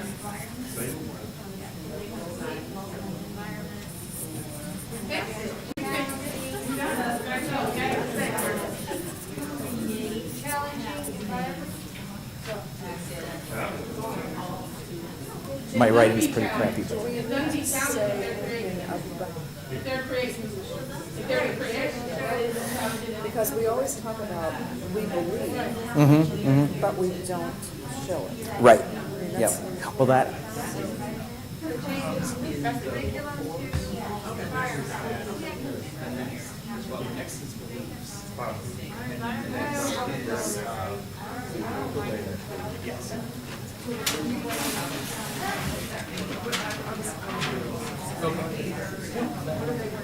Well, we're trying to come up with philosophy of differentiation. I'm gonna throw mine at the break.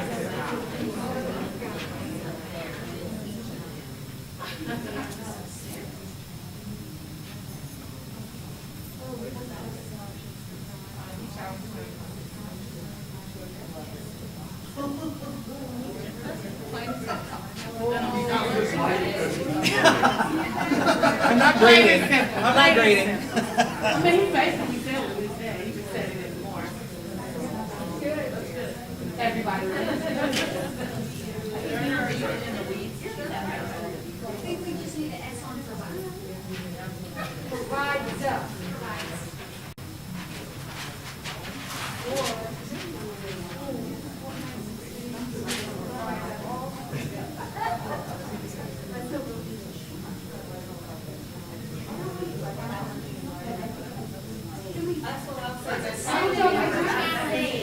Why don't y'all like something?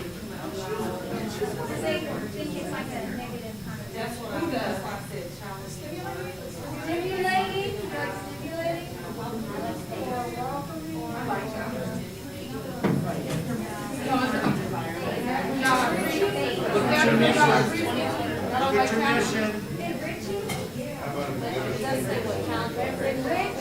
Look at your mission. No, they want to take challenge and provide us a challenge. Like that's in our so that's why it's I'm trying to look for synonyms. Oh. It just depends on your grade level. Yeah. I don't care that we're challenging. In high school, everything's challenging. Exacting, exacting. Has a negative. So what, they need to be on something. We all need to be on So that they can. Yeah, right. Right. Nobody wants to debate. Right, See, all right. the sentiments Yeah. challenging is that it's challenging euphemism. It's a challenge. Well, Because all the other words that are rigorous. because rigorous is, it's a faux term, everybody uses it, and we don't know what it means, right? Do we know what challenging is? This is a really good point. We've all avoided the term rigorous, right? You know why? Because we don't know what the heck we mean when we talk about rigorous.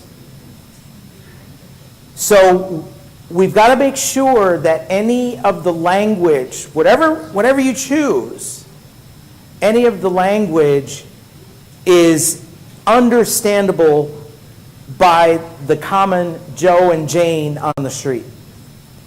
This is that elevator speech. This is why we do this. What is our heartbeat? What is our soul within this district?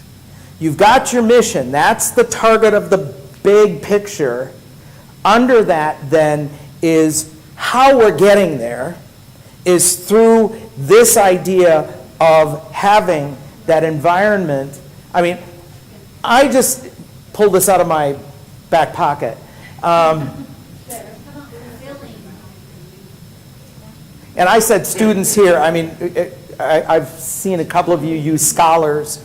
You may want to change that to scholars. But we got to make sure that the language is understandable by everyone. So when we use a term such as challenging, challenging for me would be playing football with you. That would be challenging, right? Is it hard? There's a difference between hard and challenge. You bet someday I would like to go play football with you, but I'm going to be the quarterback. You're going to be the center. So, I know my position and how much I can be challenged, okay? So when we use the term challenge, you've got it in your mission statement. That's a word that comes right out of your mission statement. I heard this several times, the word environment. It's a learning environment.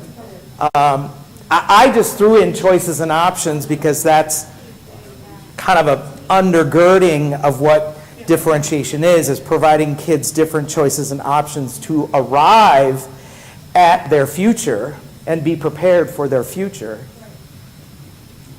But I'm not saying this is what you should have. You have about another 7 minutes to keep debating. I thought maybe take out the word challenging and learning environment and put the adjectives elsewhere, like put some kind of choices, like to put some of these other synonyms that we've been looking at. So we can offer rigorous choices or to offer some type of other choice and option with it, because it's kind of put our adjectives someplace else other than the learning environment in order to get the word challenging on there. Like maybe a safe learning environment that includes or rich with certain kind of choices and it's challenging. So safe right with that. Up there saying. Say your piece. We're all safe. Right. But there's benefit challenge. For sure. Learn. So if they're all safe, are they all achieving? Are they all being challenged if they're safe? So what we were saying is that when you're saying they're challenging environment, I think that's where the negative connotation is coming from me. So it said, so challenging learning though environment. So the learning is challenging. I was just saying that the environment, I don't think is challenging. I think the options and the instruction and the rigor and all that, which Okay, so all students. A So what are rich. you gonna replace it with though? A rich learning environment full of rich learning environments. What does rich learning environment mean? What does it mean to be rich? I know. Does that mean they're getting challenged? I think it means a rich learning environment is one that's full of choices and options. Yes. It's one that instruction is is differentiated based on product content, right? I was experienced a challenge, so it's hard for me to let it go. But I like How about a rich learning environment with challenge, choice, and options? Challenge, choice, and creativity.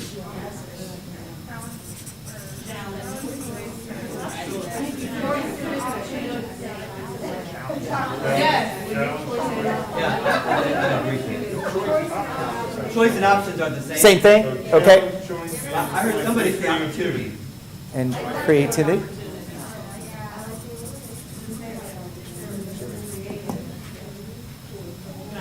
No, no, not creative. no creativity. We're squashing creativity. Opportunity. Opportunity? Pounded that one real quick. We got rid of creativity before it went too far. Can't go too far now. Don't nobody be creative in here. Can't grade it. How am I going to grade that?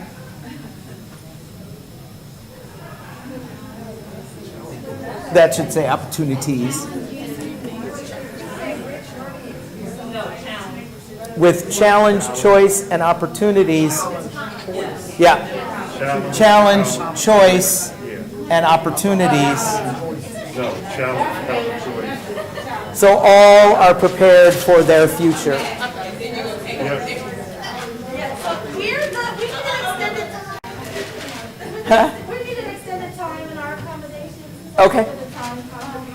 Okay. It's too late, we already figured it out. More into the mix.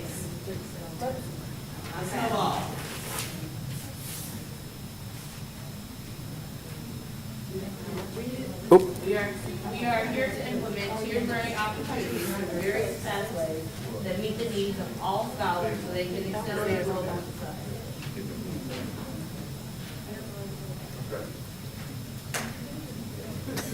That's about what that says.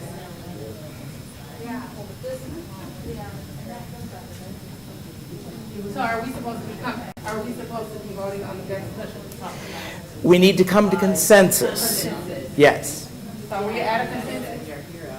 I like the inclusion of tiered, and I think that's fitting where our MTSS direction is going. So I like the fitting of tiered there, but I like the idea of keeping the challenge and opportunity and choices there. And I don't mind creativity either. I know that's not there. We gave it the loop real quick, but I do like the idea of creativity being in there. And then like that systems part of the green one. I like that piece of that too. This is too wordy, you're about to be too wordy. Kiss. Kiss. Once we got it, let's just hear it. I'm a group member, like, we got it. Why we keep talking about that? Right, we met the meeting. I know, I can't read. I'm like, you can rewrite it. I know. Environment. Pretty much there. I think we're like that.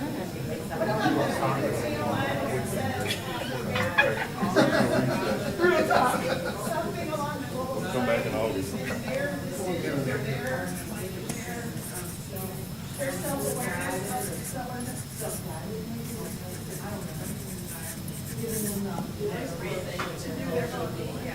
They're So we gotta remember that people from the outside who aren't with us should be able to read it. So if we keep adding, people who are not us are gonna say, I'm not reading all that. But we're creating something that's for us. Oh, it's not for our stakeholders? Yes. This is It's for- the district's definition of differentiation. No, it's not a definition. Not yet. It's the philosophy. Yep. Yes, I would say it's both internal and external. This is the elevator speech. When a parent says, why does my kid have to do this and that kid's doing that? Because we believe we are trying to provide all students tiered learning environments rich with challenge, choice, and opportunities so all are prepared for their future in a global society. Period. We're That's done. why. That's it. Yay. No, real talk. do you want to say students or scholars? If I'm a kid, You gotta say scholars, you gotta say students, but if I'm a kid and I don't go to college and I go to a trade school and I become an electrician, am I a scholar? Yes. Yes. A scholar is active, a student is passive. Even, term will have to, everywhere we have students, we have to replace with scholars. Everybody's terminology. Say, Are you saying that? That's a whole nother well, what I'm saying is, you're saying that in 2021, in 2022, are we going to continue to say scholars? And we can start talking about developing common instructional language, like that would hand in with that from the common instructional language. That's part of our belief system. That they all are scholars. No, I just want to throw it out there. Everybody has to say that. You can't have people still saying students if we are going to say scholars, because we want our students to be scholars. So the terminology, that like we talked about together.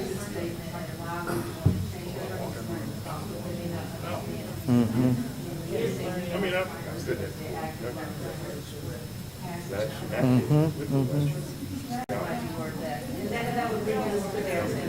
yep. So, just for the incidence of time, Nate, I'm going to, so we've kind of narrowed it down to this one here. Is that what you're saying? Is that like a 70% consensus? Can I get a thumbs up, thumbs down? What's the percentage you need? 70%, girl. Can you count 70% in here? Okay, looks like there's consensus. So Nate, you might want to still wordsmith this a little bit, clean it up, whatever. Here's the deal. The next is belief systems. Okay? I have a bunch listed. That was the little Jedi mind trick, making you think you thought this. So I have them listed already here. What you may want to do, look at those, refine them, change them, adjust them. What I'm going to suggest, again, just in the instance of time, if you want to add to this list or delete from this list. Can we refocus this for a second? I feel like we got a whole bunch of different conversations going on. Thank you. Let's re-zero in here. Okay. So we're almost done. Almost finished for today. We are nowhere near done. Okay. So look at those.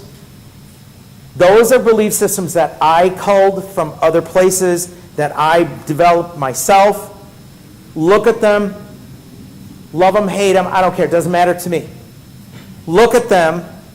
You're going to have a Google portal, Google Place, where information is going to go. If you want to add to it or eliminate, go through that process. Okay? With belief systems, you don't want to have too many. I think there are, 2, 4, 6 of them up there? 7 is probably about the edge. Okay? Adjust, change, whatever you think. We'll go through consensus through the technology because we can all sit here and wordsmith these. And, if you want to add, you want to subtract, this is up to you now to do. I do want to address one more thing before we close up shop, and that is that look for stuff. Okay, one of the things that you already have access to is the definition of what is differentiation. Differentiation includes 4 things: environment, content, process, product, differentiated via interest, readiness, and learner profile, because we are knowledgeable about our students and where they are at and where they need to go. There's your definition of differentiation, okay? So it's pretty, you've already got that. The belief systems, that fits under why are we doing this? That's because we believe that diversity is normal, it's respected, it's valued, and it's celebrated, okay? So that's the whys. The last piece is now what are things that we can start to discuss in our buildings with our teachers of how we can move forward. So, okay, we did that. We're doing that. Okay, now we're going to look back. I call these the principles of differentiating up. So this is that final piece that we're going to talk about. That's that look for. You have the slides, and you also have a scoring walkthrough sheet that's there, if I may. Just hold this up. It says principles of differentiating up. It's about trying to remove the ceiling for all learners, okay? So I want to quickly go through those and let you have discussions about those. Whether you want to use exactly what I put out there, you are perfectly welcome to it, or you want to adapt it and adjust it. And I think, Nate, you are going to have more discussion about this as we move along, correct? I think where we're going to land is we have the philosophy that leads to the belief that leads to then principles and look for, right? Yes. And I kind of see all of that kind of landing in almost like a position paper. Mm-hmm. To say, like in Trotwood Madison, this is what we talk about. Mm-hmm. This is what grounds our work, grounds us as educators. This is what grounds us, okay? These 5 pieces that I have here are just the beginning. One of the things that Nate and I have talked about, and we tried doing this in Xenia, is implementing this thing called signature strategies. Those things that anyone should be able to walk into a classroom and go, boom, boom, boom, got it, good. Okay? So, I didn't mean to cut you off, sorry. Okay. It's my show, sit down. Okay, so let's look at those principles. There are 5 of them. When I walk into a classroom, this is the very first thing I look for, an academic environment that is full of joy. I want to see the light in those little eyes and those big eyes. I want to hear excitement. I want to see engagement. I want teachers and students to be enthusiastic. These are just bullet points. They are not definitive. They are just bullet points. That there is respect amongst the teachers to the students and the students to students. That level, that environmental aspect of who we are as a community of learners. That do the kids know exactly where to go and how to do those things? Are they comfortable within that classroom? Again, let's look back at some of those environmental differentiated strategies. Are there varied seating systems available in the classroom? Can kids move freely when they need to? Okay? Student voice and choice. Am I hearing conversation between students, or am I just hearing teacher voice? Is the teacher controlling or facilitating? Those are very simple things to be looking for. So when you walk into a classroom, you should be able to get a sense of that environment. When you walk into the classroom, you should be able to hear, unless there's a test going on, right? So sometimes those things aren't happening, but it doesn't mean you're necessarily going to see it right there, but there's evidence somewhere in the room that these things are happening, that kids are initiating, choosing different options, different choices. Teachers are listening to students and accepting their choices and open to their ideas of things. This is why I said when you use a rubric, you don't put in the 4. When you have grades, you don't say what an A is. Because you tell me what you think an A is. You tell me. And that kids are participating in multiple different ways. They don't always have to talk, because remember little Simone, who sits in the back of the room, she's very shy.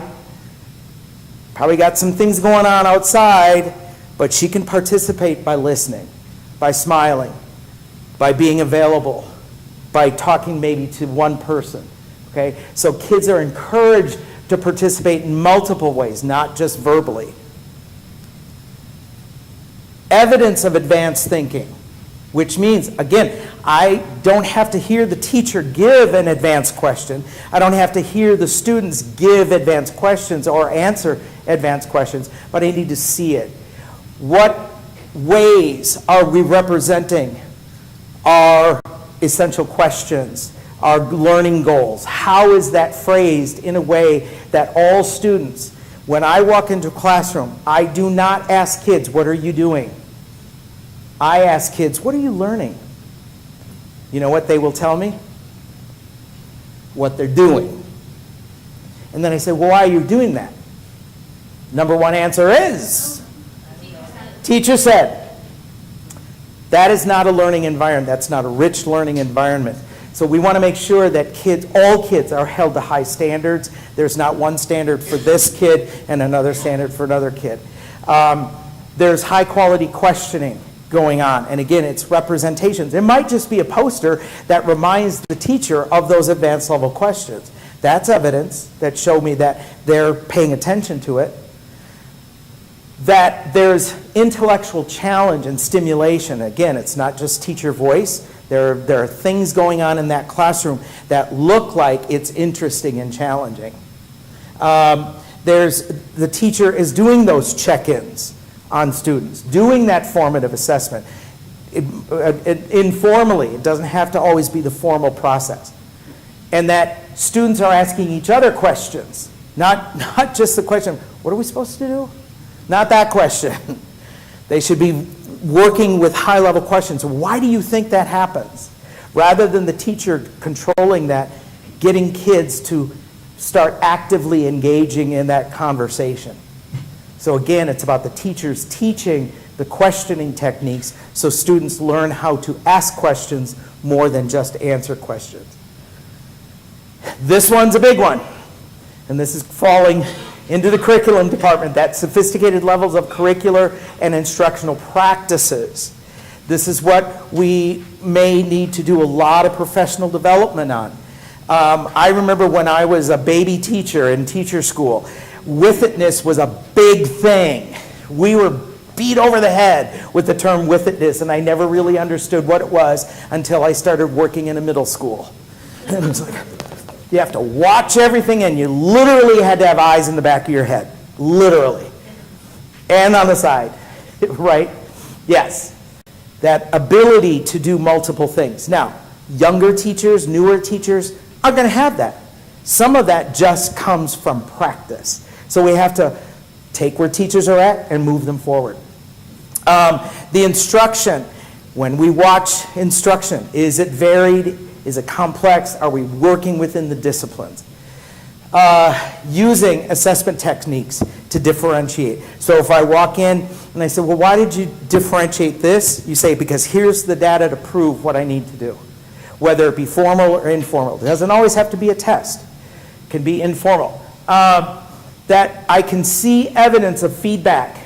And it doesn't have to be, I was in a classroom and a teacher was pulling one kid at a time to give feedback. Great. How are the other kids? What are the other kids doing while that one kid is meeting with the teacher? How are the other kids still involved? Okay? And that feedback takes time. It is not an easy task. So we need to value that feedback is going to take time to do. And that we're seeing the movement from whole group to small group instruction. That it's happening fluidly and flexibly, and it's not stayed, okay? And then the final one is essential questions. This is a big one. This is the one that through your curricular structure, you need to have that essential question posted in the room where kids can see it and they can't avoid it. So many classrooms that I've seen everywhere have so much stuff up on the walls or on the board that if you ask kids to point out what is the learning target, they couldn't tell you where it is. It's somewhere in there. Okay? We need to make sure that kids know exactly what is the destination. Where are we going? how are we going to learn more about the principles of these concepts if we can't address essential questions? That you are really focusing in on those concepts. Our world is rich with concepts all over the place. When we teach at the factual and procedural level, kids are not going to be prepared for what's coming because they can't go from one space, math, into social studies, because now we're starting to re-silo. We've re-siloed. Remember back in the 90s and the early 2000s about rigor, relationships, and what was the other R? Relevance. And we were de-siloing high school. We've re-siloed and we're tighter than ever on our silos. So a kid walks from ELA class to science and has no connection between the two. Well, that's where we connect it, through those concepts. We have form and function when I'm in a biology class. Is there form and function in an ELA classroom? Absolutely. There are certain ways that I write things because the function of this writing is to communicate X. Okay? Why are they learning this? As I said, tell me what you're learning. And they'll tell me what they're doing, and I say, why are you doing this? Because the teacher said so. No, it's because I'm trying to understand how math can show me changes over time. It's that essential question reworded. Content needs to be interdisciplinary across all grade levels. So when you're in music, how many times do you talk about math? Every day, because that's a time signature. When you talk about a quarter note versus a whole note, right? You're talking math. When are you talking social studies? When you do music from different cultures, right? We want to make sure that our kids are walking from one place to the other with knowledge to fulfill them in every single study area. Students engage in a conversation about that EQ, meaning at the beginning of a lesson, we're going to throw out that, in what ways does math help us understand change over time before we even start? During the lesson, in what ways have what we've been doing helped us understand how math shows us change over time? And at the end, boys and girls, turn and talk to a neighbor. Tell them one thing that you've learned about how math helps us understand change over time. So they're discussing these things. Okay, so those are what I have put together as 5 look-fors. I used them throughout the day yesterday, and I can very quickly check them off because, one, I know them, I wrote them. But look at those things. Are there things that you like about them that you want to adopt, or you want to adapt them? That's perfectly fine. It doesn't hurt my feelings if you say, no, we want to do X. Perfectly fine, because I'm getting paid whether you like it or not. So, little joke. Here is what I want you to spend the next 7 minutes on, okay? What are you, not your teachers yet, what are you going to need to be successful? With all of, I've said I was trying to give you a drink of water with a fire hose today. I get that. But I want you to think about, what are you going to need to be successful? Number 2, so it might be professional development. It might be resources. It might be more guidance. I want you to think about that first, about you, and then also think about your teachers. Once we move it out of this room, we need to institutionalize it or make it systemic. And it needs to be the common language of teachers in this district. I know you guys have been through kind of a tumbler of stuff. Initiative overload. This is not an initiative. We can take any one of those initiatives. I-ready. Boom, put it right into differentiation. It fits. Any one of those ideas, PBIS, boom, throw it right in there, because it's about how do we help kids self-regulate. Okay? What is it that you are going to need first? What it is that your teachers are going to need next? This is something that you are going to not tell me. You're eventually going to put it into a file, and I'm going to explain that before we leave. Okay? So 7 minutes. Go. At your table.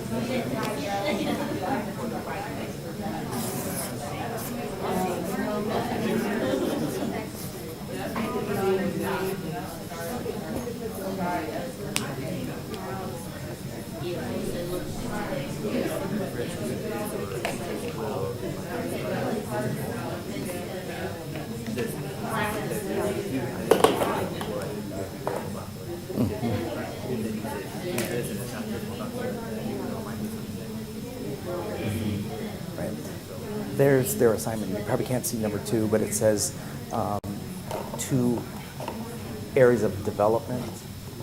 So,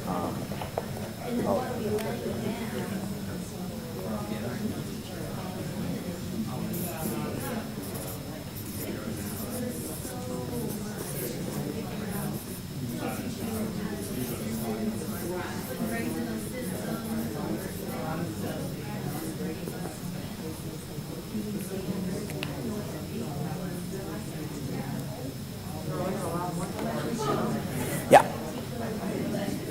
They're going to have a lot more.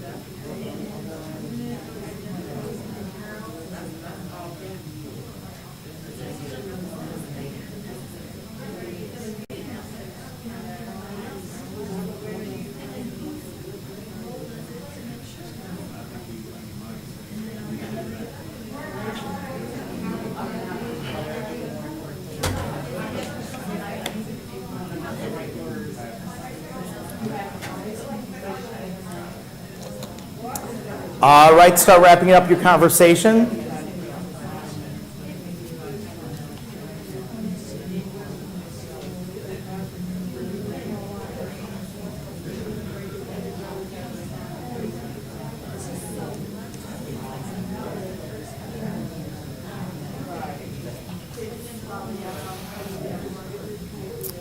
All right. Summative assessment time. This is something that can be used as an exit ticket, or it can be used as an entrance ticket, and it can be used as a home study process.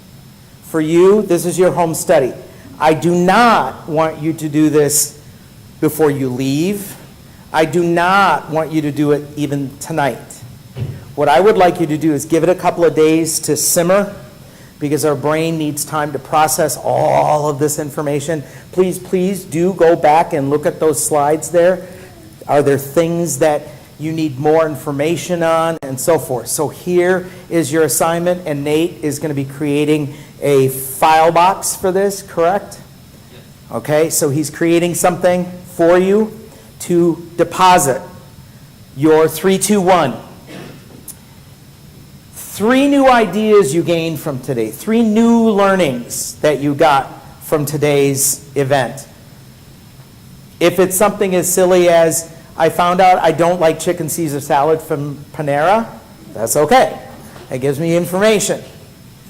But hopefully it's about what you've learned today, or what we've been talking about today. 2 areas where you know you are going to need area of development. Might be resources, it might be professional, it might be guidance, it might be, a website, whatever. 2 areas where you know you're going to need some help, because you are the front line right now. You've got to be steeped in knowledge about this before it can go into the classrooms. The minute you run back to your building and say, oh, we're all going to differentiate, you are going to cause utter chaos. You are going to have teachers slamming their door and go, here we go again. This is what we want. Yeah. You said you never gave it to us. And now you're giving it to us, and I don't want it. Yeah, you don't want that to happen. This is not something that we're going to roll out tomorrow. No, we've got to come to a deeper understanding of what are we talking about. We need to have the tools, the language, the verbiage to be able to discuss this with our staff and move them from unconscious incompetence to conscious competence. That's where we need to move everyone towards. So what are 2 areas that you think you are going to need development with? And one question that still is remaining with you.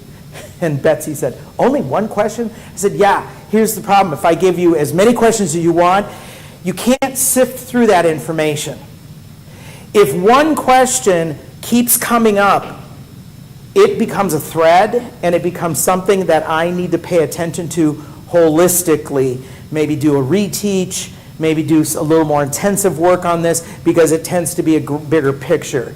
If only one question comes up about X, that's an individual issue, and I can pull that student aside, and I can readdress that with that student, okay? So that's why I only say one question, because you could just throw out a whole bunch of questions. Now, if you get a silly question like, when is lunch? Okay, I know where you're at, all right? So this is your to-do for your home study. I want you to reflect on this, think on this, and do not hesitate. If you want to email me, you've got my email address there.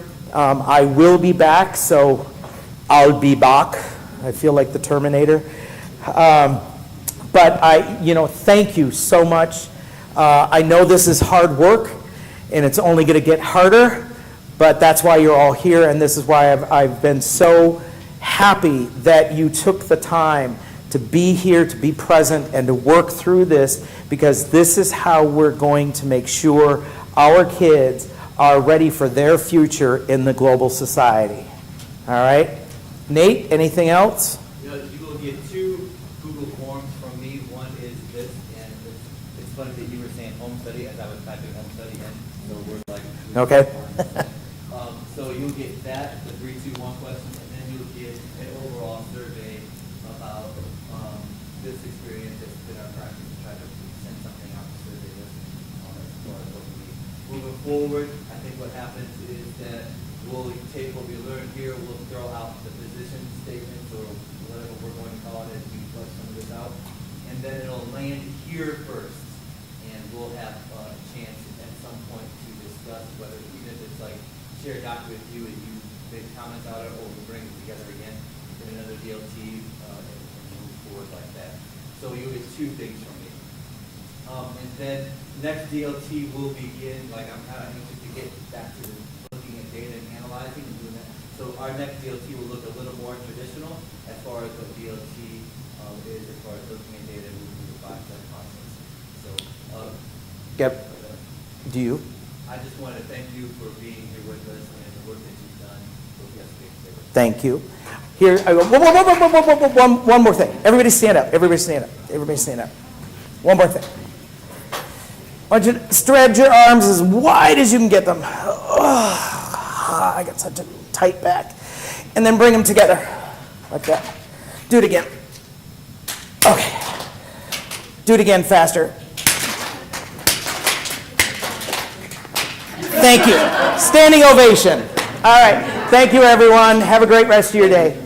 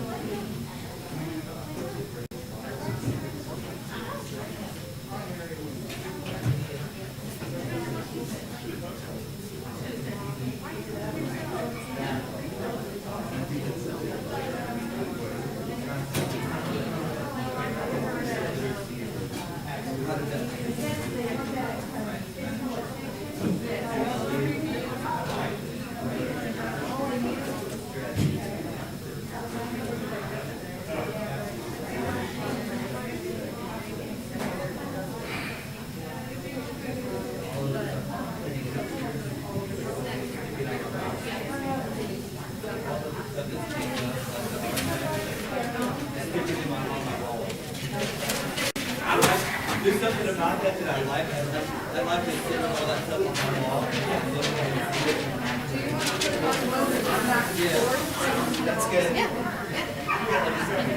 Layering the stickies. I love it.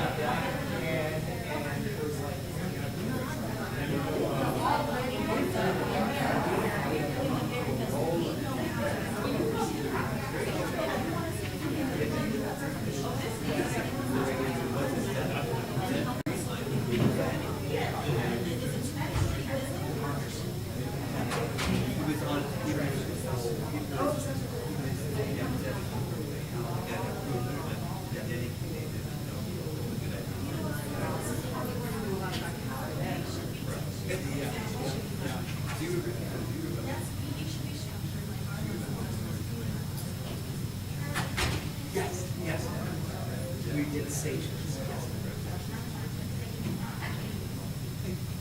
That's right, he came out, it's like, oh, Wendy, he came out of the closet. Yeah, always thinking that. We still, that's still that. We had a good time. Oh, we were good days. And then, so we would do secret shit.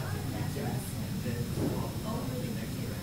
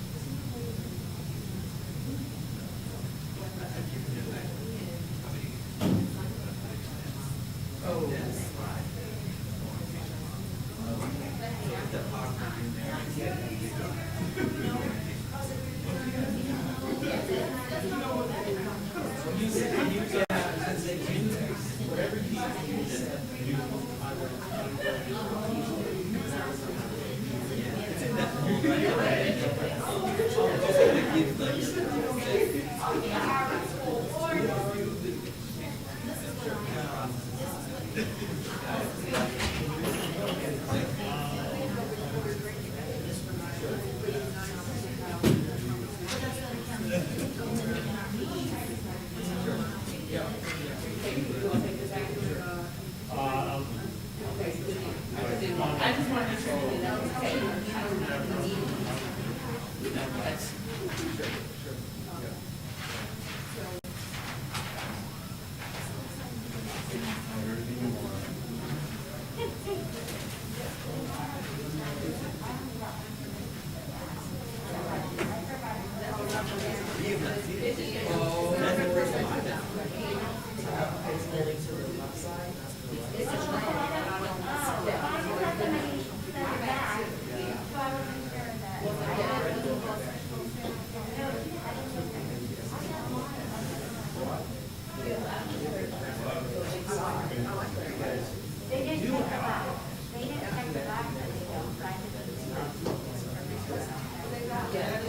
We don't really need that back.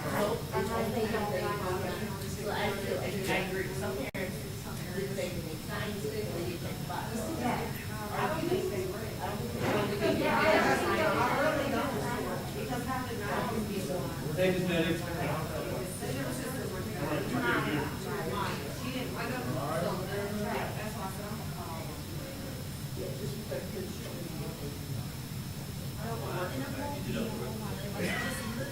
Well, you know what? That was the zero. Well, yes. In pictures of them sitting in line to go to the bathroom, in the cafeteria getting their drink, walking in the hallway. So when teachers.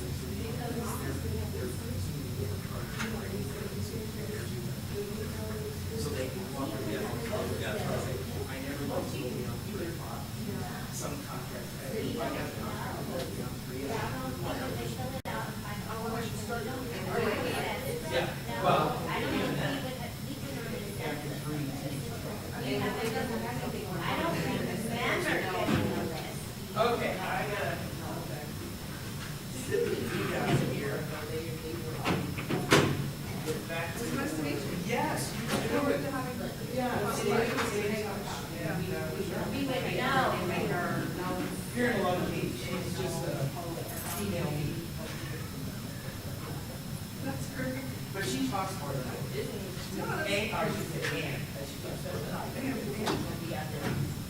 yeah, so, her and I do, well, actually, that is the National Association. And we're doing a session.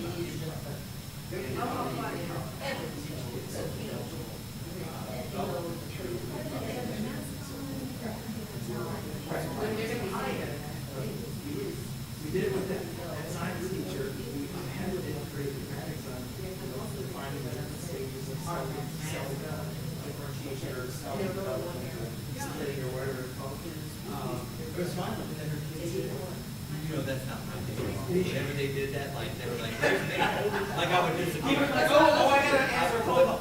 I looked at you. I would disappear. Like, We did try to force you in. Oh, right. They have all these, they have all these Latin stories, but that makes it You're right, that you know, connecting and touching and all. And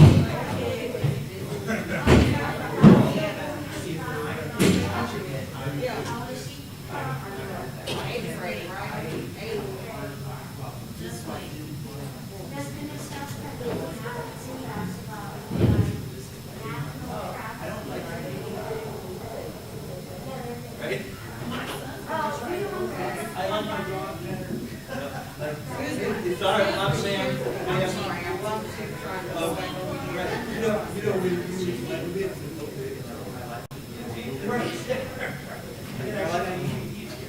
I was like, this is all right.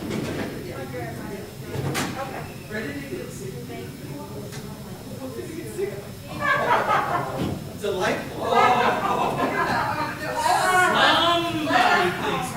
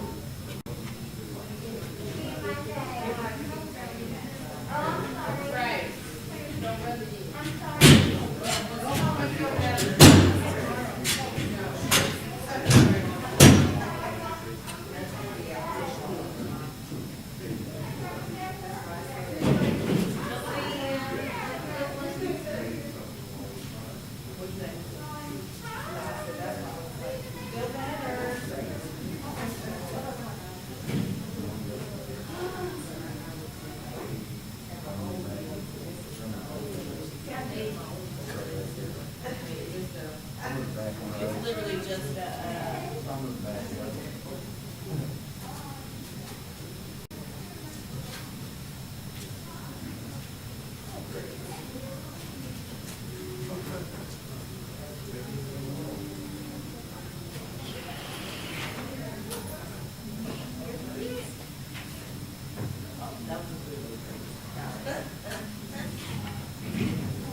sometimes they are. Oh, great.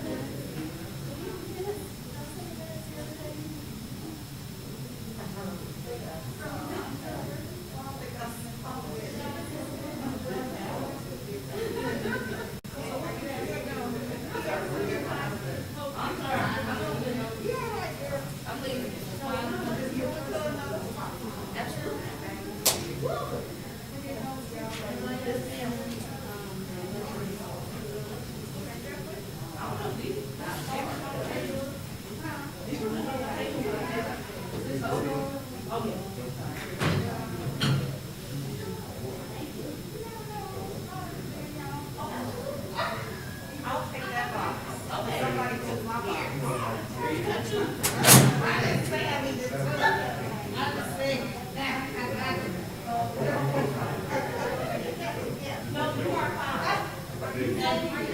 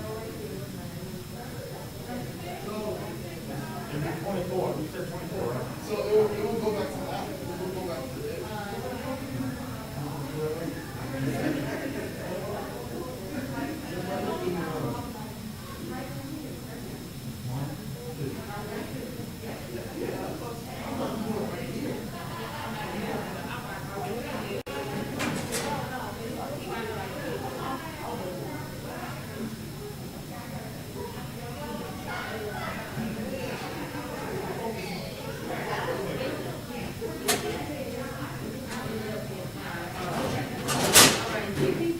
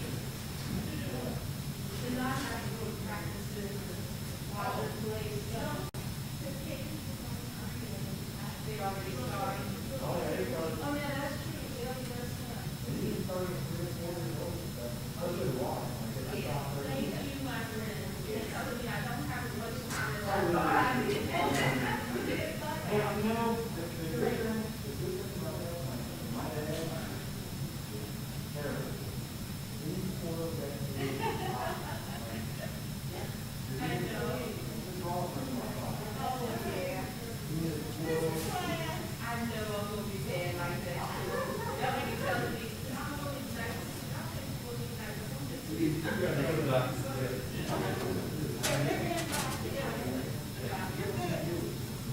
next time.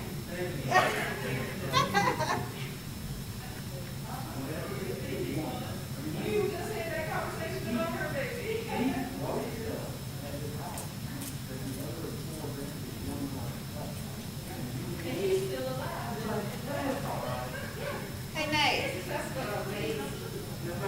Is this you? Get Nate. Is this curriculum? Is that yours?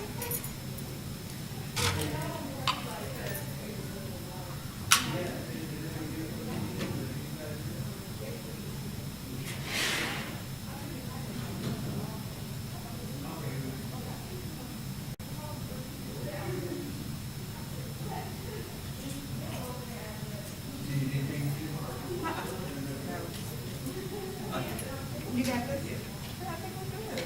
Whose stuff is good? I don't know who that is. Okay. If anyone asks,